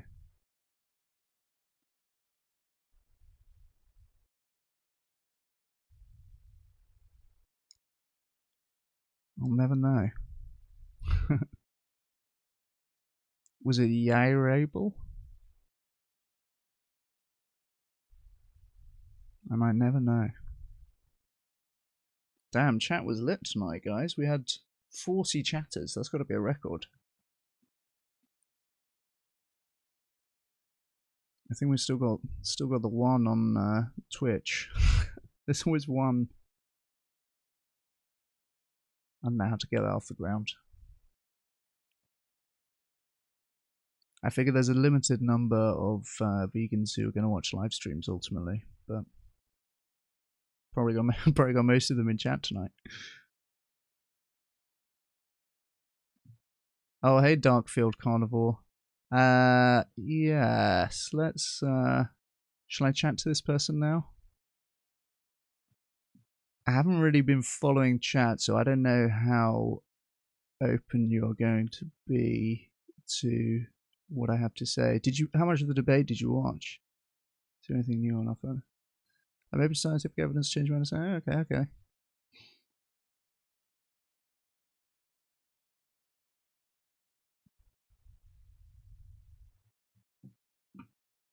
Should we do another? Oh, I can sort by fan funding. Okay.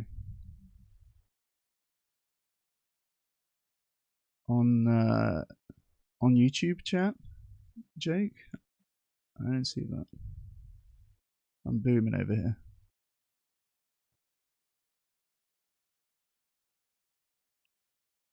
Yeah, I'll chat in Discord, Darkfield. Do you wanna? Did you join the Soy Feed Discord or was the ban?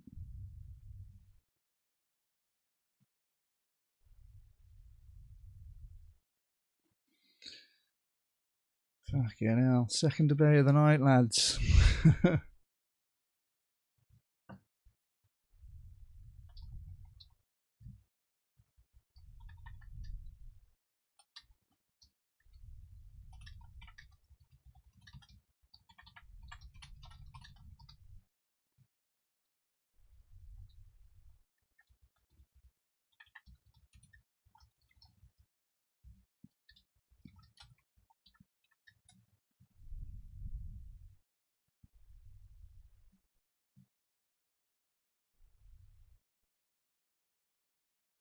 Nice, thank you, Jake. Thank you, Yairable.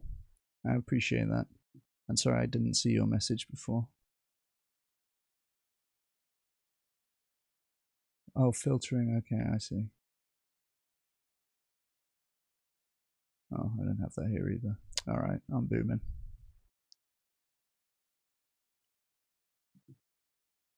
Yeah, well, yeah, do you want a VC Darkfield or no? I probably don't really want to debate just in chat. We may as well get some content here, right?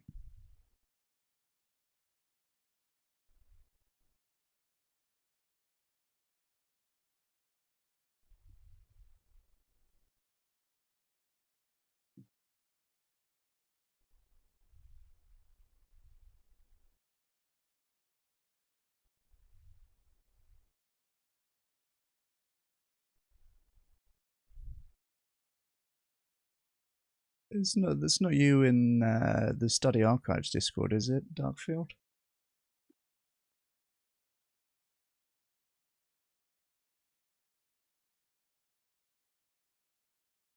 You can VC in there if you like, if it is you.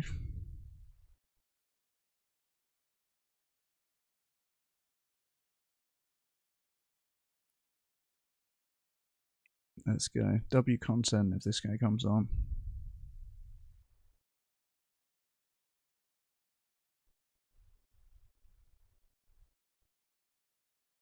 I thought you were joining Soy Feed, but right, I'm gonna take the opportunity to go to the loo quick. Let me put on a video, and Darkfield, if you can sort out coming into a Discord server, we can talk on VC.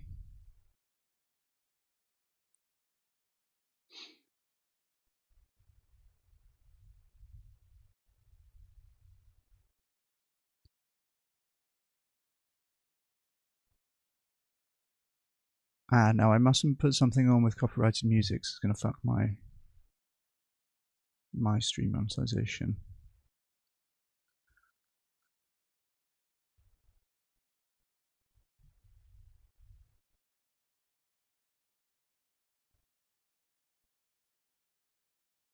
let's do dairy lobbyists tend to cope 30. This is an underrated vid.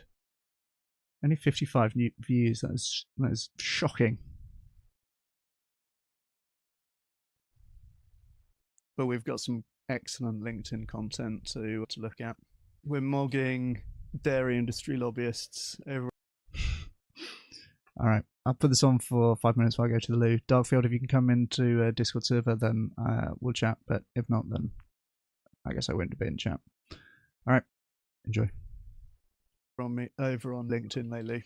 This is referring to a recent case in the UK where they've just made the decision in the UK Supreme Court that the company Oatly cannot use the phrase post-milk generation in marketing its products. Actually, let's actually have a look at the story for this. Oatly loses long-running milk battle with dairy lobby.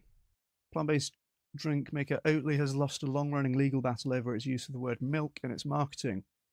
The Swedish company tried to trademark the slogan post-milk generation in the UK in 2021, but Dairy UK, the representative body for the British dairy farmers, objected. Following rulings in several courts, the UK Supreme Court on Wednesday said Oatly could neither trademark nor use the phrase post-milk generation. The long-running dispute has centred on Dairy UK's argument that under trademark law, the term milk can only be used to refer to products that come from an animal. That has been the case for some time in the UK, by the way.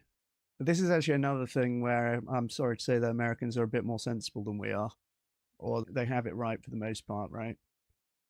We're looking at the American states which have overruled bans on using meat terms on plant-based meat. And the argument is always that this is misleading consumers, which is totally stupid as far as I'm concerned. So if you go to a supermarket in America, you'll find soy milk and almond milk and oat milk.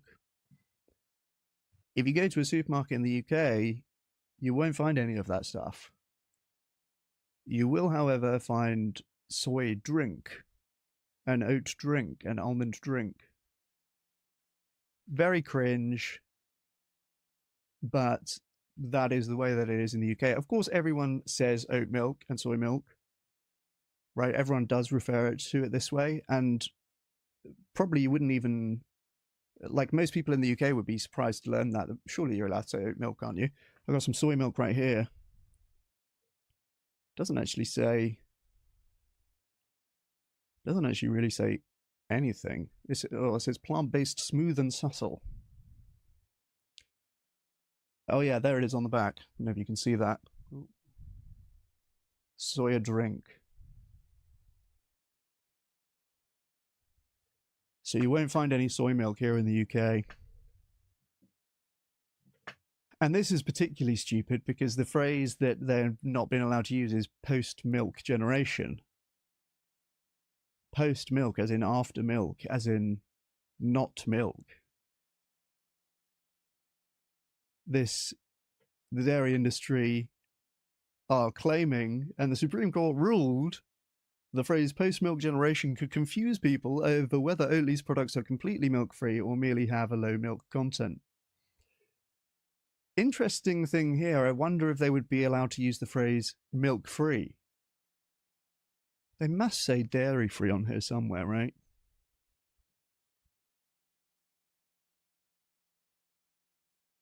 It says naturally lactose-free.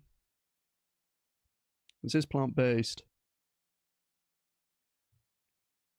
So, I mean, it's the stupidest thing. There used to be a product called Not Milk.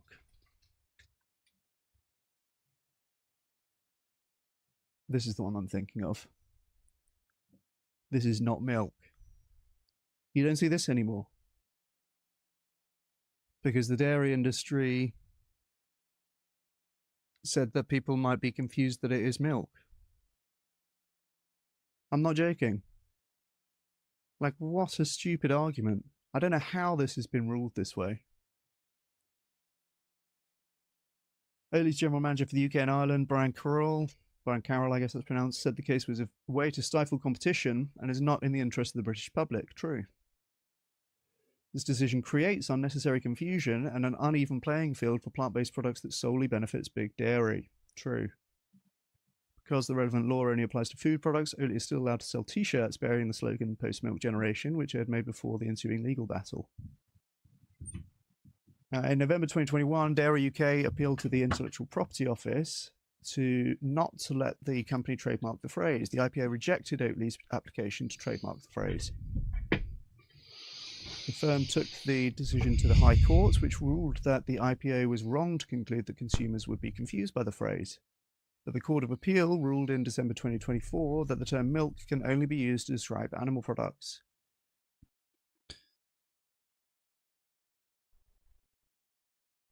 Following the ruling, Judith Bryans, chief executive of Dairy UK, said the body was delighted.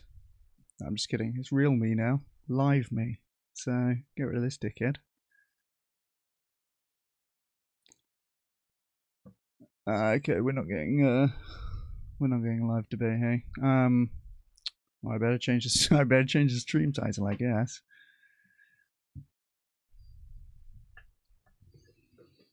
Yeah, I mean, I don't know why you think that's super relevant, Darkfield, but I can give you an answer to it.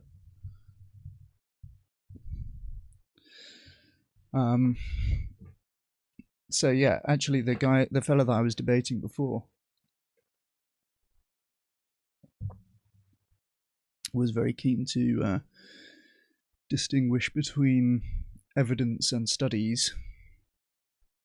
So that might be basically the same distinction that you're looking for between evidence and scientific evidence. I would say evidence broadly could be any empirical thing that you can point to, any fact that you can demonstrate to any extent. And then scientific... Oh, you're on a bus right now? Okay. And then scientific evidence is going to be a subset of that which has had the scientific method applied to it to some extent. So, yeah, the fellow I was debating was very keen to distinguish between evidence and studies, and the idea there is like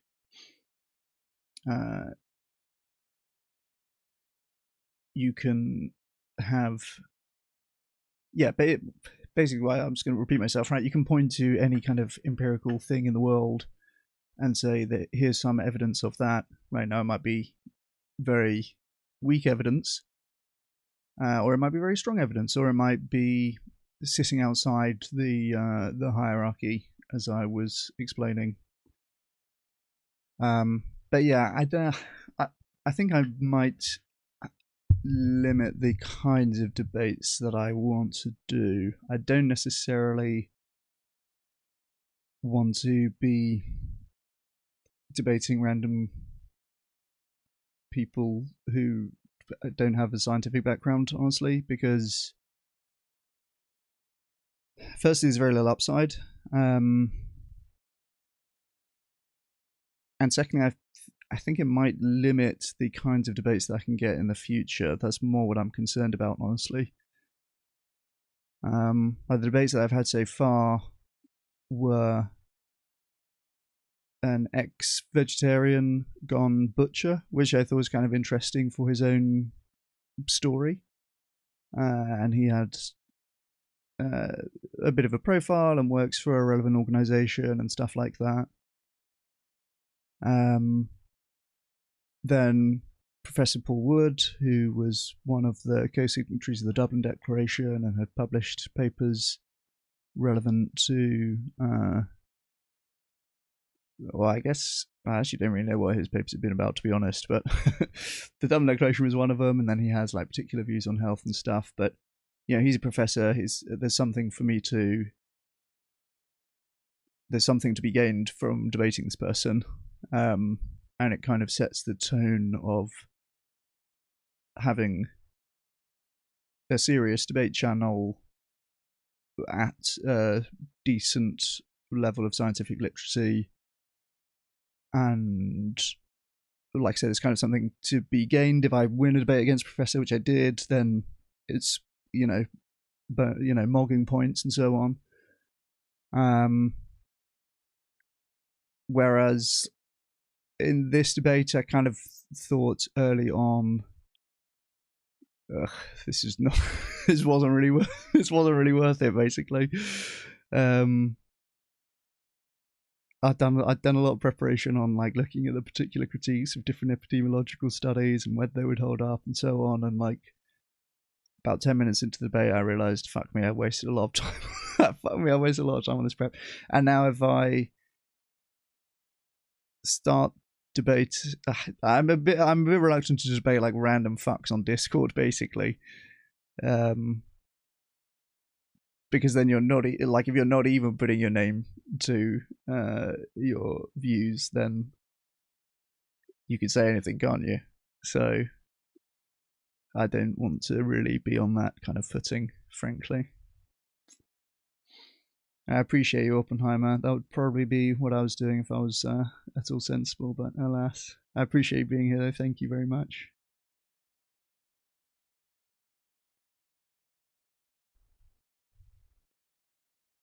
Yeah, as tempting as it is, Darkfield. I mean, that's just your YouTube name. Maybe you are... I don't know. Maybe you are a serious person.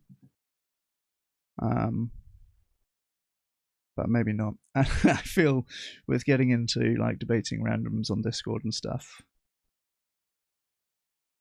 I don't think I'm going to be able to debate any more professors if I get into doing that, basically. Or, well, not necessarily strictly, but right, it makes the whole thing kind of unserious on some level.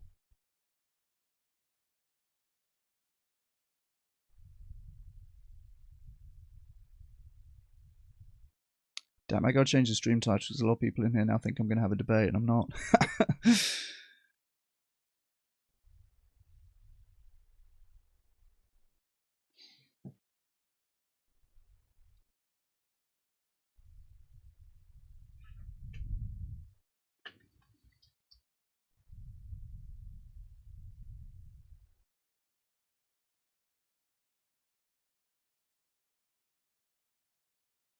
Well, we still got decent numbers, and I'm full of coffee.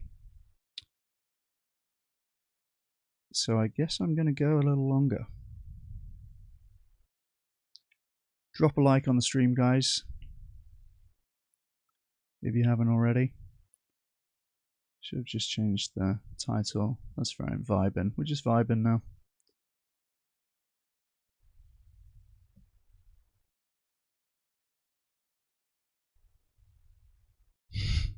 True, Savvy Coops. I enjoy chatting to those vegans in Discord. I might do like an AMA or something like that at some point. I've never really had enough viewers to to do that, frankly.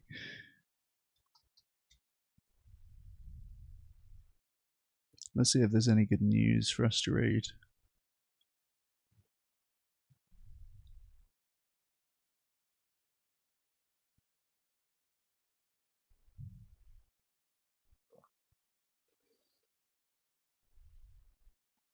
I hit up Green Queen quite recently, so they may not have anything new for us.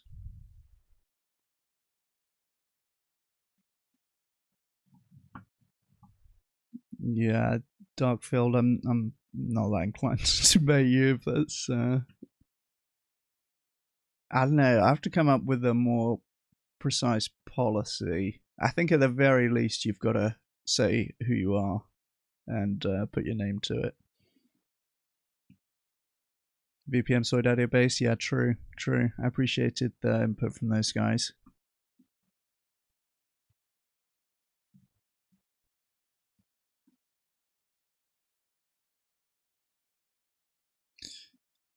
Yeah, you do have to kind of argue on the level that people are at in some way, right? So I was kind of banging my head against the wall repeating the health outcomes data when it wasn't going through. But hopefully that point was not lost on everyone in the audience. I feel like people in chat were saying this is an early dub, but hopefully those slides are going to be useful to people. Damn, I'm glad I made them. Glad I made them shorter. I had all of these as well that I didn't use. The distributionalized not shown in the debate. So this was like a bunch more epidemiology, another randomized control trial, bunch more reviews.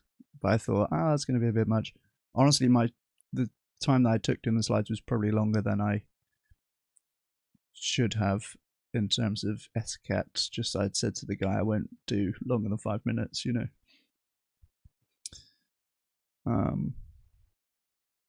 But yeah.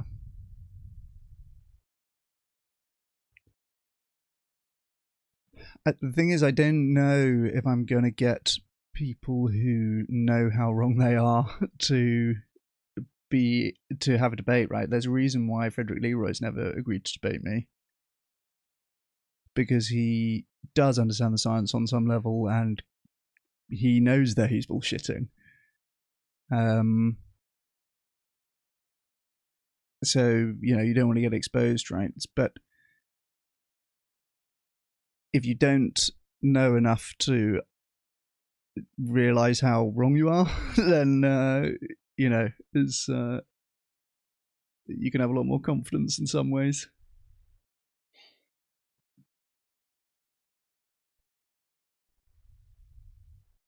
Well, I'll tell you what, Darkfield, you can choose your influencer of choice. Choose your carnivore influencer of choice. Right, Poe? That seems like... yeah, that's so true. We were concerned about the guy spying on the evidence we have. Like, they're prepping on stream.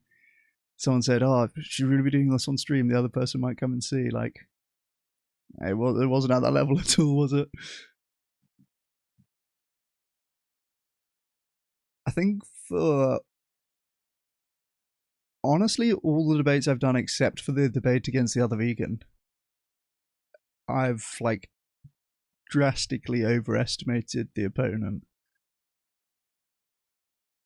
The Patrick Raceroff debate that we did about FarmKind, I think that's the only debate that someone could make a case that I lost.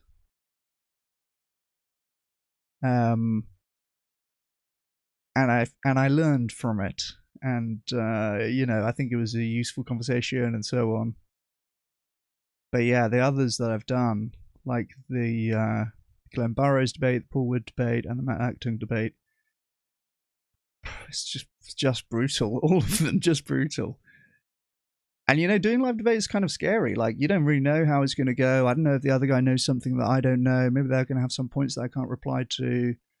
You know, no one wants to lose a debate and be, you know, look like a fool, right? But so going into them, you do have a bit of apprehension. Maybe this guy has the killer, you know, hidden carnivore evidence that the cucked Bill Gates study enjoyers have buried, but alas.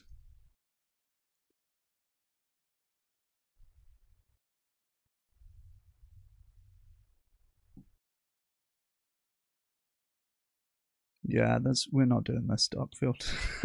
you gotta, you know. Well, do you know what? You're free to say whatever you'd like in chat.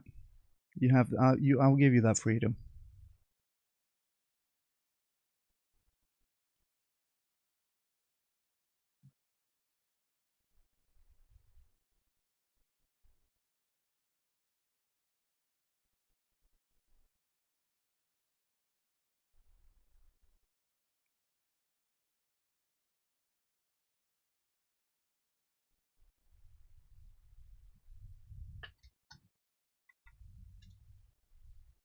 Hopefully we got some good clips from that debate anyways. We'll upload and do a bit of clip hunting.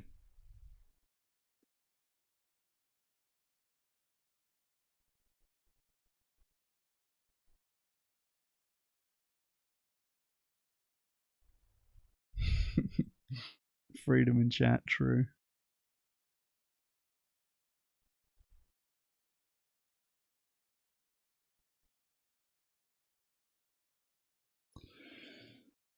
I wonder if I can do anything insightful or useful at this point, or if it's just we're just trolling. Let's have a little scroll on LinkedIn, hey? Did a pretty based LinkedIn scrolling meme the other day. Actually, I have a couple memes to appreciate.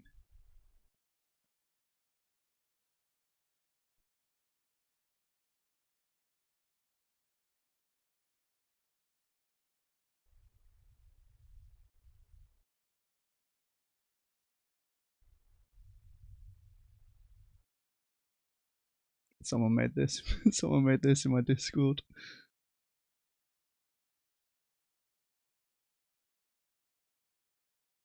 The Virgin.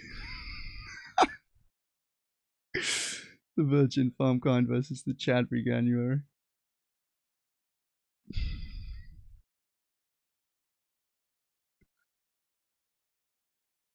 Come on, that's quite funny. As a farm kind enjoyer, I had to laugh at this.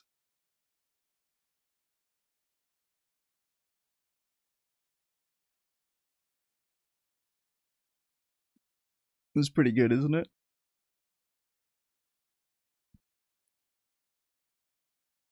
The first Virgin and Chad meme posted in my Discord. It was a proud moment, honestly.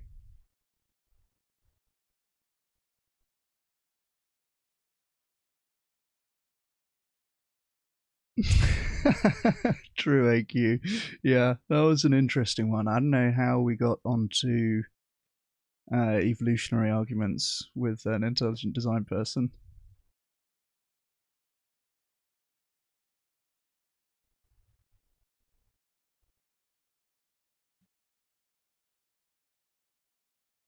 Yeah, there'll be some clips. I mean, I don't know. Like speaking to people who just don't understand, the fundamentals. Like, I feel like I'm not a natural debater. It's not in my nature to be mean. And at some point, when you realize like how even now I'm like trying to be considerate, right? This person's taking time out of their day to come and talk and so on. So I'm not trying to dunk on them too hard. I like, hopefully for their own sake, they revise the evidence relating to the health of plant and animal based diets. That's what I'll say.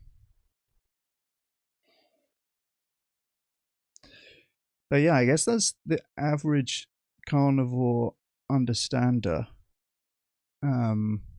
which is quite saying something.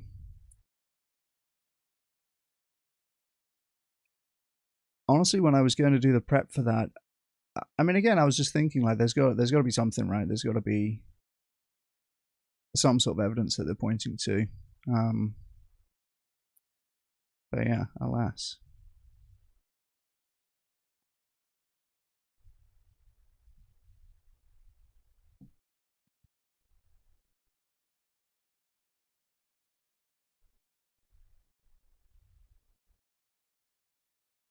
I feel like I could just leave this on and we could all watch it, and that'd be the content. Oh, I made myself small for the meme.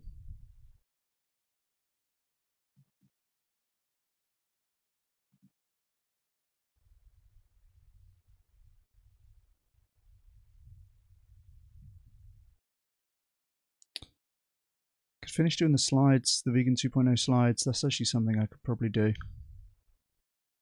That'd be a bit productive as well.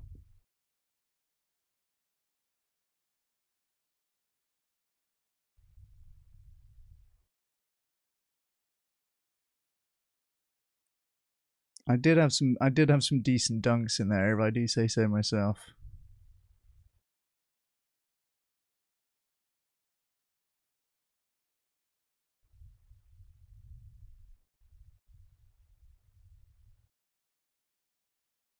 And when I said, don't feel bad that you don't understand this, there's professors that don't understand this, like Frederick Leroy, and he's like nodding along, like, yeah. All my homies hate Freddie Leroy. I started out with such high hopes of like being able to debate the pro-meat professors, like being able to debate Freddie Leroy and fucking Frank Mitloner and others.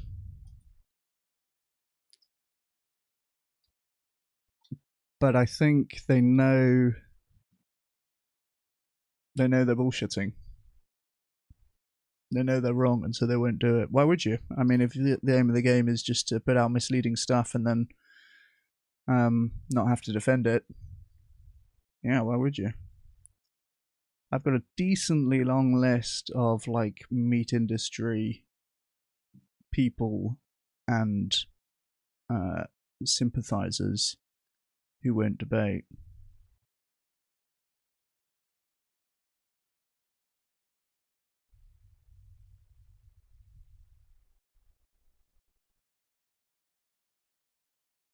The seatbelt argument, oh yeah.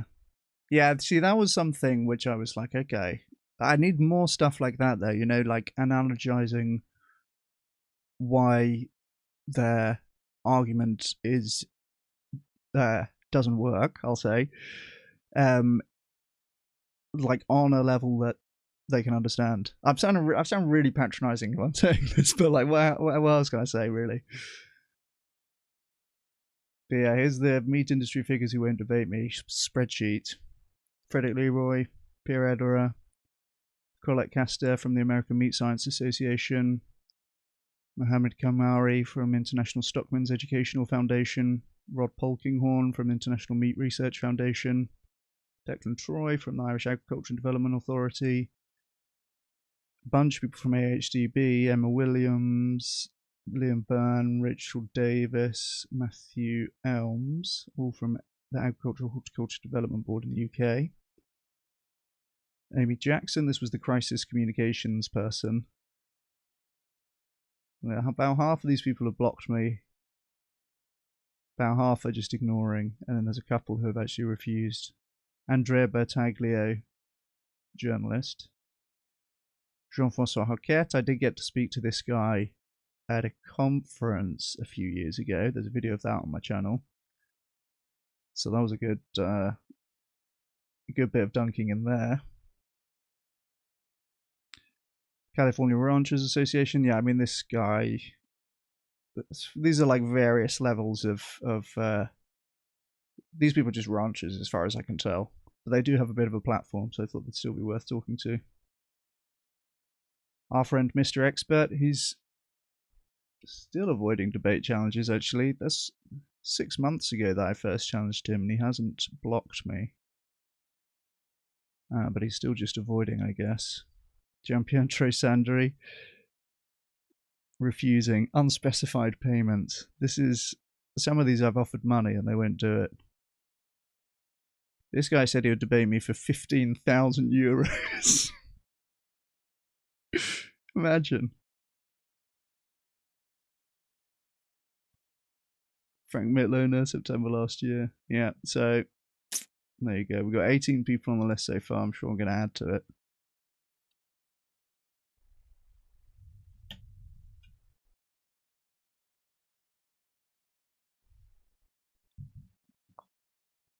Yeah, I don't know what I did that already, Darkfield, and also I don't know why you think that's important.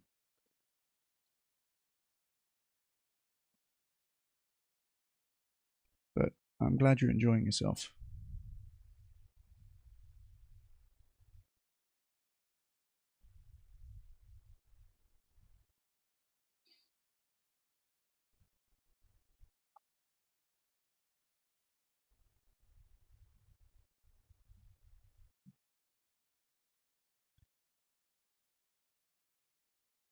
This is quite funny. How can I show this without putting it in, without doxing the person that sent it to me? I'll put it in a Google Doc.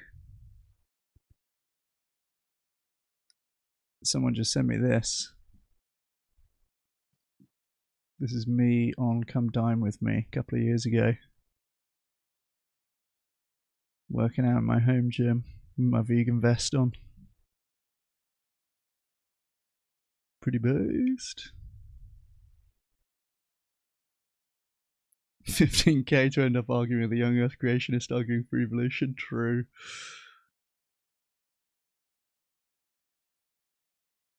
Most well-informed young Earth creationist, I guess.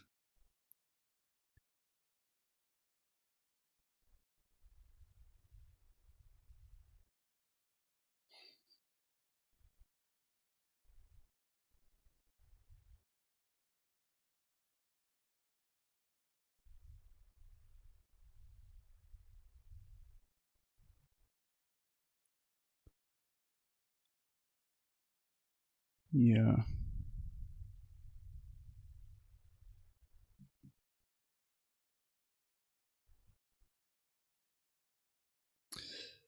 Let's do my slides. I'm going to do my slides so I'm doing something useful. I can tell I'm a long way from going to sleep, but at least I'll do something useful.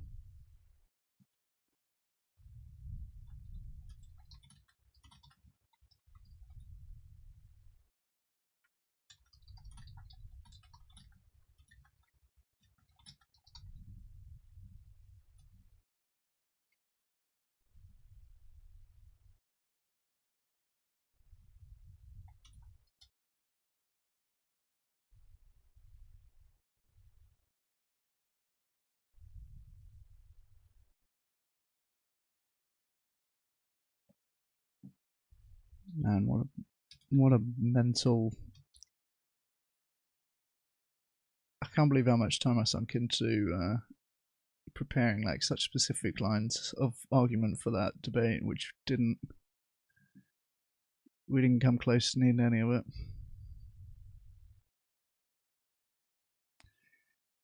Yeah, I just need to get some more kind of analogies for exposing the epistemology.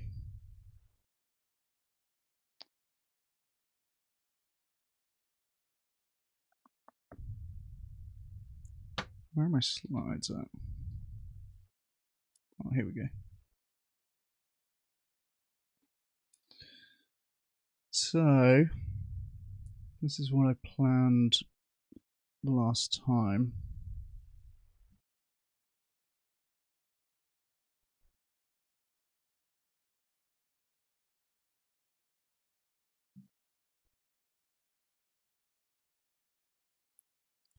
And this is what I'll present at the VARC conference in March.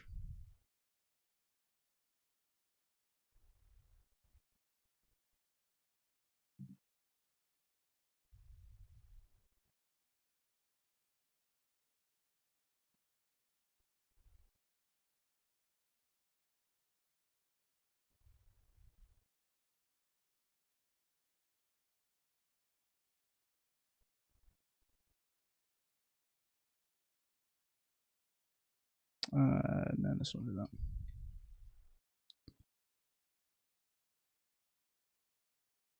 Yeah, I only really have I only really have the energy left to do pretty boring content, I'm not gonna lie. Shall I put on some lo-fi at least? They actually give you YouTube safe lo-fi that you can play. So let's do about that, hey?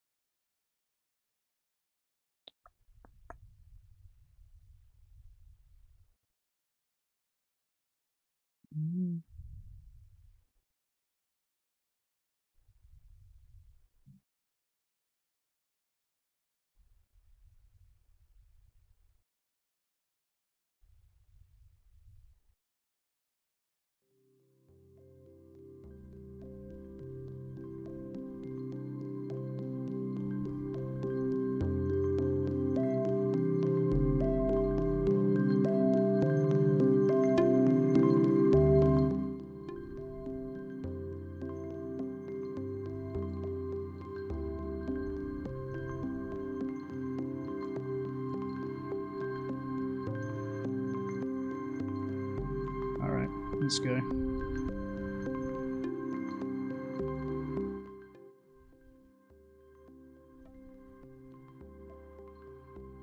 How's the volume on that? Let me know.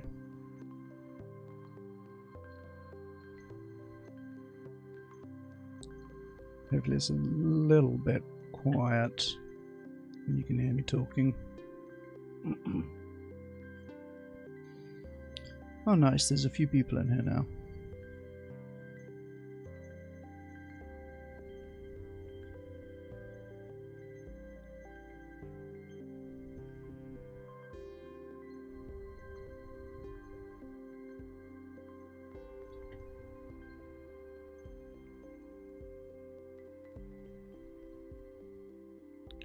This is how I'd be making my slides. You probably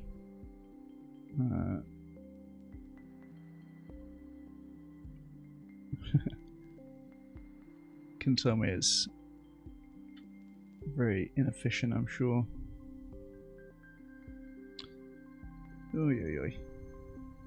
Yeah, I'm actually kind of wiped, not gonna lie.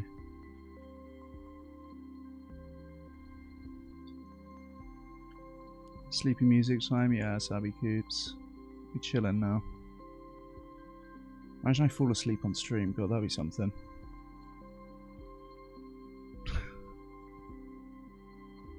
Honestly, with the way I've been sleeping lately, I would take it.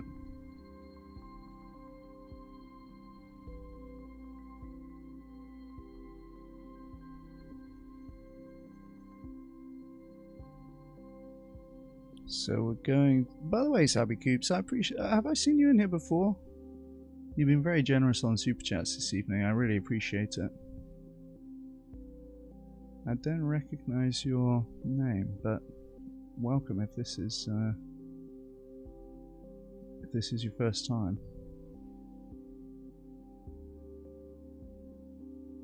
And before this person says, no, I've been here like every stream. How dare you forget?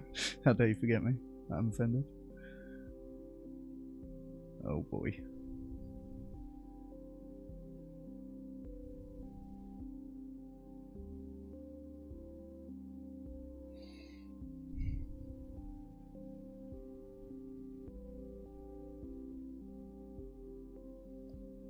Now I've got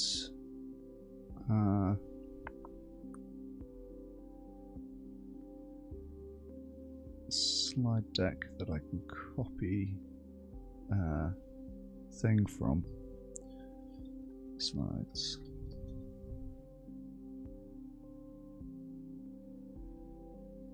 Template is what I want.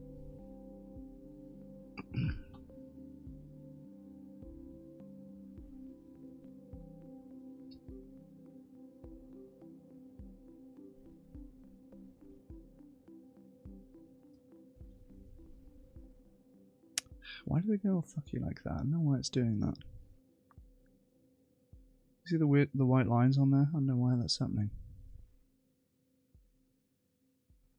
Try and reset this. My director of research could see me doing this, he would so tell me off for not just using AI to make the whole thing. Look at me pissing around trying to make this fit right to the screen. My guy would be like, just use the right prompt and it's fucking done already.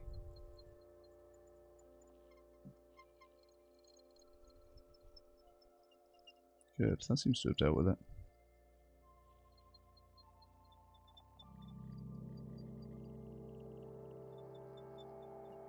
So this is my notes.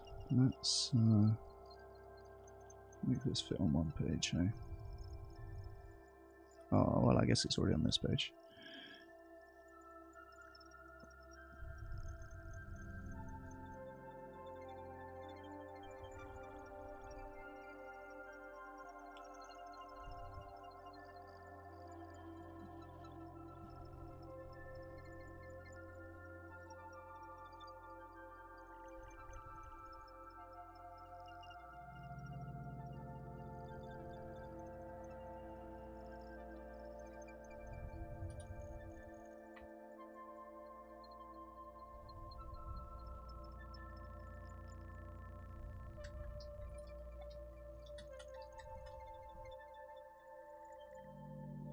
This is going to be the slide deck that changes the game and ultimately ends factory farming.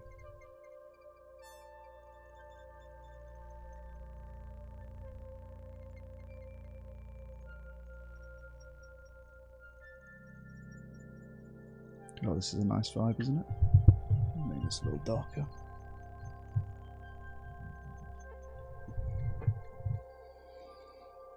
Nice.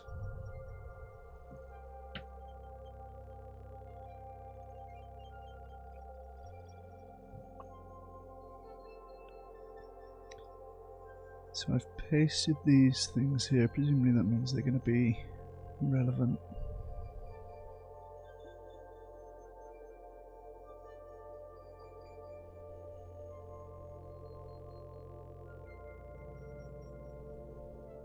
Where do I need to put these? So intro, we've got the definition of veganism and the concept of diminishing returns. This is the diminishing returns. Why do we have a black background? That's a little bit... It's not really what I want.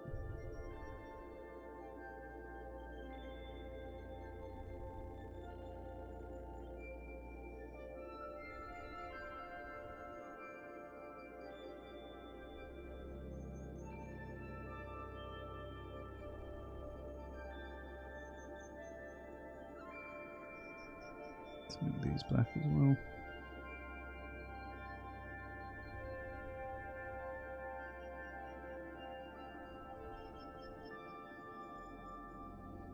Nice, Subby Cubes.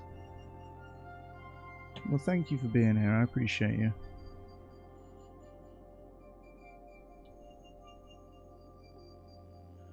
I don't know if you've seen much of the Vegan 2.0 stuff that I talk about.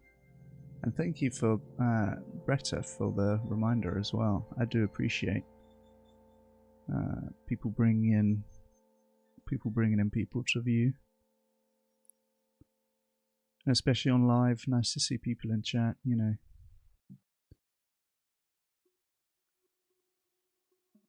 So that's the diminishing returns, and then also we want the definition of veganism bit.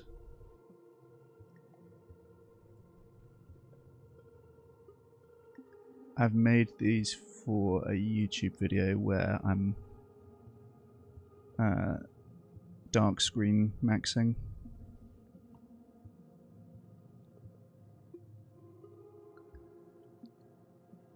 Hence the black backgrounds on there, but I don't think that's going to work that well for IRL presentation.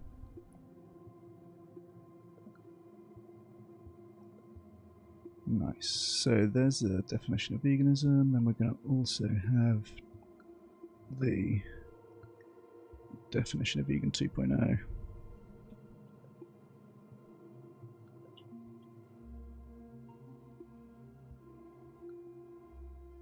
And it's a good chance for me to revise any of this as well, I guess.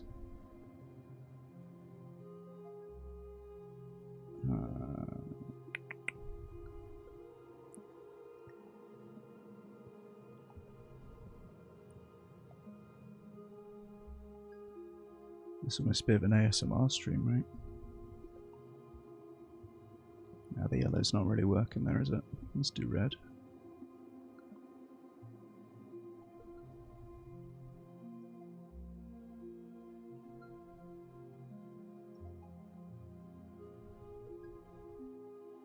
Oh, that's awesome, Play. That's very sweet. A rabbit's a great vegan pet. Hey, there's no having to argue with people about feeding them a vegan diet.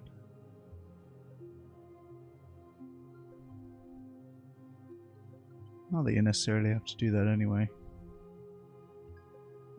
I have a based vegan dog myself. It's annoying that these are different sizes. Let's do it like this.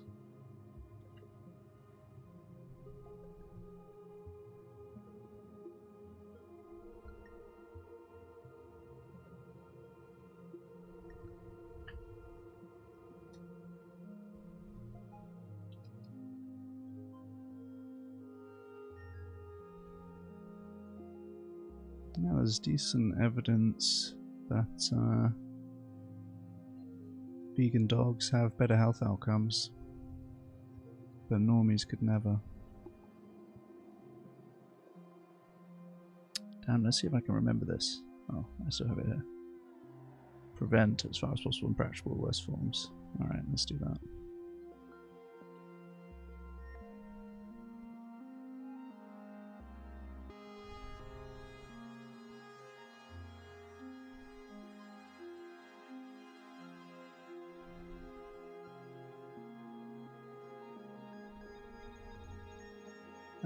This was actually not...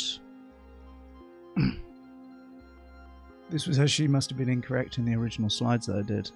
This should say as efficiently and effectively as possible.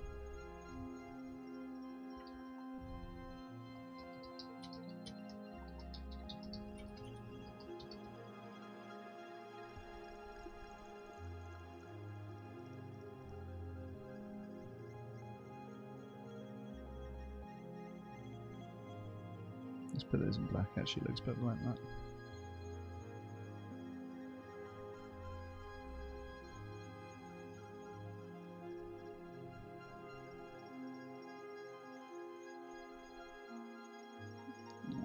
I guess it is just a different phrase, isn't it? So it might be...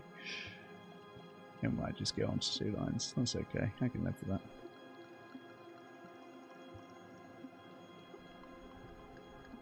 Right, so here's vegan. You know what, let's actually just call this vegan.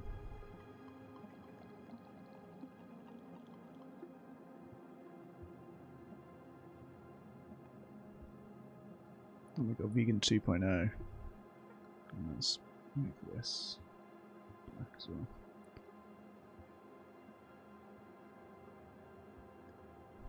And then this one needs a little more breaking down. So we'll do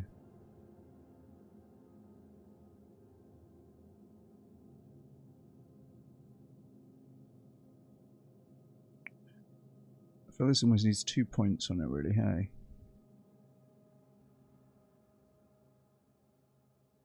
Because we want to make the point that there's some point where you can put a little effort and it gets a lot, and then there's some point where you have to put a lot of effort to get a little.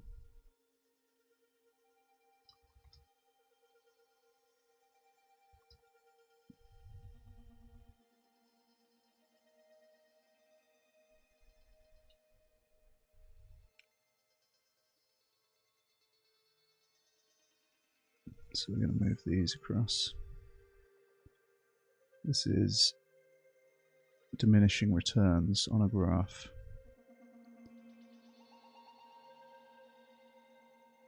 And this principle applies to a lot of things.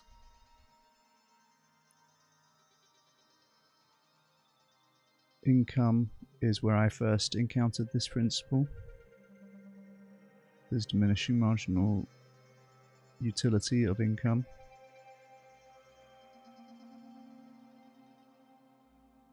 Such that on an individual level it's not, for most people it's probably not really worth the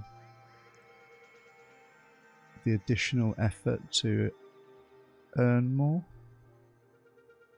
because after a certain level you do get diminishing returns, right?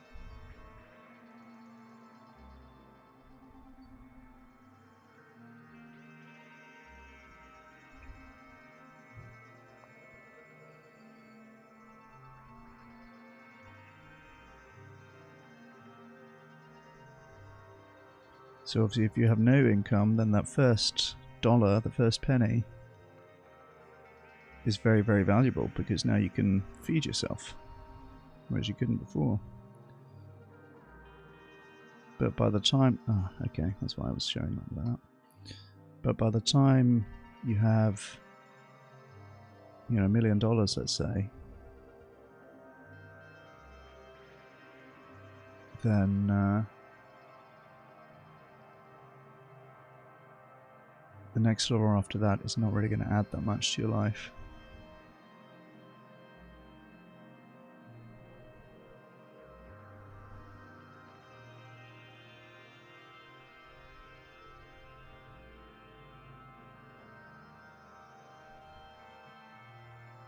Let's see if we can find pictures of Jain monks. Oh look, they've got the face cloths.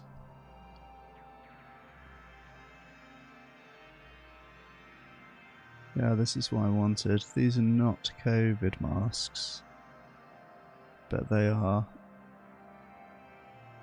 cloths that they'll wear over the face to stop them from accidentally inhaling insects. It's like the ultimate commitment to harm reduction. What's the best picture of this, I guess? A lot of them do the face cloths, look. It's very,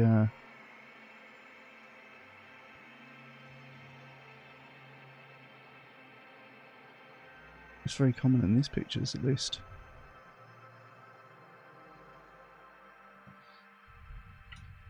Monk broom. They sweep the floor, that's the one step. Oh, these guys are good. Oh yeah, look, they're carrying their brooms. Okay, that's a good pick. You get a better version of that, I wonder.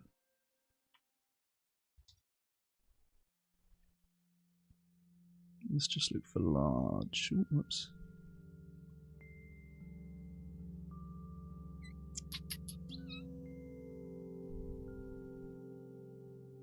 These guys have got the face cloths, no brooms there.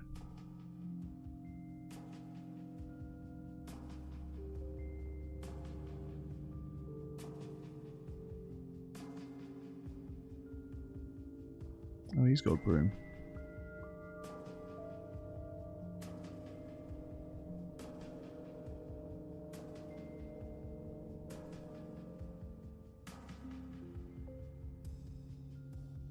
No face cloths. Alright, let's do one with no face cloths and then we can do one with, and that kind of makes the point.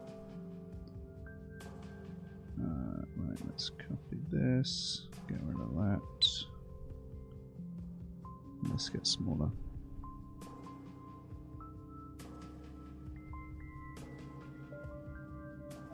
Put this on here for now.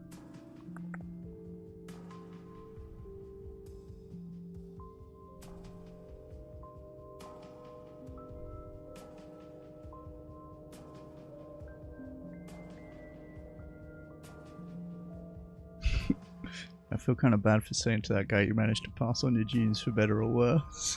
that was a bit uncalled for, wasn't it?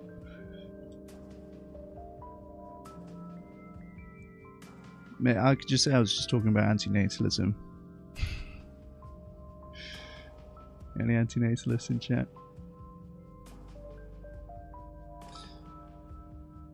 I do reserve special level of disdain for the likes of Freddie Leroy, Frank Mitloner, Paul Wood. These people who really should know better and who are lying and know they're lying in order to put more knives in throats. But yeah, for that guy I debated today, he just, like I said, he'd fallen in with the bad crowd. He'd been led astray.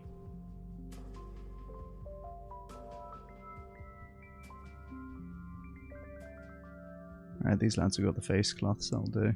That'll do nicely.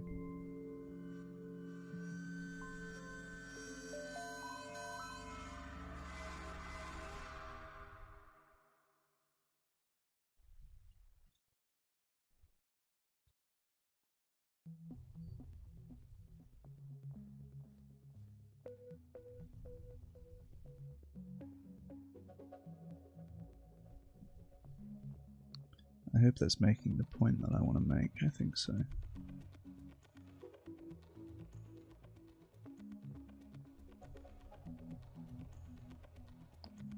I should actually check how long I've got in this talk. I think it's only 15 minutes, so I'd better not get carried away.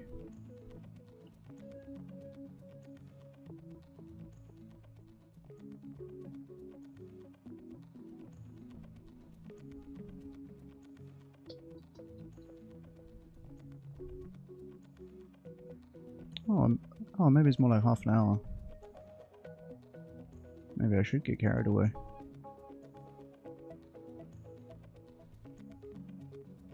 I guess I have to do Q&A during that time as well, though.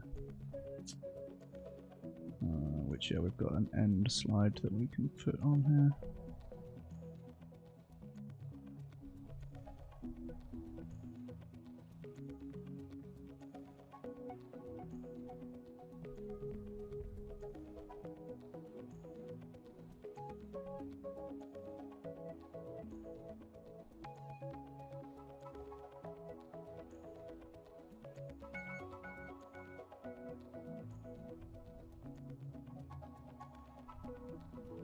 I love that we got 8 people in YouTube chat watching me do slides.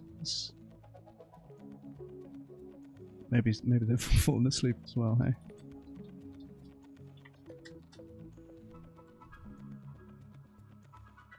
That's alright, I'm just soaking up the hours.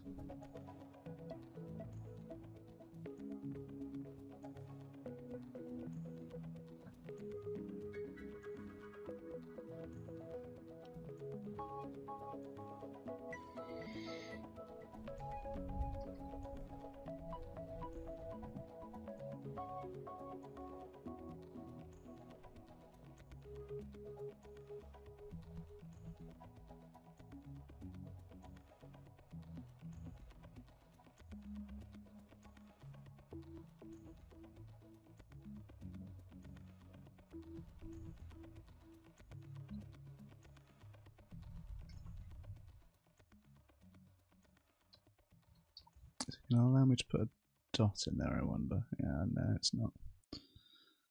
Let's just do vegan 2 slides. Nice.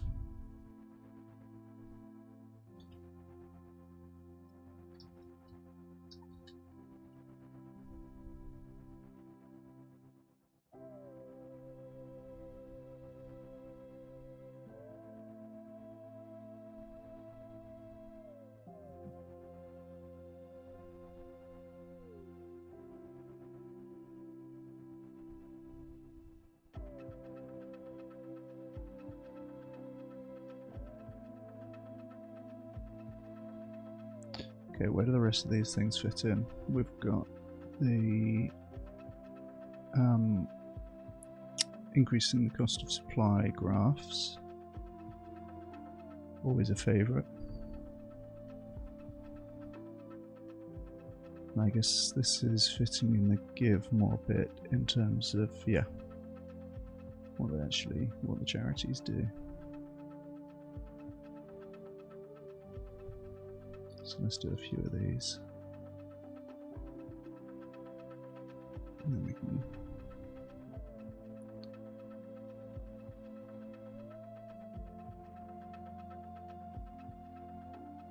do it like this.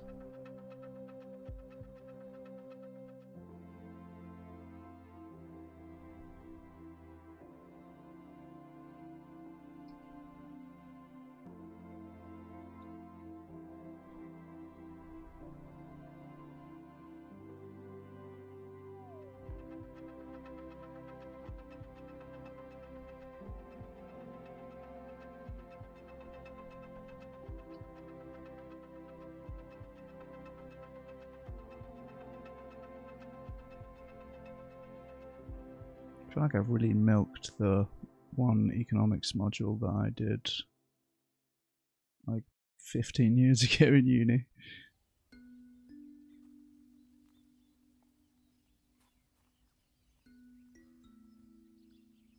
Ah, we're missing a slide, aren't we?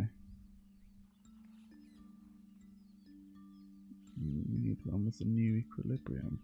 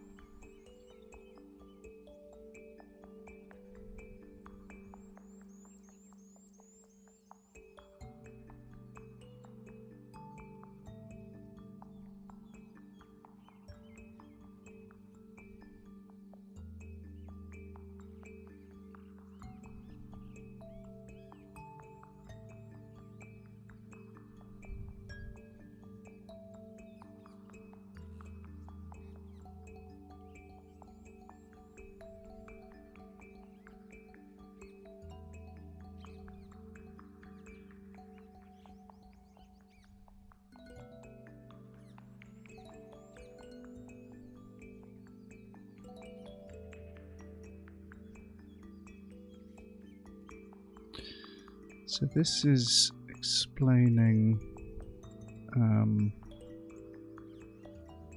that welfare campaigns, as well as improving the welfare of the animals who are still farmed, will also actually reduce the number of animals farmed by pushing up the supply curve, pushing up the cost of supplying a given amount of a particular animal product.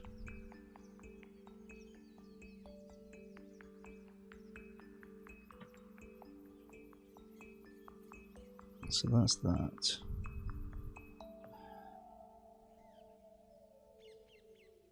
Proteins, institutional diet change, policy change, network building. Yeah. Okay, I don't have those graphics on hand. I can make some of these now.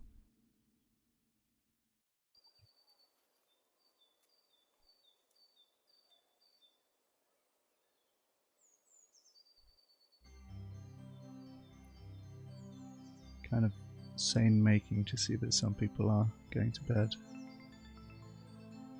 instead of watching me do quite boring slides. Well, hopefully the slides won't be boring when I actually present them, but you know, the making of is probably not that interesting. Right, some of these can be quite easy to bang out actually, so let's do print and press. Well, that's not what I thought printing press was going to look like. Let's do newspaper printing.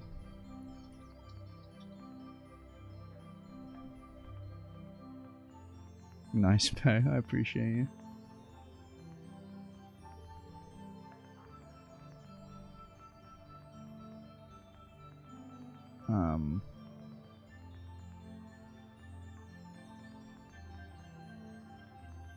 Maybe this is doing the job. It's like olden timesy. Fair, Poe. Yeah, I don't blame you.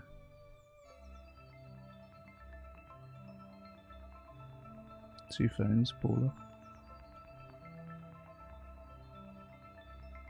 Baller alert. Oh yeah, this is more like it actually. This is what we want.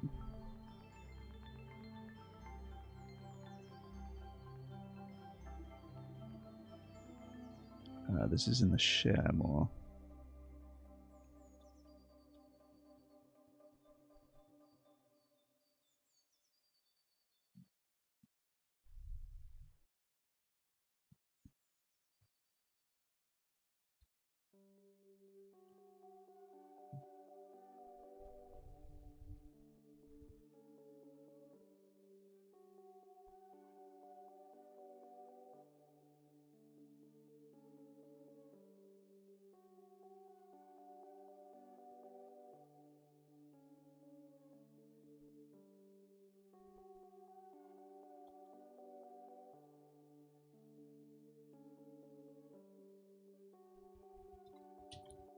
Social media on Google Images is going to be the basis thing, isn't it? Yes. Alright, well this is making the point.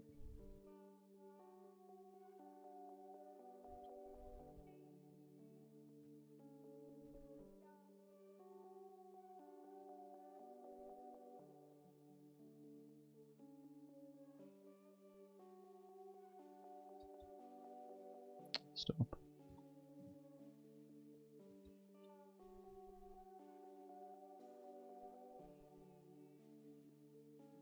Control of the media is very valuable, and now we all have it. That's cute, isn't it?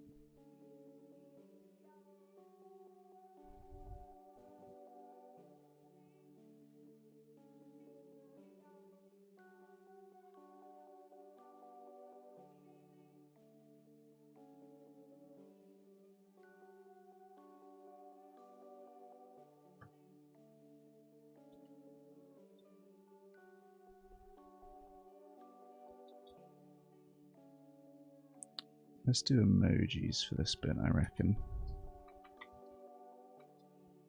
What should you make people feel?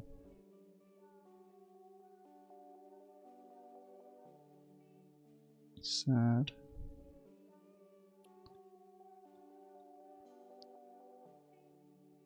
Angry.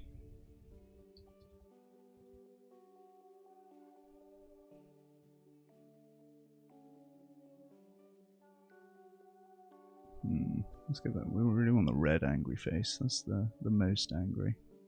There he is. Okay, I'm bloody furious. Disgust emoji. That's we got the little vomiting guy, don't we? Should we do the actually vomiting guy or just the nearly vomiting guy? I guess we'll do the actually vomiting guy.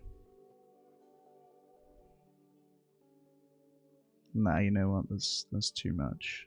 This is a scientific conference, for God's sake.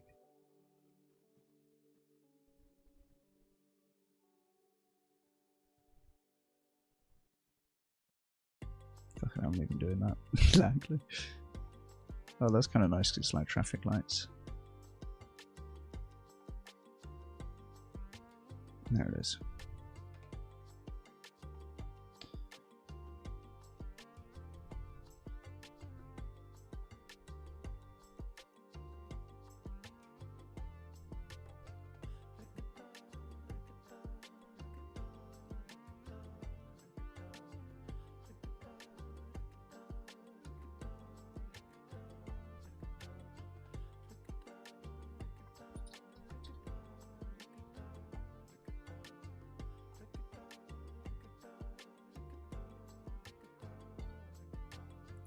Right, now I'm gonna copy this, get rid of that.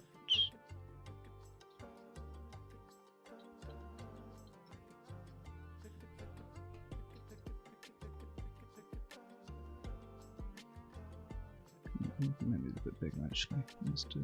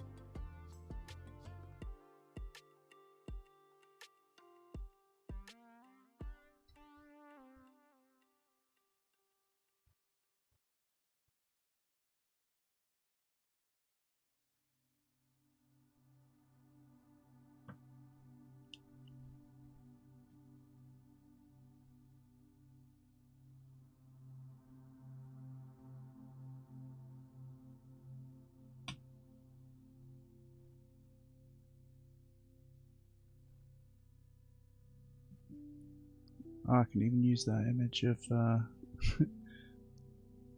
of me in my vegan vest in the gym, hey? Is that a bit bait to use that? Nah, let's do it.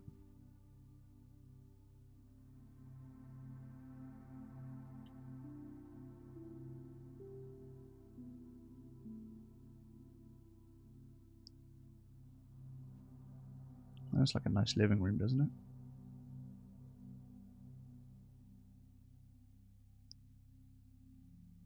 Almost ashamed to crop it out.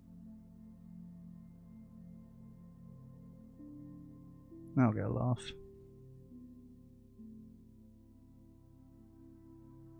Or maybe it just made me look like an asshole, actually, I don't know. What do you think? Maybe both. I'll take both.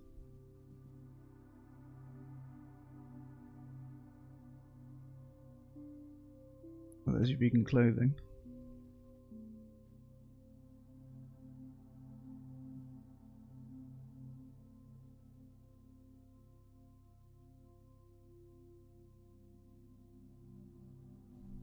Where's the thing? Thank you, Poe. Fuck me, I've been waiting all my life to hear that.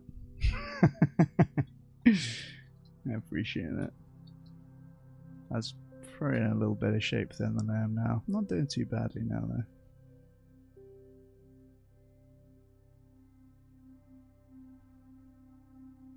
Thank you, Poe. That means so much to me, honestly.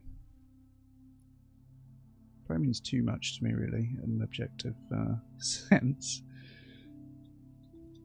Effective charities, 1,000 times more effective.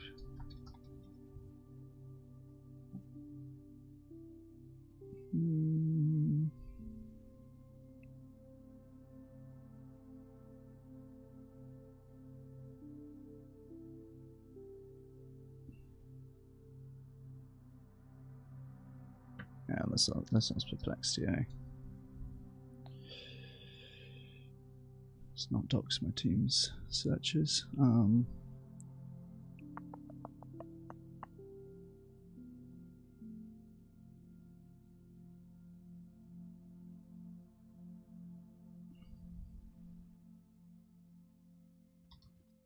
What is the source for the claim that animal charity evaluators charities are 1,000 times more effective than average animal charities? I'm thinking of that violin plot. I don't know.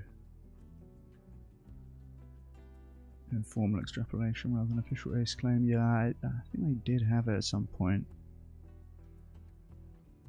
Recent messaging talks about up to 100 times more impactful. Okay, well, we'll take it.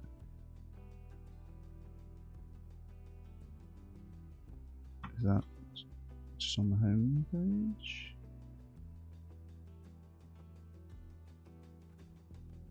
Hello?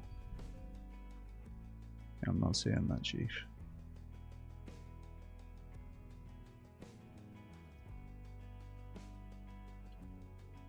We got a LinkedIn post from the executive director. Oh damn, there's a lot more people in here again now.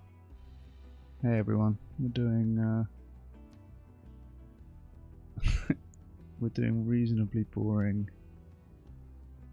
Here we go, look, there's the claim. This face charity can be 100 times more impactful than the average one.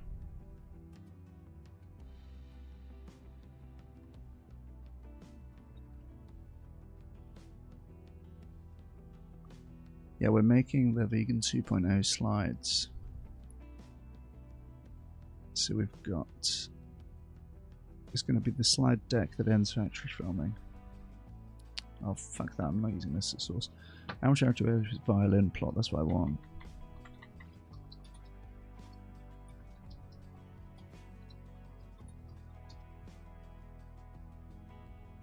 Let's search up on Google. Ah, here we go. Oh, these are just general violin plots, I guess.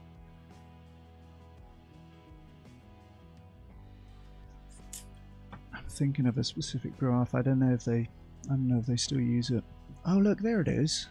It's on a Medium article. Oh no, fuck me. That's way too many. That's way more than 1,000.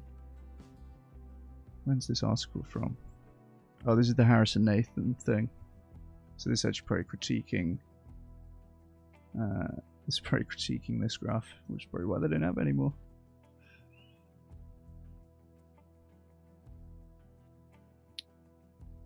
They did have a much more realistic looking version of this.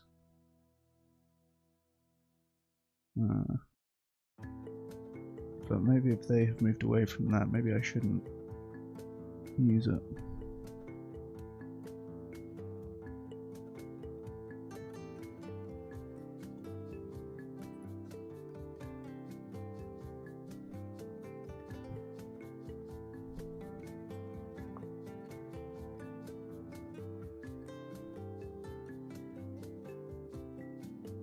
What else? Perplexity, safer sources.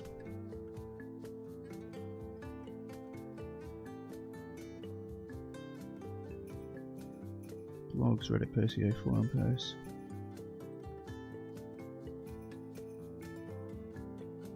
Yeah, it seems to be a third-party commentary. They used to say it.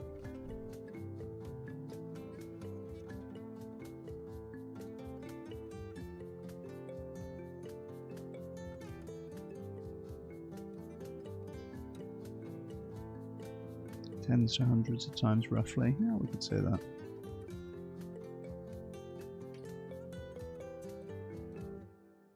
Evaluation. I think we read that at some point.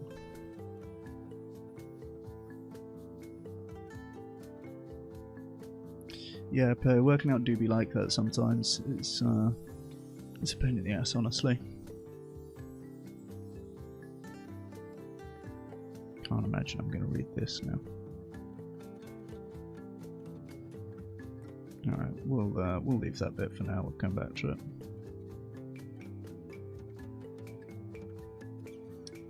Outsourcing. What's my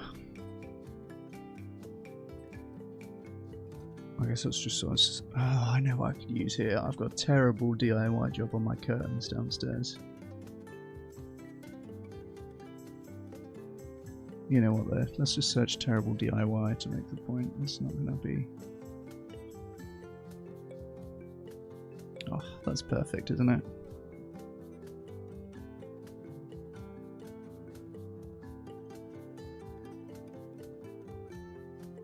That slide will get a laugh.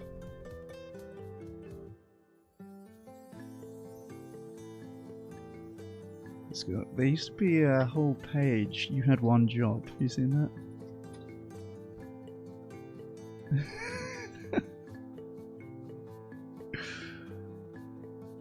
Yeah, that's a classic. Turn left with the right arrow. Brilliant. But this isn't really making a point about outsourcing though. Let's do the terrible DIY. I think that's pretty. Would you DIY making a flat pack chair? That's not realistic, is it? Terribly painted room. That might be the one actually. Terribly fitted kitchen sink. Look at that.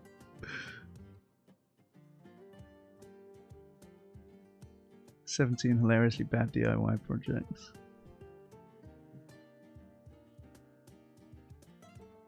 God, that is terrible, isn't it?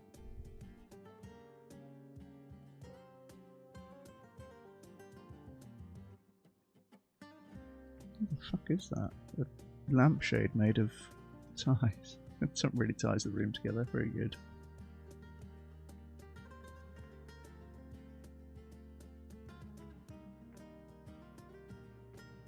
Fucking hell, that's grim. That's actually... This is like bad taste, great execution material. Awful taste, but great execution. That's a good one.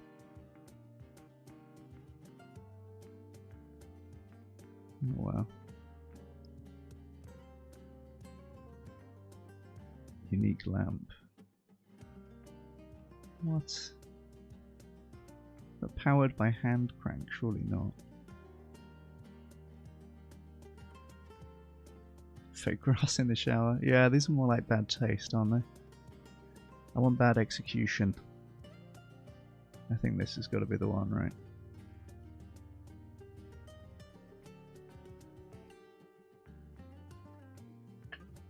This is the logic of outsourcing and delegating to get things done better.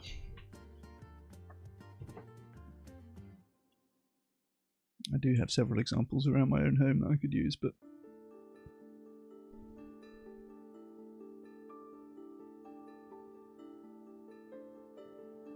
what would you call this colour? Green?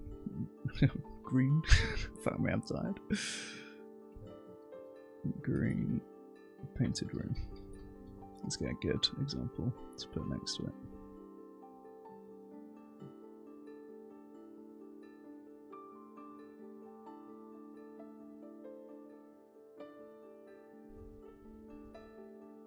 Oh, that's special, isn't it?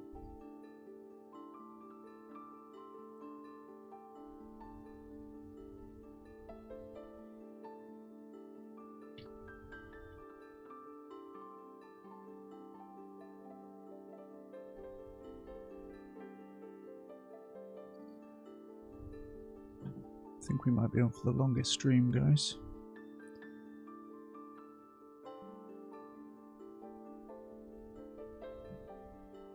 Is that a similar enough colour? Yeah, that'll be good. That'll go down well.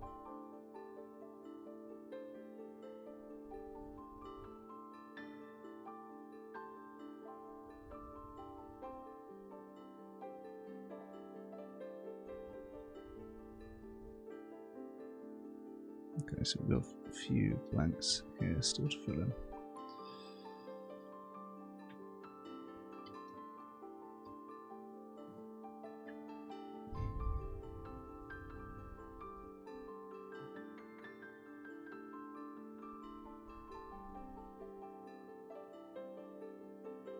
Let's do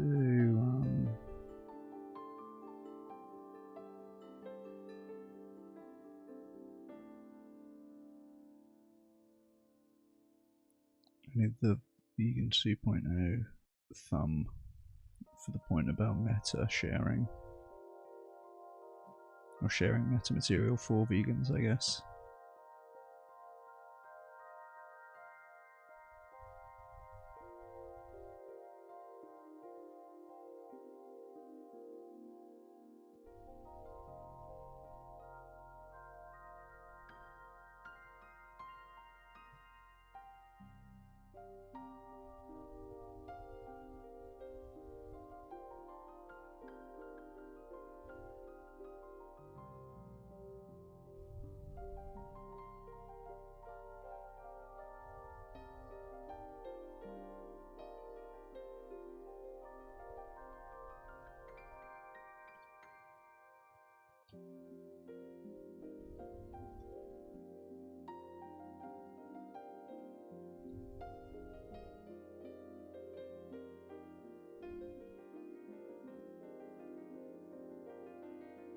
It'd be so dope if people just watched me do work all the time. Until I can be a full-time streamer, I guess. Keep on doing real work.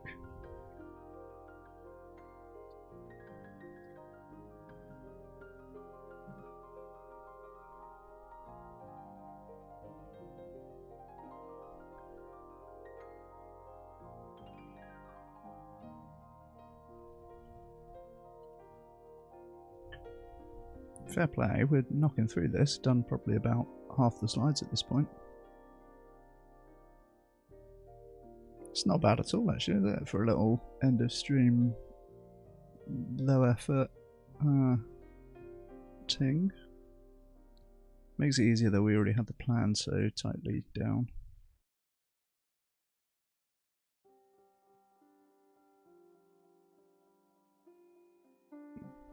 Right. Do more fast action network. We can get a little screenshot. Which I screenshot me having completed it. That's kind of mogging.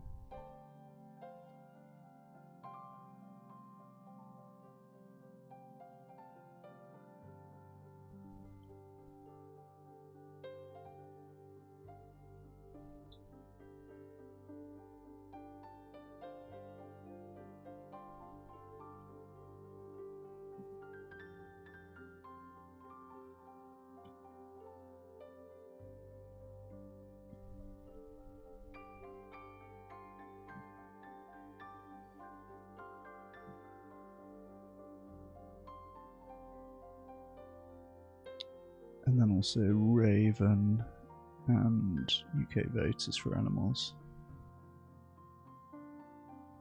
UK voters for animals. Let's just get a little shot of the homepage here. Dark moding it, which maybe is not what we want for this. Oh, there we go.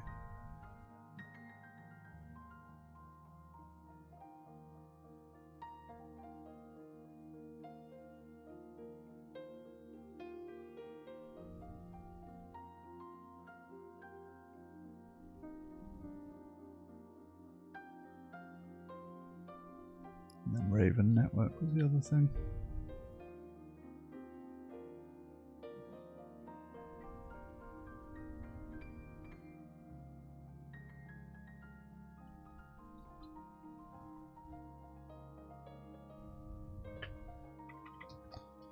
International Council for Animal Welfare.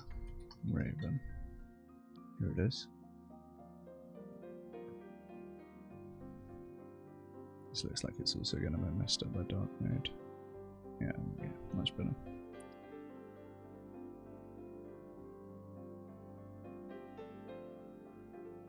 Just about like this.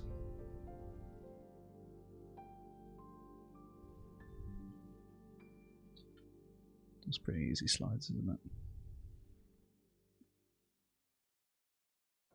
We'll leave it nice and big, why not?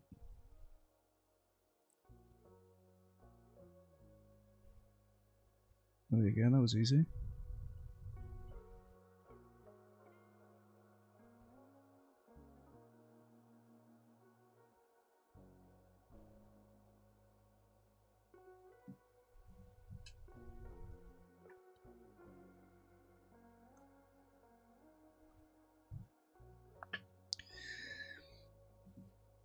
The importance of being organised opposed to doing things at random or on your own.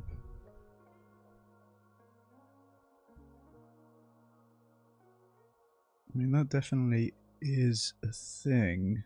I don't have a particularly compelling example at the top of my brain right now.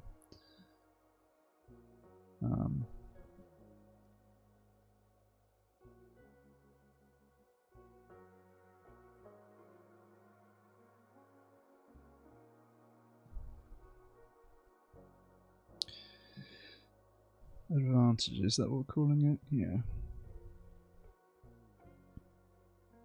This is the other one that I've got numbers for, isn't it?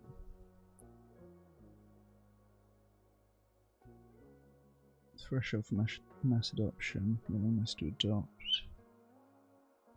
What's helped per year? Yeah, I don't think this made it into the video.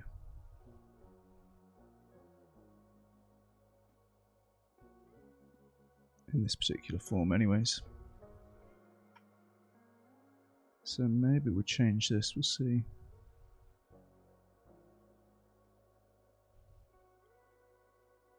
This needs to be a bit small text, doesn't it? Let's go smaller text all around. We can also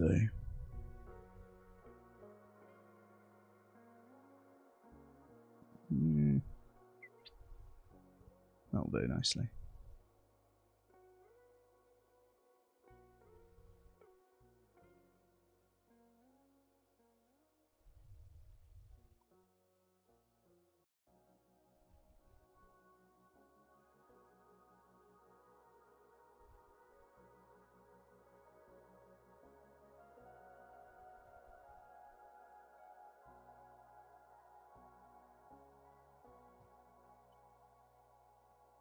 And you know what, we'll do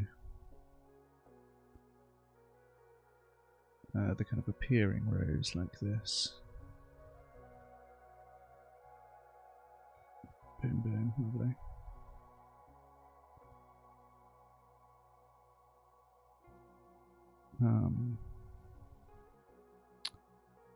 This is a linked chart, yeah, so I'm gonna have to fix this.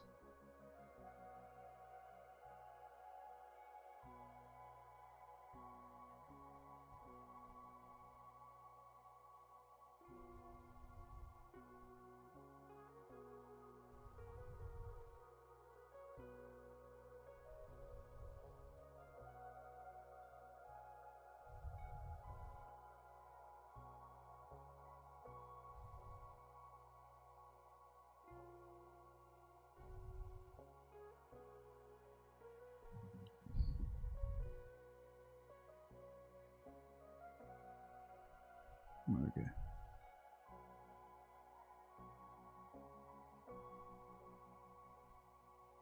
Let's have these be, yeah, nice dark blue like that.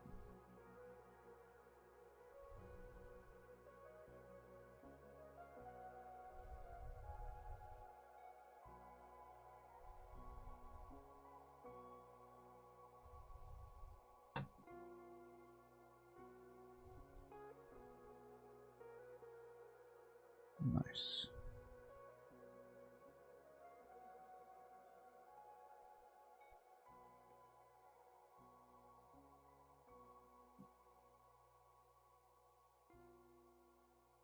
It bothers me that the donating is in per week, because realistically you'd do per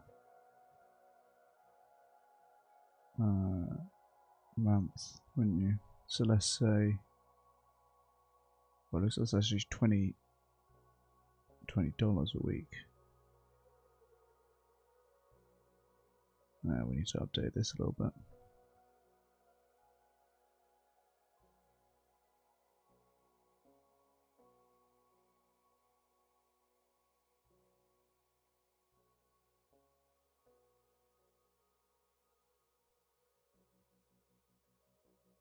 Say that you did 50 a month.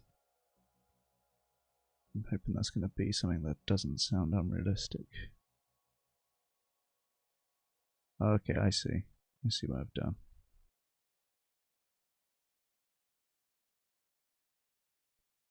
We're going to update these as well. I think my new estimate's 3.8 for this particular number.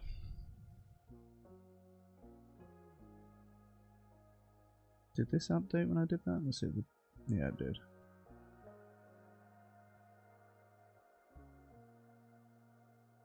I went down quite a lot when I actually did 15 a month, huh? Makes sense.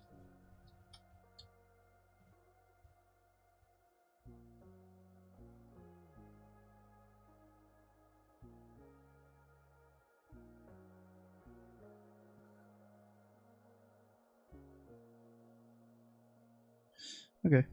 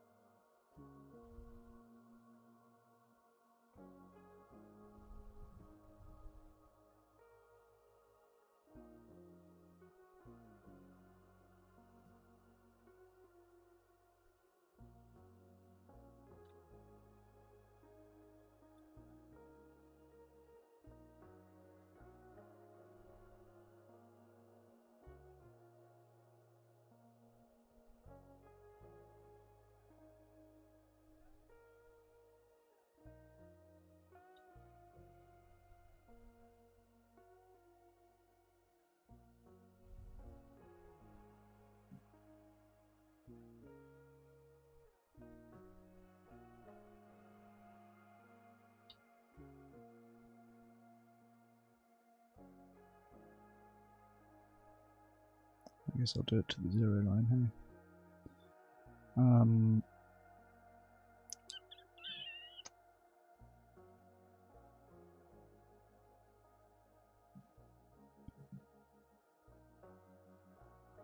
Oh fuck me, I've done this on the wrong slide. Oh, that's fine.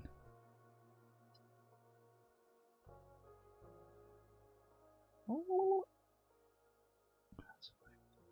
Okay, leave it there for now. I appreciate you, Poe. Thank you for being here, dude. Thank you for even watching the boring bits. Take it easy, dude.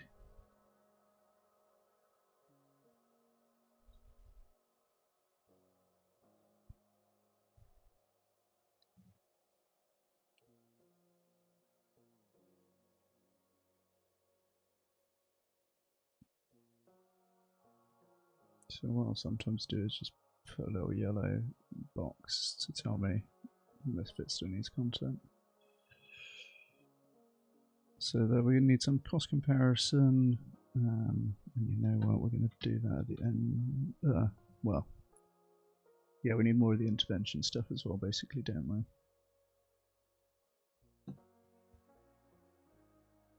And share more. I think we've got it down, right? Is there anything else? Oh no, there's one more that we need to do here actually.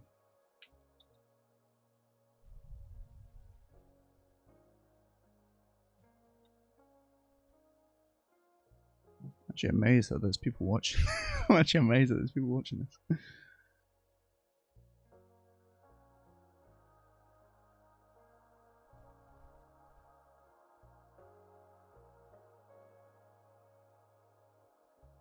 Fair play to you. It just feels like we're chilling, hey?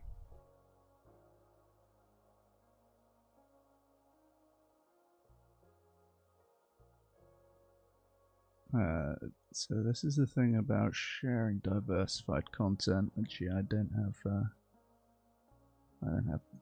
that at the top of my brain right now, so I'll leave it for now.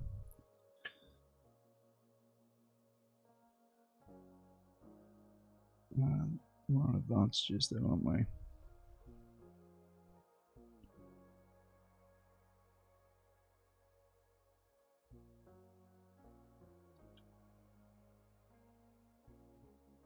Well, fuck, I think we've done that, lads. I'll have to go through here and put some sources, realistically.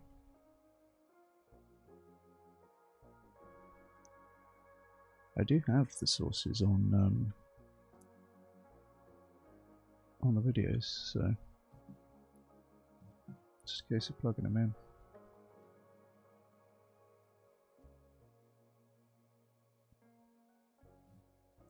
If we can put this to 3%, that's the latest percentage of vegans in the UK.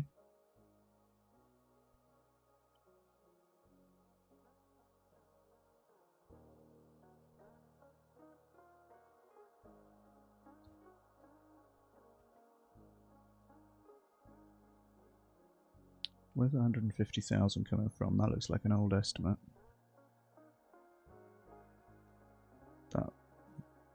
That's probably way too ambitious. Should be the sum of these things, right?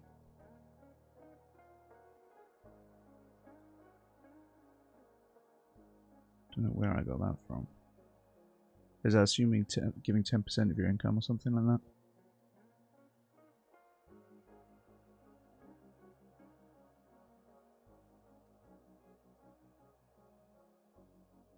Let's just do as the sum of these things, I think. That's the way to do it.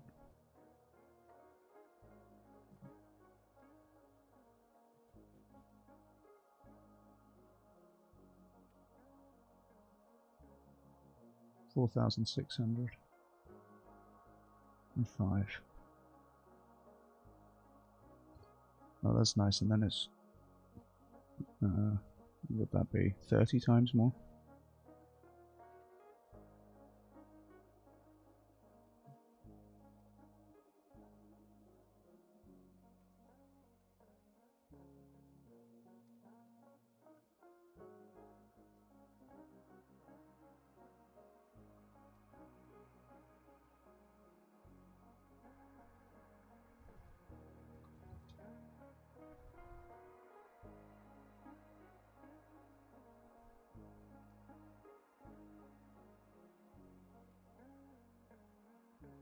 Jeez, nearly 2 o'clock. I suppose I'll try and sleep quite soon.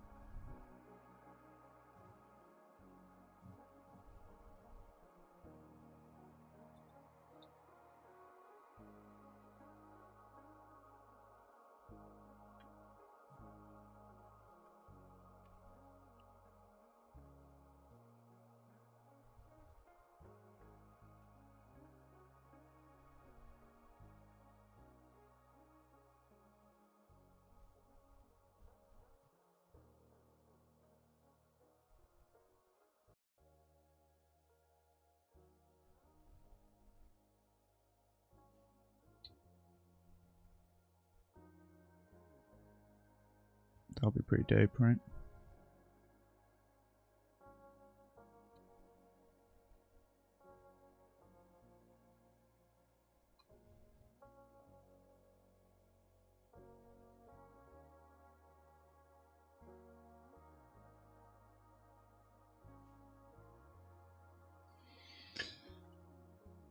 So these are the bits that need work.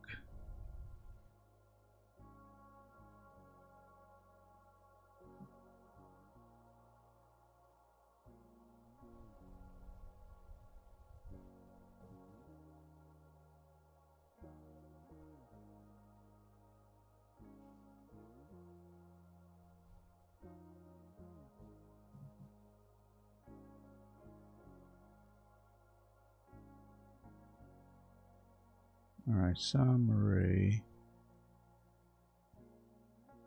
With the activism and the vegan 2.0.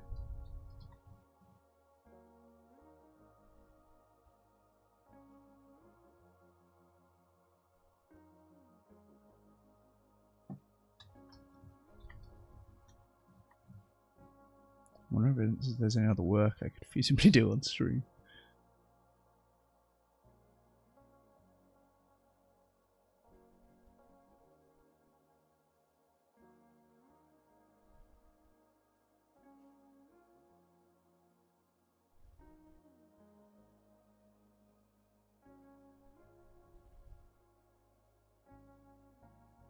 Have a look, actually. Or if there's any other work I could feasibly do is more to the point.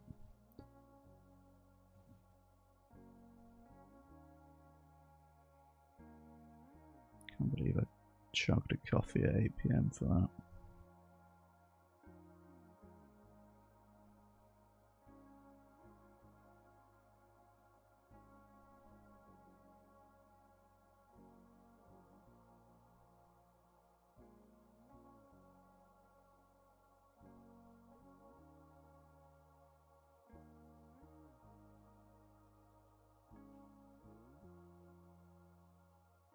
There's definitely some admin I could do, but it's really not very stream friendly. I like these banging slides, right, lads?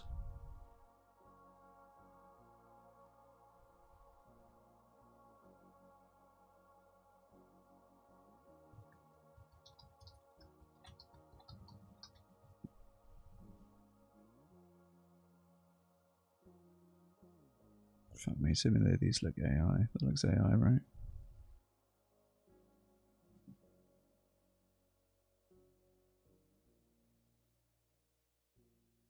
I want something that looks like high effort street activism. Oh yeah, here we go.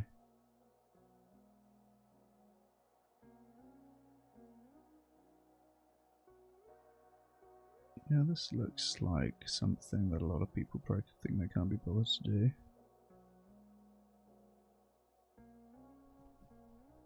Is this AI? No, I don't think so. The signs look a little bit too perfect somehow. You just don't know anymore, do you?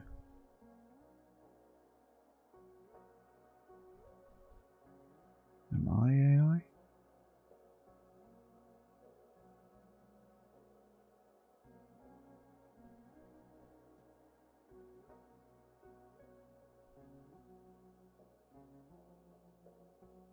Oh yeah, that looks like something I don't want to do on my Saturday. That's a perfect pick.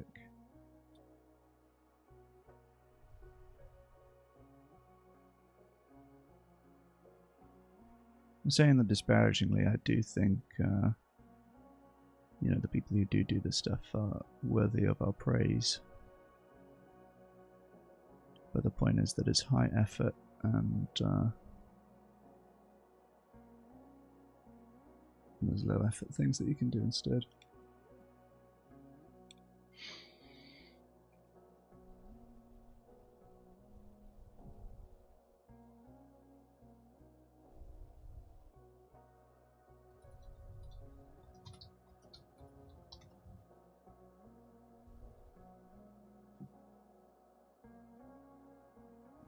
All these people look stressed about working, mate.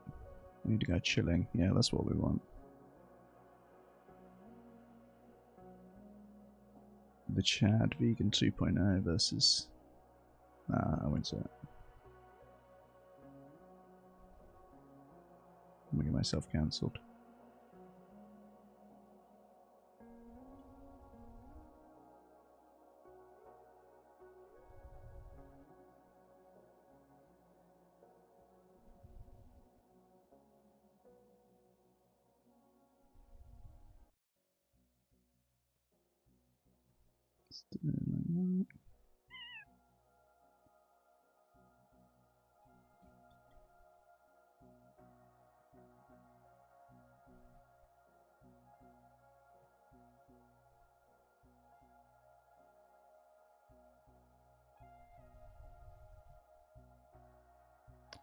I really want these to be the same dimensions, but they're just not.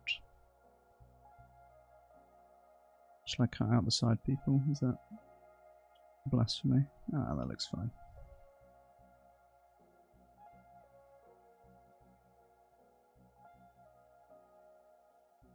Right, that's perfect.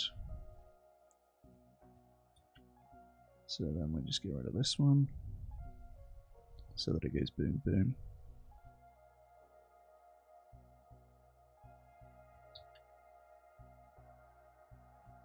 Is the Google Sheet that says the number of animals saved public? Yes, Rebecca. Thank you for being here. Let's see, we've got vegan 2.0 sheet is public, yeah. I'll put the link in chat. You can have a look at my my methods here. I know we've got a skeptic. Always happy to have them. Always happy to honestly, the criticism from the community has been super useful in helping me to make all of this more robust. So, I appreciate it.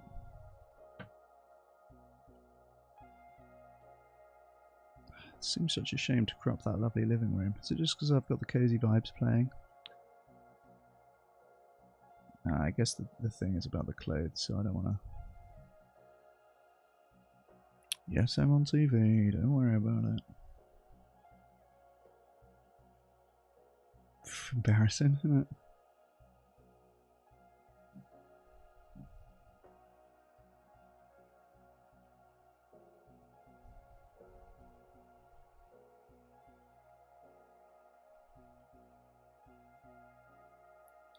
Alright, so now we need dieting and exercise. Oh, do we need a slide to say that?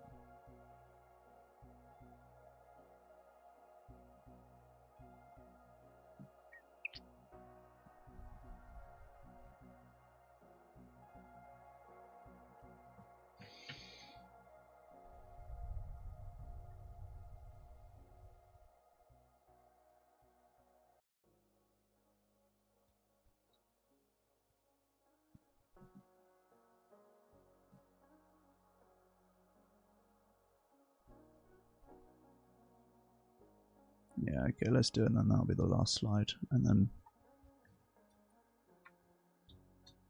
dieting.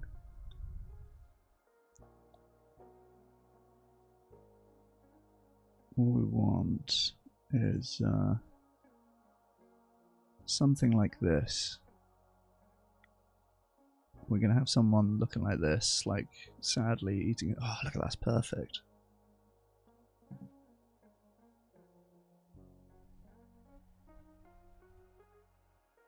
Oh, it's a stock image for dieting, eh? Alright, that's perfect. Get rid of that.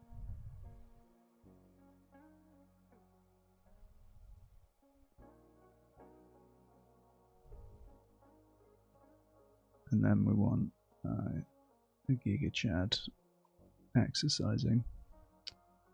Let's do weightlifting.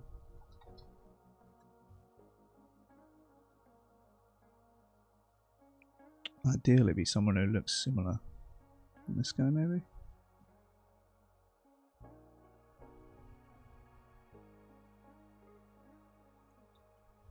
Yeah, that's feasibly the same person.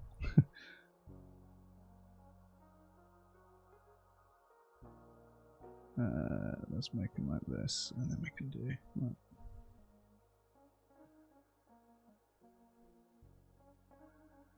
It's annoying me that this one's a little bit wider.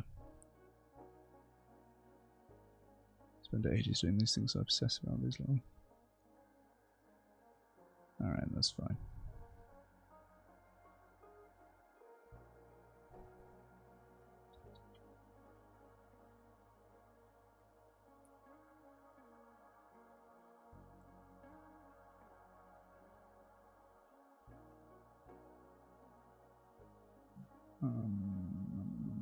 This is not like a particularly inspiring final slide.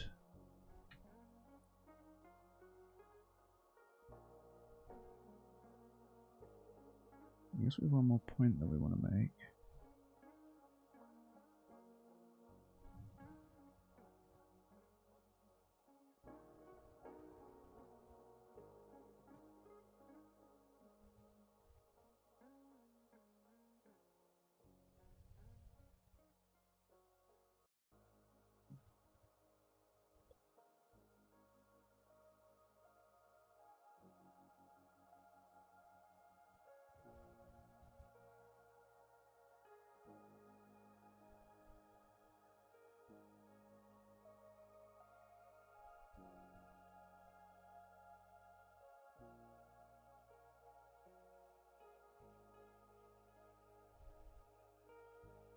You know what, we'll just copy this into the notes here.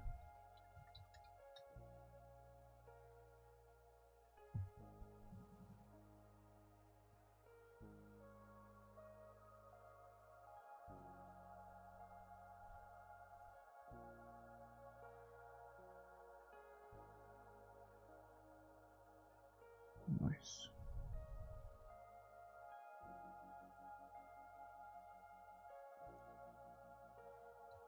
That's fine. Reports are being organised and diversify your content. I feel like we could still knock these out. Or is it truly bedtime now? It's 10 to 2. Coming up on 6 hours of stream.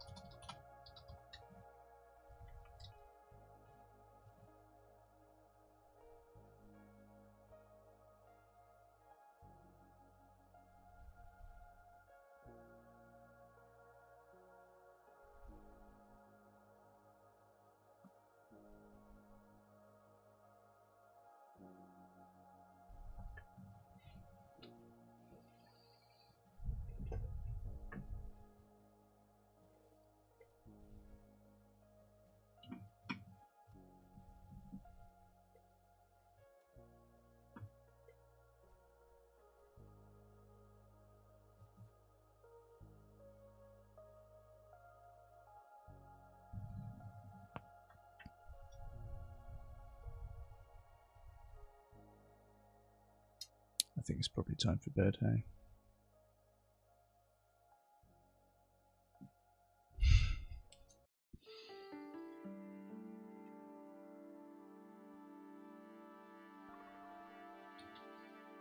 I think it's probably time for bed.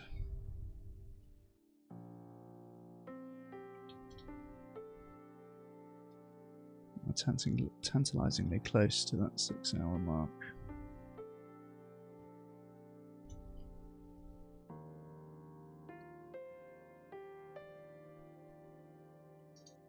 But at the same time, I've truly run out of steam.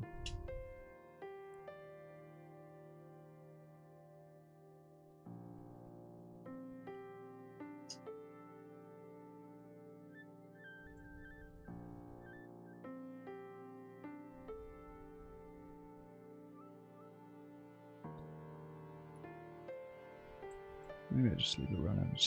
Maybe I just leave it running until we get to 6.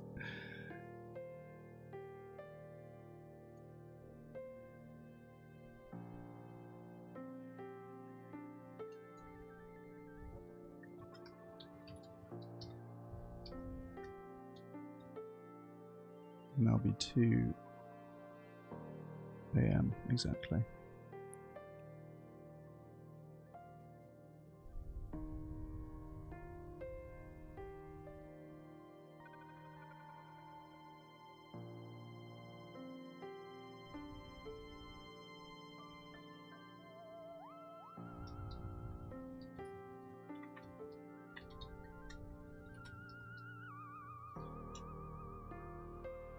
Tomorrow, but I'll mostly do the admin that I've neglected so far this week while I was doing debate prep. So, that was worth it.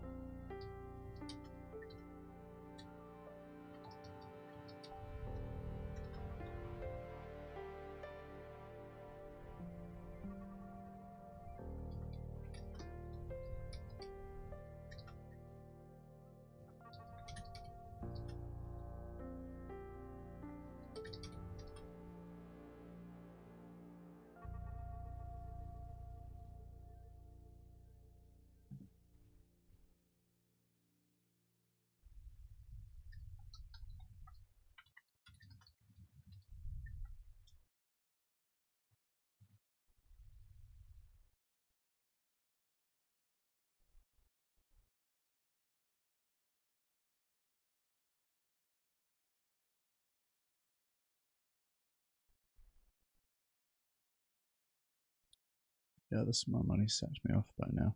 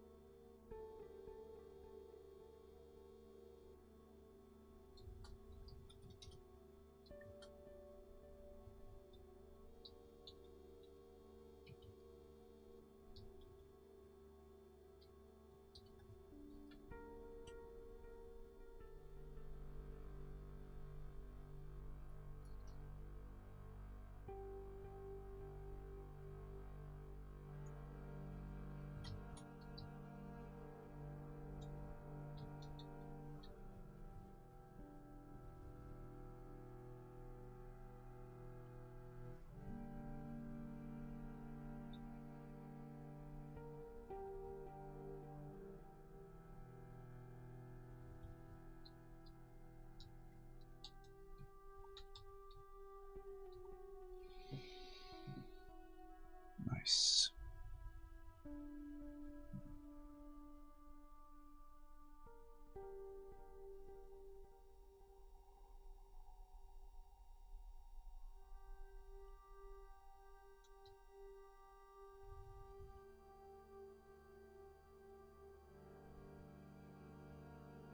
Six hours.